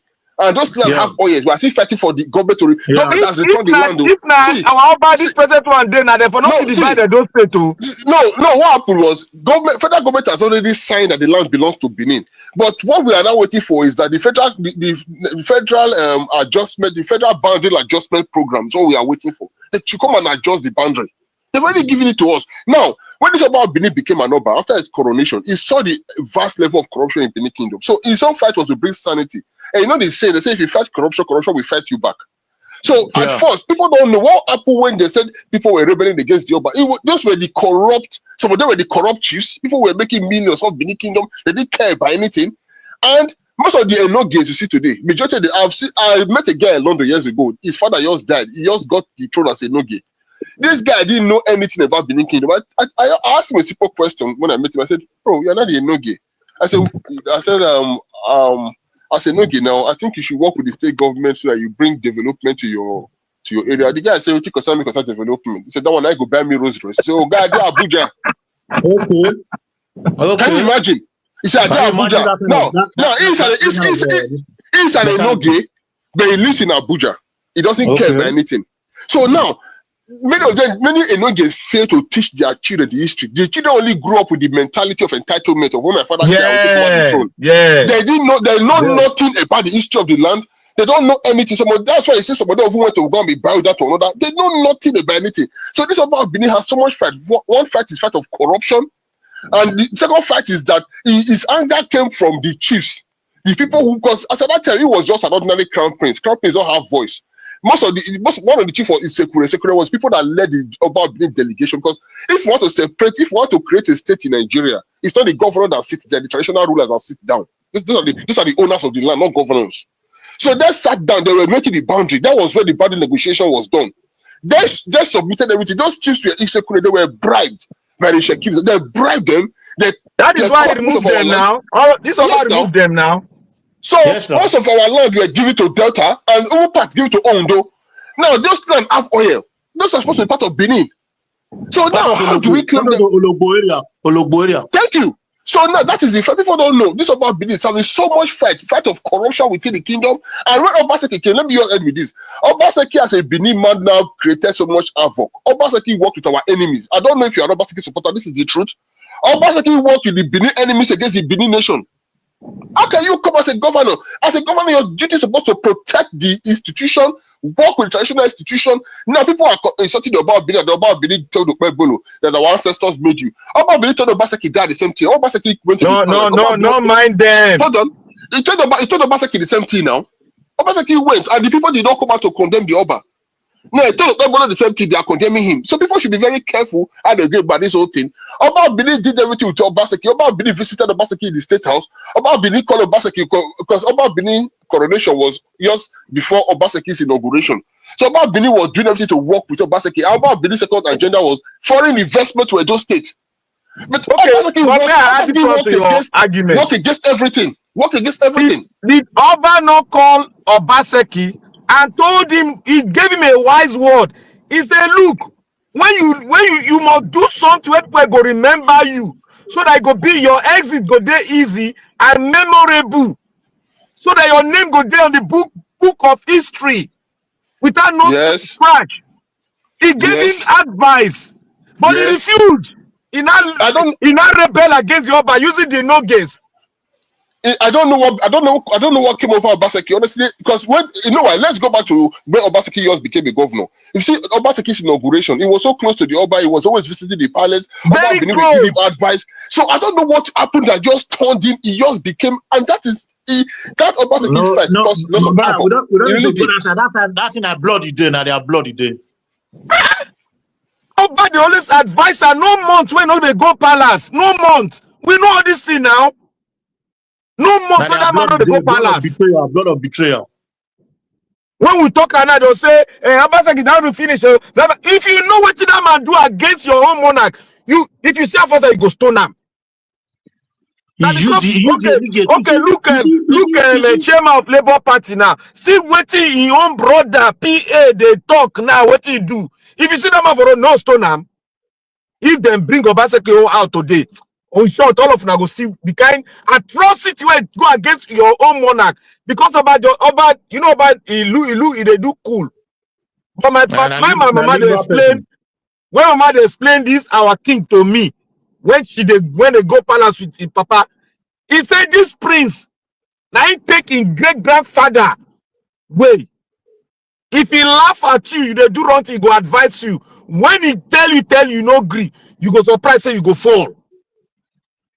That is exactly when great grandfather, the way he go advise you, call do you.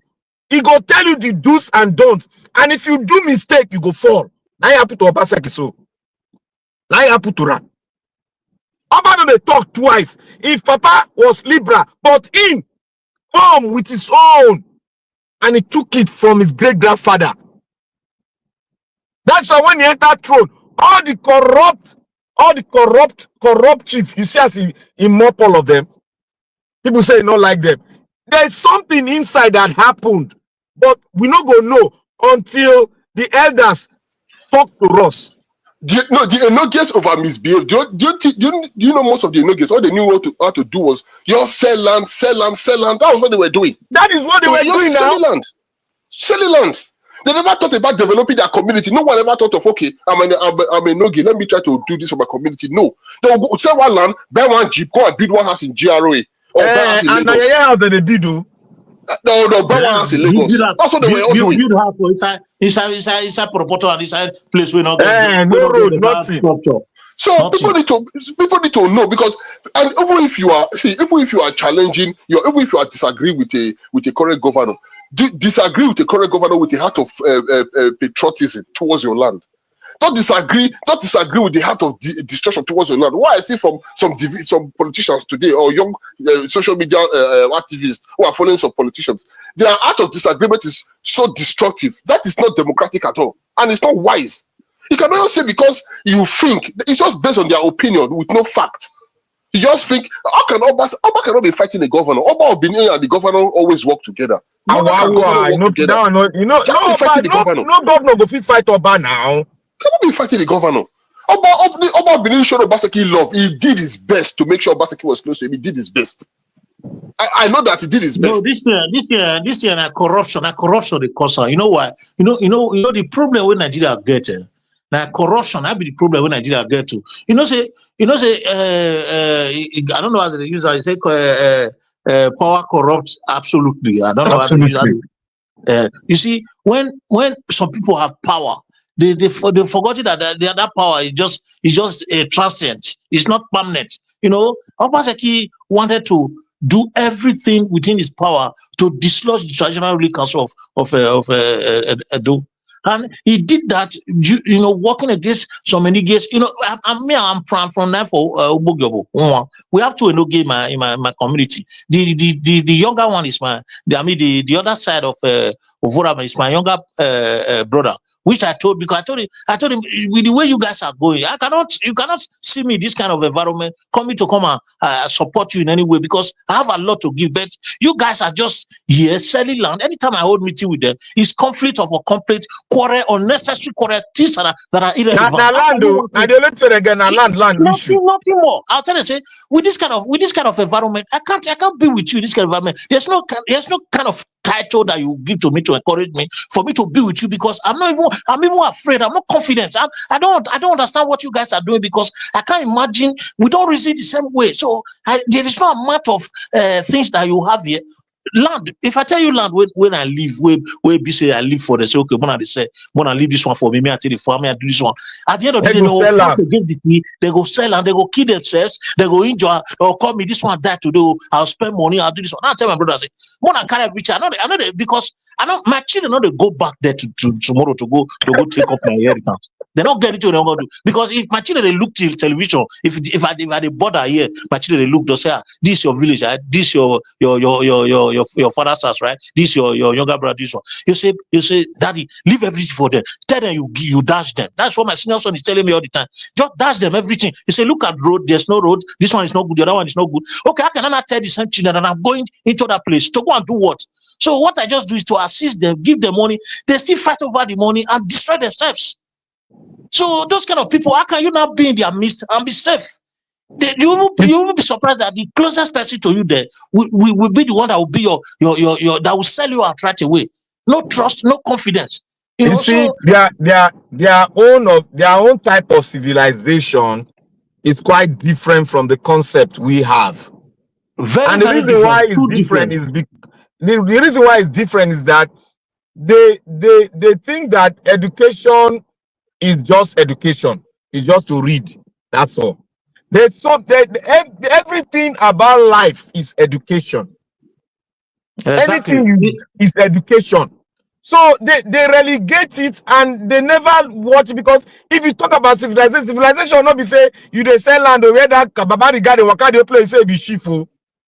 There are so many things involved in it. Like you made mention of say every time they go now social land that they sell. Even when my mother bring land, say they won't use the land. Scatter my not sell am, I don't want go. Carry go, I beg, carry go.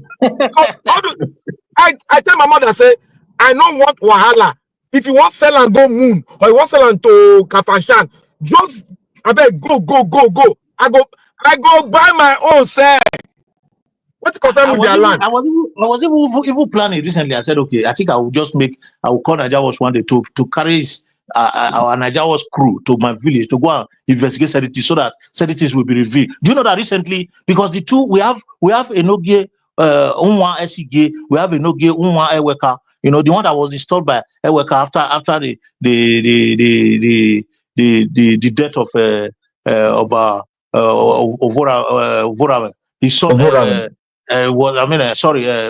after the death of Eweka, his son Ovora was installed and at the end of At the end of the day, his children, they'll put them as Duke. Then the one was there before, which is a Baesige's second son that was installed there. That one said it was too far then, that he came back to Benin because he said the place is too bushy. So when they put the second one, the other one has to go. So we brought harmony. We said, okay, you guys should come together. For me, I told them I'm not coming. Just you go, you my younger brother, you go ahead. But both of you should draw one rope. They were together all the time. Anytime I call, the NYCG will say, Prince, are they with Unwa and all of us, they together. We just eat finish now. I said, that's what you need to do. You need to come together so that you speak one mind, so the enemy will not penetrate both of you. You know what happened recently? Because of land of 200 by 500. They are not greatest enemy as I'm talking to you. Can you imagine? Greatest enemy, that's what they had. I spoken to this one. The other one will say, bros, not be me they cause this thing. When you try to talk to them, the guy not the year. The other one will say, now the boys where they fall and they go, now they cause problem. The boys they carry gun, they come, they shoot for backyard. No such things. You always say maybe the what do they call Okarele. Okarele will say, bros, you just blame me all the time. Not my fault. Who be one call? Who want talk to? And they don't let over know. No, but me go even tell them say I go report. If I report na to Palace, this one say no, we'll settle and not worry. We'll settle everything 2 weeks further. They block me. You know, me even call the fear say if I will go town, I'm all this people not call the plan because what did they do? Now just to sell the land. You go even call elders of the community say me they talk put. The elders go to tell you the way the elders go tell they relate the issue to you. You go to surprise. Say na land matter, land, money, land. No other thing. They not even think about leasing the land. If you want to lease that land, you can lease it for 50 years, 100 years. That is what bad. He said stop selling outright. Lease it out so that your incoming generation will have something to lean on. Stop selling outright. They won't hear. They will go to somebody will sell 50 plots of land once, 60 plots of land once. Can you imagine? For peanut, and they sell it for foreigners. That is the issue in Benin and several states in Nigeria, especially the western part and the Midwest. That is always the problem. Immediate solution. They don't think of the future. Okay, you want to okay, look now, when I was listening to Aoba when he was speaking to investors, he said we need estate developers. We can lease land for 100 years. We need estate developers. We need manufacturing industry. This is what we have. I can facilitate it. I can make sure this thing, you get access to this thing. But they don't get tell about what they do. When about go they don't tell them. You go see that they don't sell land tire. Yes, no. Recently, last year, I even told them, I said, we now had a conference call with my old friends association from my school, for college vacation. Then they were not, and I told them that this is a piece of land that I have is very large. What do we do? They said, okay, let us come together. About 8 of us. And I said, okay, let's come together. Let's go into estate management. First of all, we just go there. Enter the community, tie road that is leading to the place, put the door there, provide the necessary road and all that. Then let's see what we're going to do. As I call all of them, and they explain the team, I say, foreign language, now they don't understand. I go explain. No, my cousin where he did. I go to talk to that one don't understand. Early morning, that one don't drink. I go to talk to them. That land, they just know how to sell land. I don't know. Oh.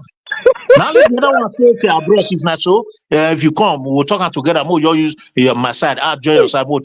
My own cousin where he did. Oh my God. And no people say even this small.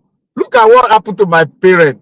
You get one vast area for Lagos. The place vast is take close to 10 million. If you there for our house now, you go to see 10 million, our own estate. You go to see 10 million. So before they get that land there, they were dispute among royal family for Lagos there. Now worry get that land. So my father now are the deputy man in charge of the area command now. So my father can say, because he knows that they know my father na Benin man, and when they bring coal for the gathering of Yoruba, they go ask who is Benin? Do we have any Benin person here? So they don't know my father that Benin man until one of them can cite my father. He said that man a Benin man. No, my father they don't know my father at that time. My father come outside, can't do this. My father come out. My father can't reach office. Cause father, you know they wear uniform like they are mufti. He enter office, so they can't get that dispute. They come my father. Father does what be problem now? Very simple problem. Oh, they don't kill two person because simple problem. They don't take two people life. My father can't bring them together. He said, look. My father and I can do one kind. You know, so this in a tradition stuff. If you want to use English or court, it go take too much long time. My father can't use Benin style. He can't bring one thing. He can't bring in Papa. This thing. He start go come outside. Yes, sir. He said, look. He said anybody where he talk like here before he reach us, he go buy. My father thought, oh yeah, swear, because before now, I know they use police level for now. Oh yeah, swear. They can't swear. This is not chief, so okay. They can't swear finish. You say I don't begin to talk true. They can't begin to talk. They can't feel my father. They can't begin to talk true. And my father come tell them say, okay, let's solve it this way. My father can't solve. I come tell them say, una want go court. If una go court, and you no go walk out too. Una go na feel Lagos State feel shook head and they go be biased in their judgment. So let's solve it here. They can't solve the case. When this land a very big land, it'll be like land be say, I know what I 1 million acres self. He big, I don't know say that for Lagos State. So after my father solve them, they can't if you see the way this people they sell land there, they can't dash my father 3 plots. Dash. They can't begin to sell land anyhow. Lagos State government say, what did they happen? They begin to sell land. When they don't sell and finish, the people come buy the land now, non-indigenous. The people buy land, all now non-indigenous. Now they don't get where they don't build structure, mansion for everywhere. They can't, their children now can't they fold land. They don't get anything where they go hand over. As I talk now, they don't get any land for that area again. Where they go hand over to their kids. Sell everything, peanuts. Outright sell, not be leasing, outright sell. Yes, sir. Outright, not be leasing. Peanuts. The tradition, they never, we supposed to know our mindset also be how are we going to develop the land so that it can be able to accommodate everybody and everybody will benefit from it. Like if you lease a land for 100 years, they build estate. If you build estate, road go come, water go come, light go come. Yes, now. Different technology go enter there. It go open up that area. Yes, now. And in 100 years, that incoming generation will take over. They will not take over. After the 100 years of leasing, those one will discuss if they want lease and more 100 years. That will be the mentality of them. Now what about Bini Oba talk by His Royal Majesty? Now so he talk. Now what you say? They sell land anyhow. That's what we have in the UK. In the UK, they call them. Do you know in Canada? Why do you think houses are expensive in Canada? You are not paying for the house. You are paying for the land, not actually the house. Now, after 90 years or 90 something, now I think it's 90 years, right? The land goes back to the state. The thing is, if a person dies and the property is inherited by the child of that person, that child will pay what they call the inheritance tax. Yeah. Yes. You understand me? Now that inheritance tax is actually for the land, not for the land. So all these things is part of the crown, because all this land, Canada, Australia, New Zealand, some other countries still under the British crown. They are called crown lands. So these are the things that application. So these are the things that we need to do, because in Edo State, in Lagos State, in Oyo State, all those we have to do these things properly, because if we don't, That this is is what it. Nigerians are doing. If we don't preserve our land, our children do not have a land to call their own. They no go see anything. Even They go not see Lagos, skyscrapers. Lagos now, recently, presently now, Lagos. I can't tell one of my friends. We come from this Alegba family. You know, one of the royal priest. We the area we be the son to the crown. You know, say now Yoruba na this family now they carry the throne they give. You know. So Jonathan is here. Jonathan will explain. I think he's here. He's here so listening to I us. said for Ito for Lagos for Ikorodu not local government. I got tell the guy say, see, I need a piece of land like this. He can't go show me because our priest come, but you call your when I go also. He can't go show me the land. They are just selling the land outright. Do you know how much they are selling land? They are selling a piece of land of 60 by 120 for 500,000. Now they do now for Ikorodu now. Ikorodu, so cheap. And Ikorodu, you know, say that Ikorodu, if you get money now, go buy land there, fence around, put one thing there. That Ikorodu land, they are going to expand Ikorodu, linking it to Lekki. Exactly. So Ikorodu is going to open a modern city. They want plan modern. You know, say they want change Lagos State City now. Brother, they want change them. They want move and go Ikorodu area axis with Lekki linking. That's why they want to build the 10th second mainland bridge. So they want to have a modern city now. Sorry, are they building an airport on the island? Is there anything? They are building an airport there now. They don't start them already now. Yeah, they are building a new airport in they don't finish the seaport. They don't finish the seaport. They don't finish the seaport now. That one for Lekki. That's a huge project, man. That's a huge. Very huge. They are selling. They were selling land like 2 years ago. I mean, a year ago they were selling land. Up till now, they see they sell land. Up till now, 5 million you go get land there. 10 million you go get land there. You know, rich. You know, Ikorodu not rich. Ikorodu not. You will get 60 by 120 for 3 million. I said the way the way that place go open in the next 10 years, it go surprise you. If they just bring that 10 million bridge. Go help me check property for this. Bros, this thing, if I say in the next 2-3 years, all this land go appreciate times 3 times 4. Times 4. Because these guys are selling this thing. They don't even know what they don't even know what is going on. But I think they tell you, say, buy like this, or so contract here, or so contract this one, or so contract this one. You will buy, you just give you document outright. You see the way they sell the legacy, they're just selling the legacies away. See, you know, say Ikorodu, see, Lagos State is a very big state too, but on the map it looks small. Now lie. Yeah. See, from that Ekpe, when I go there, from Ekpe, come enter, come break away, come turn around, come enter Ikorodu. Boy. You see that place where, you see that Lekki where they see, Lekki Aja, Ibeju Lekki, if you go Ibeju, that coastal road where they build now, it passed the back of where all these big men go there. Before you go use water, go there. Now that coastal road, you go use and enter there. That place they sell land.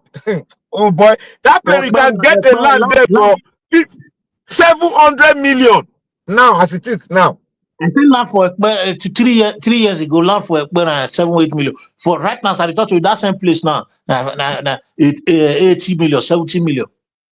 The contract, they don't even sign the facilitating contract. They are doing what they call the soil, whatever they call it in when they want to build bridge. Now they do now, and that bridge is going to cost them more than, I think it's more than 10 trillion, and they don't get everything down. Now maybe they don't get the facilitator for the money already. Okay, from Ikorodu side to Ekpe side. But the fourth mainland bridge, I mean, fourth mainland bridge, they don't get the money already. They even carry the cattle market. They say, according to my friend, he said, Bode, don't sign the document before to carry the cattle market, go inside Ikorodu north side near them. You know when they go island. You know when they go island from mainland. You know that place where they do water, where they do wood, where they cut wood, sawmill. Yeah. But that water, where they can't get that water village there. Lagos State don't wipe all of them come out now. All those places where they get ghetto for top water, Lagos State don't wipe them. Makoko, right? Makoko, they don't wipe all of them come out. They won't build, they don't give the land, they don't concession that land out. They don't the San Philam now. They want San Philam near, it go there close to Third Mainland Bridge. They don't San Philam come. They want put resort center, hotel, and estate. Super. If you see the design, they don't drive everybody come over that place. All the ghetto there for the city. They don't drive. They won't drive every ghetto come up for island. I think Lagos is the most organized state in Nigeria. Looking at they don't organize them now. They don't reorganize Lagos State now. It's the most organized state in Nigeria. You see that Lagos Island? You know what they want to do in Lagos Island? You know, as if you don't come America before, if you go Dallas town, they want make sure say that island now for only business only, no residential. So they want turn them to a place where they say they go get residential for somewhere. That's why they acquire and they acquire all this land beside the water now, so that they can have estate there. They go there closer to the business district. They want to make it like a business district zone now. They don't want to have any residential in that island, like what they are doing in the new city now. They are building on Bar Beach, that city that they built there now. They want it strictly business, and if you have a home, it must be an high-rise home, like 20-story building. City. Yes, so, like 20-story building. What are they trying to, apart from the airport they're trying to build in which other thing are they trying to put there? Because they are not allowed people to build houses there, and they just sold all those houses. Yes, they don't that you say they want link Lekki with Ikorodu, because in Ikorodu they have what is called the free trade zone that expanded from that side to Ikorodu. So that is why they are cutting the Fourth Mainland Bridge that will make that access be free. Then when they put that one, it go there very easy for you to not drive to Lekki from Ikorodu home to Lekki to work, then back to Ikorodu home. So they want to make Ikorodu coming to Lagos. If you want to come, Ikorodu will be residential. Then part of Lekki will be residential because of most of the highly industrialized, because they get some estates. If you see the way Lagos State do, man, that is a super city that you are going to see. What about Ekpe? Ekpe, they get plan for Ekpe too. Ekpe na residential. Ekpe will be residential. Ekpe Road is the best currently in the whole Nigeria. Ekpe will be residential because they are making sure that all the road that they build there now compare. Yes, all the road there. If you see the road for Ekpe, forget to. All the road where link Lekki, Ekpe, Ikorodu, all na concrete. You see, one thing I like about Lagos is it's like you just said, you know, when you go to developed countries, you see the way they come out with town planning, and you see the governors will sit down with stakeholders. Yeah, Lagos are very committed. Yeah, so that's what I like. They are committed. Lekki, yes. Let me drop this one. Lekki, they are going to run a railway. Down to Lekki, all Lekki, they want to run a railway system, a red line, no, a blue line to Lekki now that will service Lekki. They don't want too much cars to be coming in like that. They want to have a sort of car park where you car park your car, you use railway to come into the city. Because there's a very high level of traffic, too much. Yes, and they've already created. You know that Lagos State have a factory now that is producing ferries. The Lagos State government, they've already invested in that, and they've started producing ferries now. A very well, they're for online now. That guy will do something, See, my brother, Lagos State economy is bigger than the economy of Ghana and Benin Republic combined. Do you know that? Oh boy, that Lagos State governor, apart from saying they steam on that man, they do correct projects. No, I'm telling you that the economy of Lagos, the money too much now. The economy of Lagos is bigger than Ghana, the country of Ghana. Economy of Lagos. Yes. Yes, so they are because really trying. Already now, already now, in 6 months' time, they are going to finish the children hospital, Lagos State Children Hospital. That's my most favorite project. If at the monitor that project it's one of its kind in the entire Africa, one of its kind, strictly for children. Wow. Not That's if you see wonderful. the car park is 6-story building. The car park is 6-story building. So Lagos State is managing the land. Exactly. They are managing lands now. So if you can have a car park that is 6-story building and the car park will be fully, if you enter, you go pay just like the one you have in your city. You will pay. If you stay more than an hour, you go to pay extra money.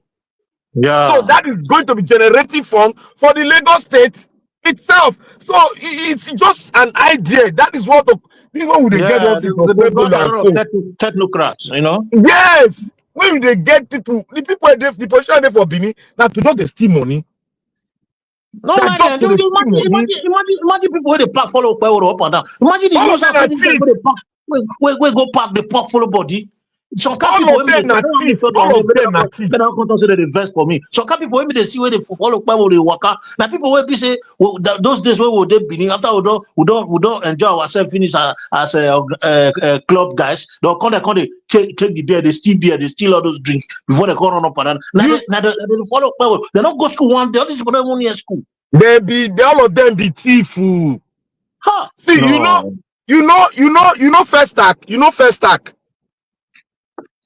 If you know first stack, that first stack estate now, they don't pass railway, blue line. You don't pass the middle. Go enter where you know that place where they for do and for this place where they do how to describe them more. Where they if you want do they want do big sales, they'll make all companies come open their stands there. Trade fair. Yes, they want open that place now. You know the trade fair na virgin land plenty there too. They don't carry blue line. They carry and reach the end of that side to open up that place so that people go to buy house. They go to buy land there to build more houses and estate developers. They don't go in there. They want decongest really. Yes, yes. And who get the area? Na Igbo, na for the area.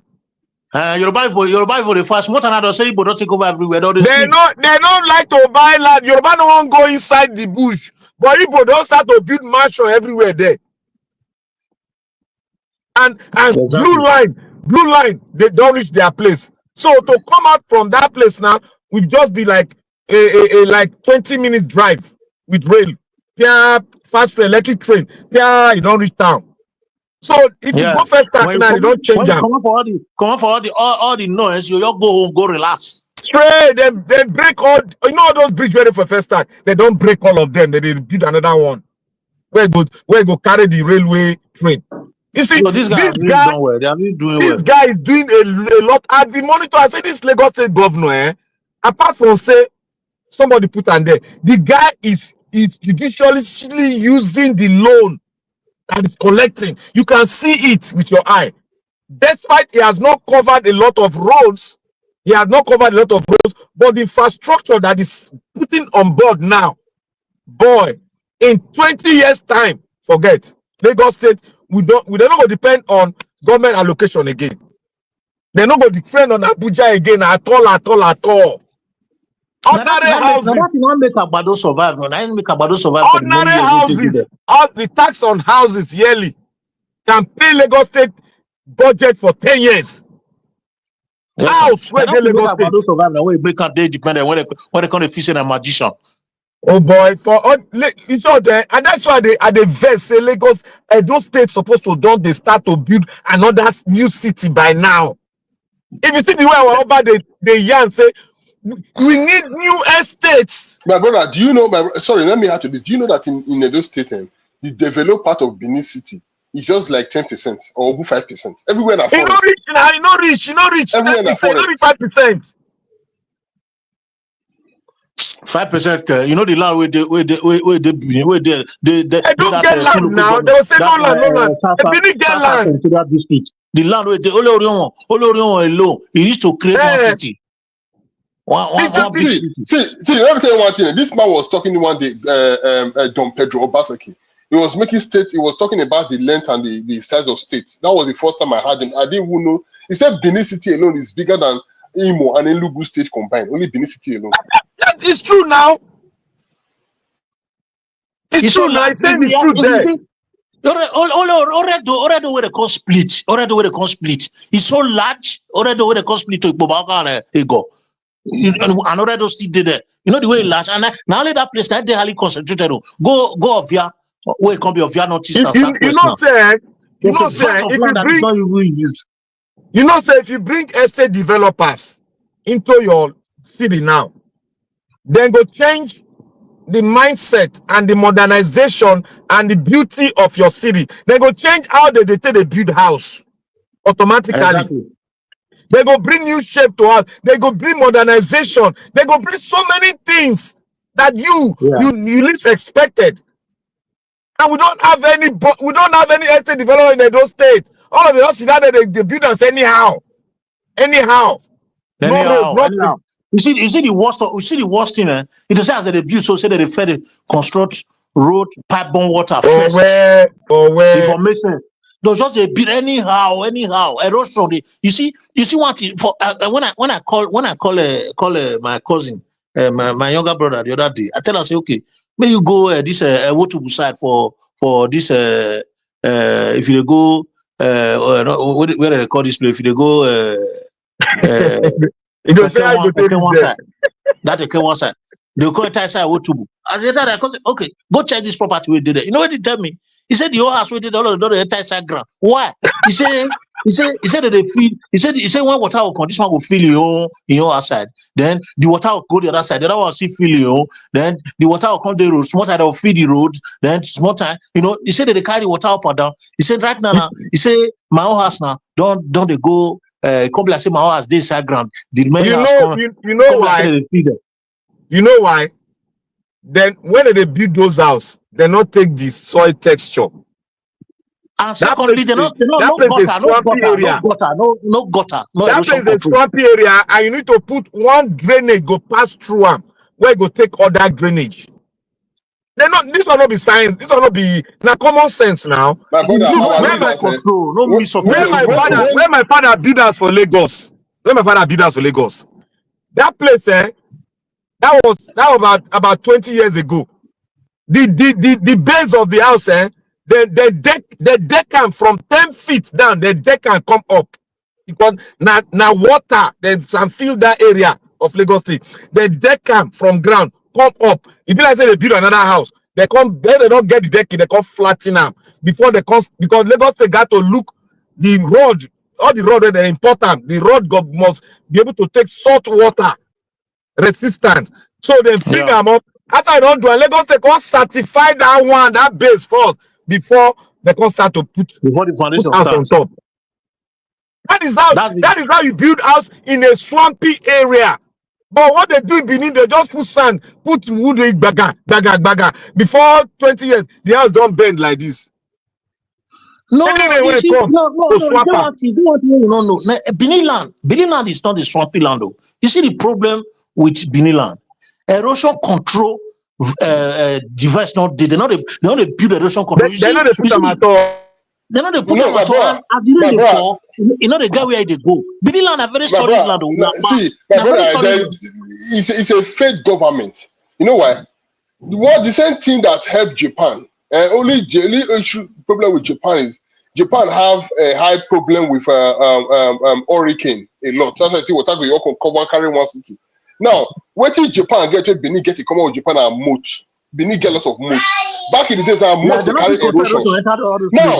Now, what our previous government did, the failure of the previous government was they did not construct the Benin. You know, in Nigeria, Benin have the best road network in Nigeria. Yes, you are right. You are right.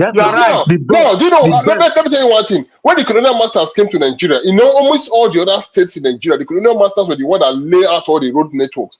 In Benin City, they didn't have lots of work in Benin City because Benin City already had its road network before. All they did was just expand on what they already have. We had a plan already. All they did was they expanded on our plan. In other states, they had to build from scratch. Yes. So we had our plan. So now, what our government did, the failure was they ought to have constructed a better drainage system leading to the moat. They make sure they preserve those moats. Now, look, Bermuda are doing, but they're not finished up. You know what Oshobole did? Oshobole made a mistake. Oshobole now controlled the water in the Kenwa area. Oshobole now diverted them to the Kenwa River. It's supposed to go to the moat, not the river. Don't mind that. You know, I don't know. Our leaders, I don't know if they think forward or they think backward. I don't understand this. And that moat, side, people build us near the moat. So people they allow people to even build us close. It's also be about 20 or 40 feet. But they go build us 10 feet to a moat where deep. I get friends where be say their father build us near moat. The moat don't carry the houses now. He go carry them now. Why not carry them? Moat be like the moat be like when you put something for ground, they chop. Our leaders are so. Do you know we have a moat in Benin that is even recorded on World Guinness Book? So our leaders are so. I don't know. I don't really know how to describe. They don't mess that place up now. If you come down to Manchester here, they created that moat by themselves. They created it to control erosion. If you go to anywhere in Spain, they create this moat to control erosion. Then we have it naturally. We couldn't make use of it. Even do you believe that the moat in Edo, the moat way around that moat around Benin City itself, like that the moat ran. You see, say that moat has the way it circle. If now we have technology there, if even after control erosion, the top can even be a beautiful district for tram or a railway that will just go around the city. My brother, see, that's the reason why I get so irritated when I see all these current state governor, whatever. No, they irritate me. I don't just want to be seeing a governor talking about I will do road, I will do this. We should have a governor that will sit down. Do you know what? If you have a reasonable governor, you see that with plans on every city should have a vision plan. Every governor that come, we work on that vision. We work on the plan. Not be this one will come, see that I do road. This one will come, this one will come, then this one will come. I don't just know what these guys are up to. I don't know what they are up to. They don't live there now. They don't live there. They don't care. They are just using those in our politics. Okay, let me give you an instant now. You see that new city they are building. I always forget the name. What's the name of that city they are building in Lagos State?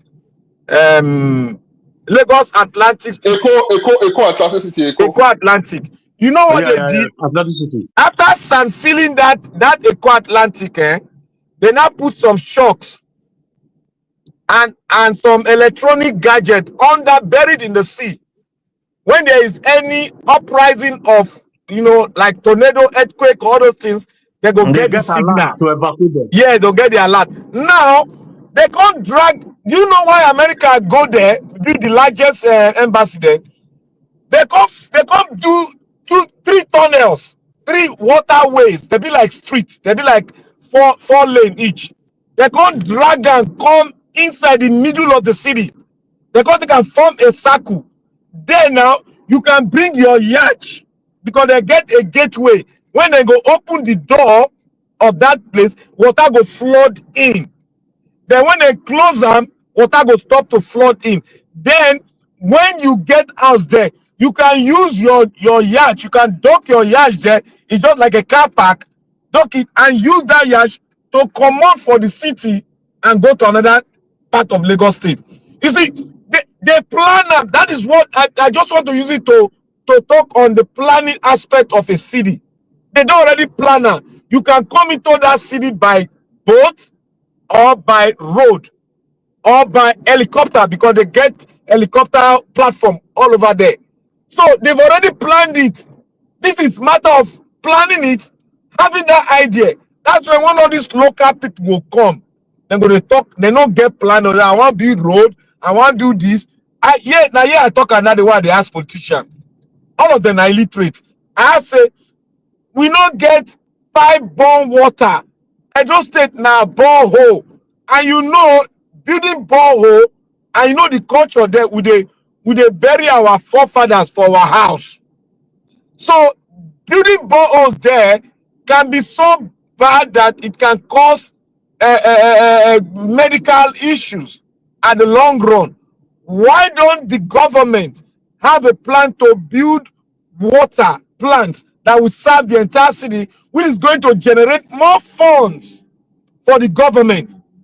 Look what the man tell, look what the politician talk. He say, I know people are used to borrow.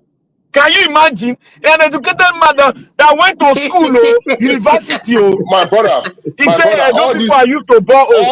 all these people, all these are beer parlor politicians.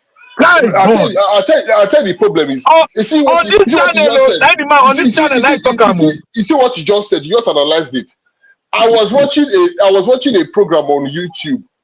There's a gentleman in Benin City that always go with his bike to different areas.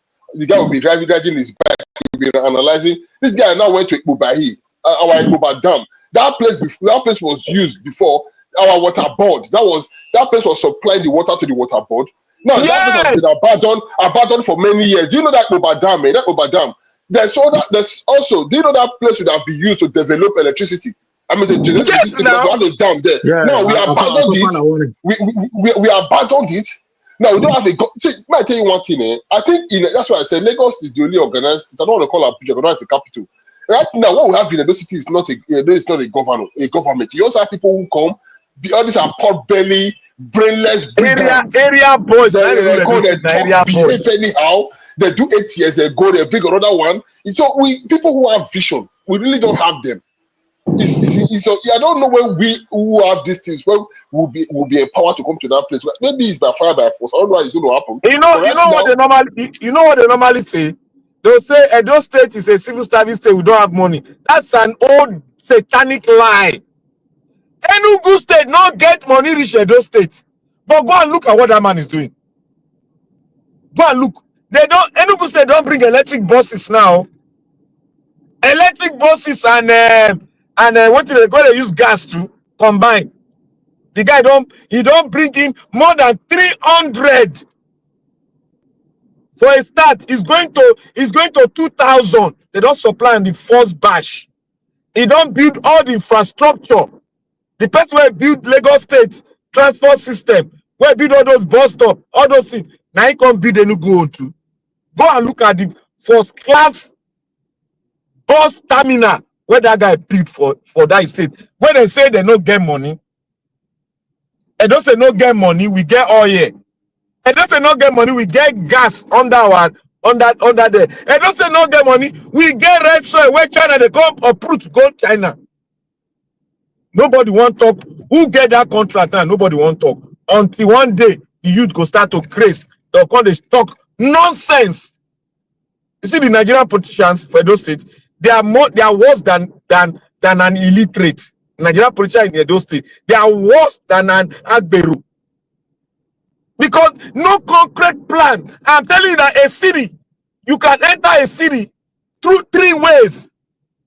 Be provided by the whole universe accepted that 3 ways. By land, by sea, and by air. That is what they produce in just a city. That city is not. They don't do all the road for the city finish. They don't finish the road and the waterway. It's just for you to come and build house. It's just for you to come and build house. Can Okpebolo? I don't shout here. We need a new city. Okpebolo, we need solar, whether renewable energy. Go and do it for us. Let's start from somewhere. China has a city that they don't have, and they only have renewable energy and they power that city. Every Chinese village na city. And Okpebolo sit down there. I don't know, send a message where they go do 5 billion where you want for a pocket. You say one give person where they require your people 5 billion where you go put your pocket. I don't know, send a message now to go to beg. Now you buy them. Why they go beg? They never buy your people. They beg you. Better pass. Do development. You are well, make them well in the thing that they don't transit anyway. As we do, the generation will come. I just pray our educational system is strong in Edo State so that we go to teach Edo like what it takes to build a city. All of the also go to learn from Enugu and Lagos State. Edo State by now, those also to get dual carriageway. Edo State just want to get dual carriageway where go around the Edo State, where go link other roads. But they refuse to have that plan. They cannot build roads. They cannot provide pipe-borne water. They cannot provide light. What else can they provide? Do you know we What don't else? even have half of Lagos problem yet. Benin City is becoming densely populated. You know why? Because most of the roads are not motorable. The few ones that are motorable, you have to use those roads. And when you use those roads, you know, it brings a huge traffic. And they are building two-lane road. 2 years ago, I was in Benin. I was driving. Front of the government house, after it rained, there was a huge flood. I was saying to myself, this is front of government house. Front of government house is like this.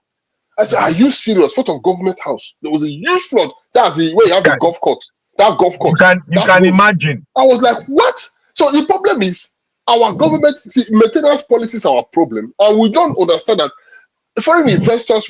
Okay, let me tell you one thing. When you go to a city, for me, do you know why I'm so upset with Nigeria? I still think it's insane for you to live in a house so there is a huge gate like you are living in a prison yard. That's why I love London. Even me, I don't see why I love London. I love Toronto. I love mega cities. When you if you go to a city, you sit in a place where you don't need to fence your house like you are living in a prison. You in a bar, you sit in a bar. When the weather is good, when it's during summer, you sit outside. You can see the road. Cars are driving past. You are having a nice tea, a nice coffee, or a nice drink, or you are chatting with friends. You guys are just. You see, every city is so civilized. People do their things, and what I love about Lagos Island is it's a part of Lagos Island. And that is the kind of vision they are envisaging for Lagos in the future. They want a lifestyle where they will have things like that, where you can just be in the city. Because Lagos now have the potential of becoming a big mega city. Because that is the plan of Lagos State now. So, that's their plan now. Do you know what? I said one thing. Do you know when Oshomole became after Oshomole? If you want to really create wealth in Edo State, empower the people. Empower the people. Because China today, Chinese people all over the world, because Chinese people were empowered by Chairman Mao. Empower the people. Now, Edo State is the hub of cultural tourism. Empower the how many of the tourism sites can you go to today? Can you tell someone to Benin to see? We have rich culture, but the cultures are not beautified. They are not modernized. You don't have road. You want to do cultural district in Good Street. The center of the people who casted those goods are still there. Many of them today, they are now abandoning Nigeria. moving forward. Empower them.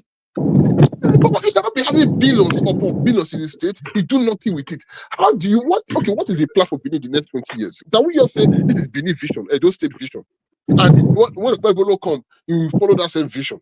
That's why Lagos that one no fit get vision now. How can that man when no get why go get this vision? One comes today, you see some pot belly politicians they walk around with him. You begin to wonder all they do is go and carry women. Oga Louis. Oga Louis, person wey no get WAEC. How you want to get vision? It's a retrogressive. Let me tell you one recent development. You know, I don't want to mention name on YouTube. Like how you guys are doing something. They don't say nothing is happening. May I tell you one recent development. You know, I don't want to mention it. So if I've told the position where I'm a very close friend, he's one of the cabinet of this Okpewolo. I think is one of the for security sake is in between the first, apart from Okpewolo, is in between the first and the fourth person in the state right now.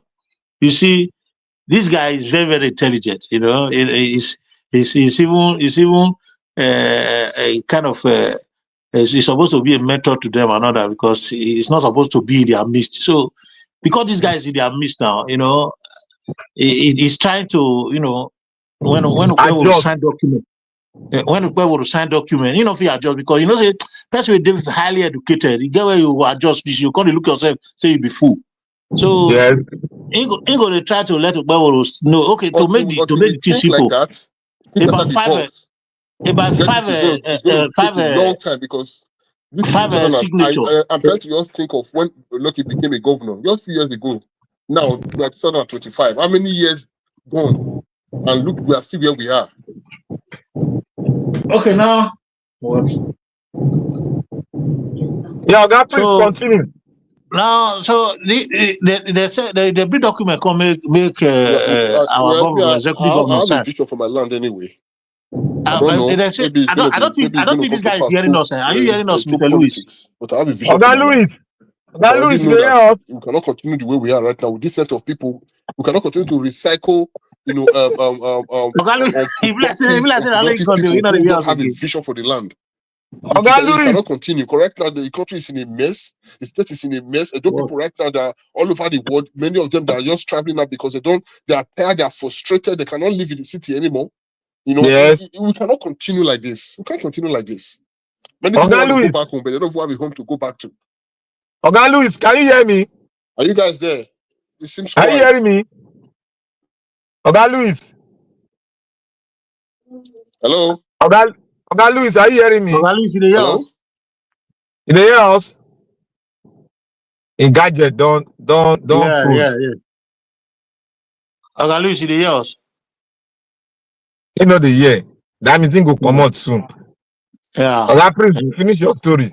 So if the guy if the said signature, the signature our governor does say about 5 6 signature, you know, resemble that different ones. Now you get this is why they tell you. This is why they tell you that highly confidential. This is how they tell you. So so this guy, this my man, I tell us, oh boy, what did they happen? May this guy they bring one signature. They cannot really bring different signature. May you go practice one. May you know the one way go learn. Because of that one, and they say it to the play too intelligent. They plan right now. They plan to remove one. If they don't remove one, I'll tell you. See the person where they talk, Mr. Black Panther. Why they want to move on now? They say too intelligent, too smart. Too they do over Sabi. It just be like say you put V8 engine for V6 engine. Yeah. That's what they do now. Work. Now this one, work now. This my friend, when they give him this position, as he called, he said, give him when I can congratulate and finish. I can't ask and say, with the level of education of these people and everything around and all that, for me, I see you say, if you are at this position where you are self, so it get implication because he say how. And I say, I know say that those states, the politics get away, but it get implication because your own capacity and personality, not be this kind group now you support it because if you want to look at, I don't know how you fit a flow with all these kind of people because you get your own dignity and personality to protect.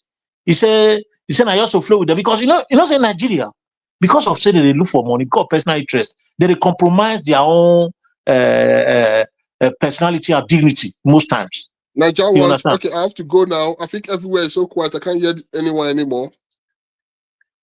I think it is you. You didn't know it's you. You can't hear. Maybe you have to check your mute and listen. Can you hear us? Oga Louis, can you hear us? He don't go. Really, say not hear us again.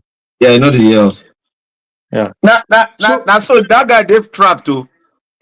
Serious problem at all. That just they arrange now. I'll call him tomorrow now because one of my friends from Canada tell me say, may I call him because he say he they listen to me at times. He say, may you try call him.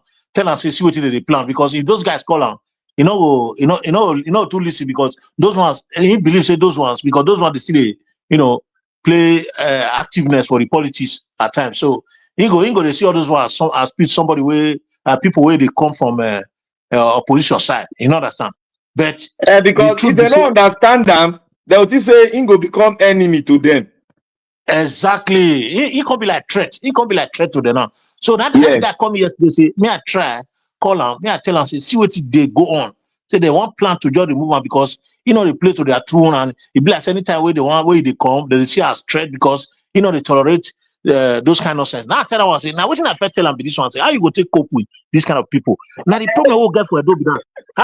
How somebody how professor or PhD holder go to help a person not get school start where get 2 credits, they ring election with the government. Is that where they write for her? You can't go to follow the ring election. Oh, where you are compromising your own personality.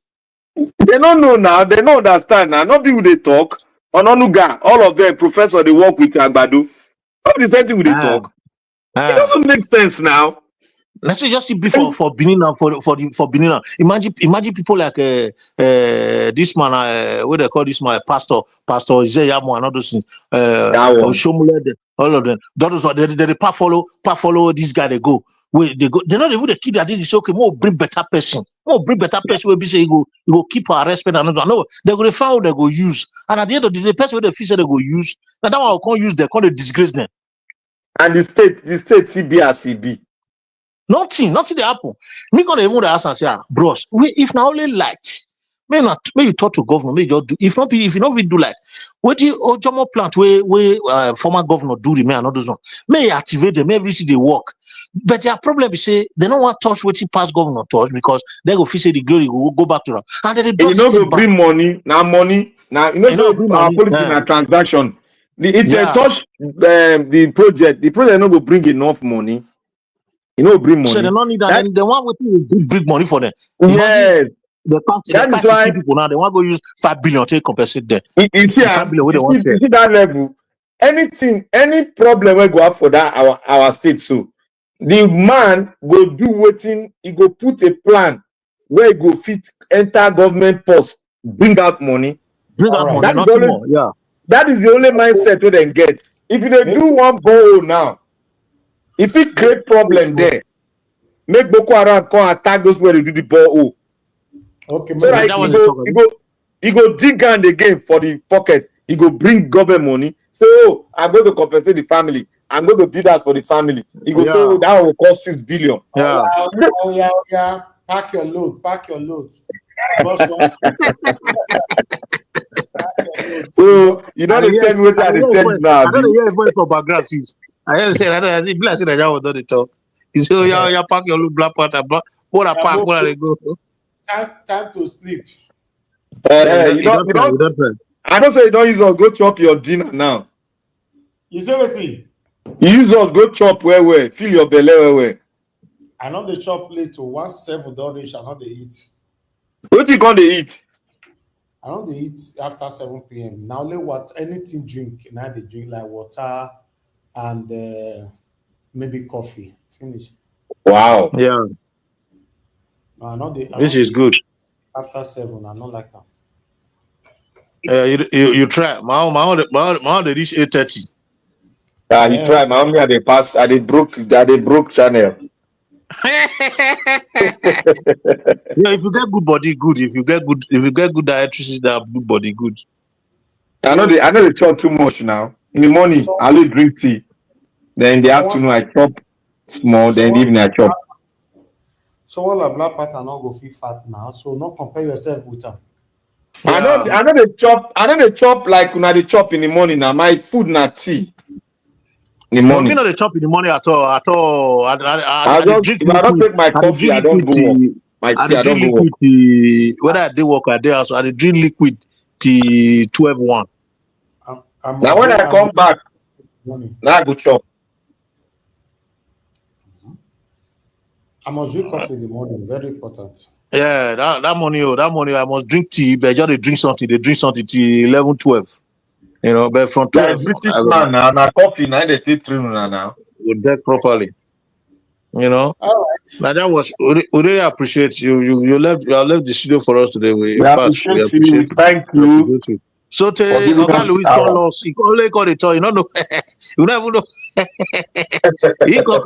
He they talk. Who they try moderate and lie. You know here again. You know say nobody. We they hear what they talk, but you know they hear us. Oga don't sleep. Yeah, nah. You don't crash. Now tomorrow we'll continue from start tomorrow, my people. I appreciate you all. Thank you, Oga, Chris Collins, Black Panther, Mr. Jonathan, and myself. Now, the 4 of us on those of you that came in earlier on, I appreciate you all. My people that is still with us on the comment section, I can see Beckmark is still there. Blessed Lady is still with us. Wow. People never sleep. Even Peggy Body is still with us as well. See our people. Hey, I never sleep. Hey, because at least all of us do this midnight worship together. All right. So Although me never sleep, Sha. Once I heard this show, that I have other stuff to do, I never sleep, but we'll sleep soon. I appreciate every one of you, my people. I'm gonna go bless you. Now let's continue for where we stop again tomorrow. It's quite late here in Lagos. It's 1:17 a.m. here, right here in Lagos. Yeah, All right, that's exactly 117. You got it. exactly. All right. Good night, my people. I'll see you guys later. Bye for now.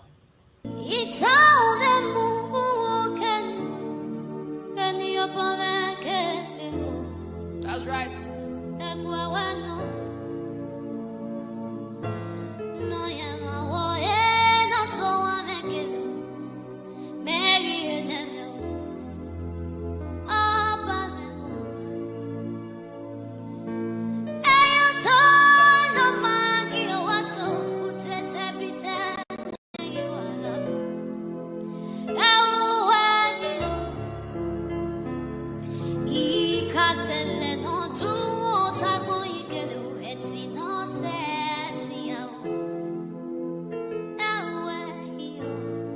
Yes.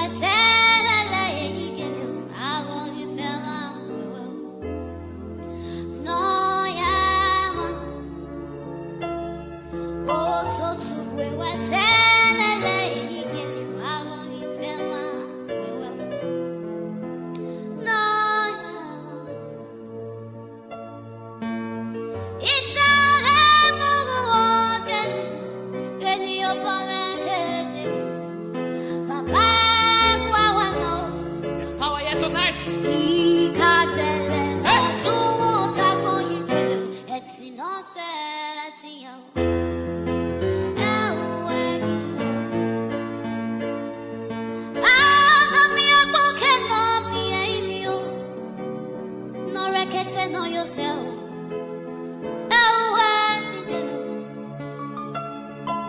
If you're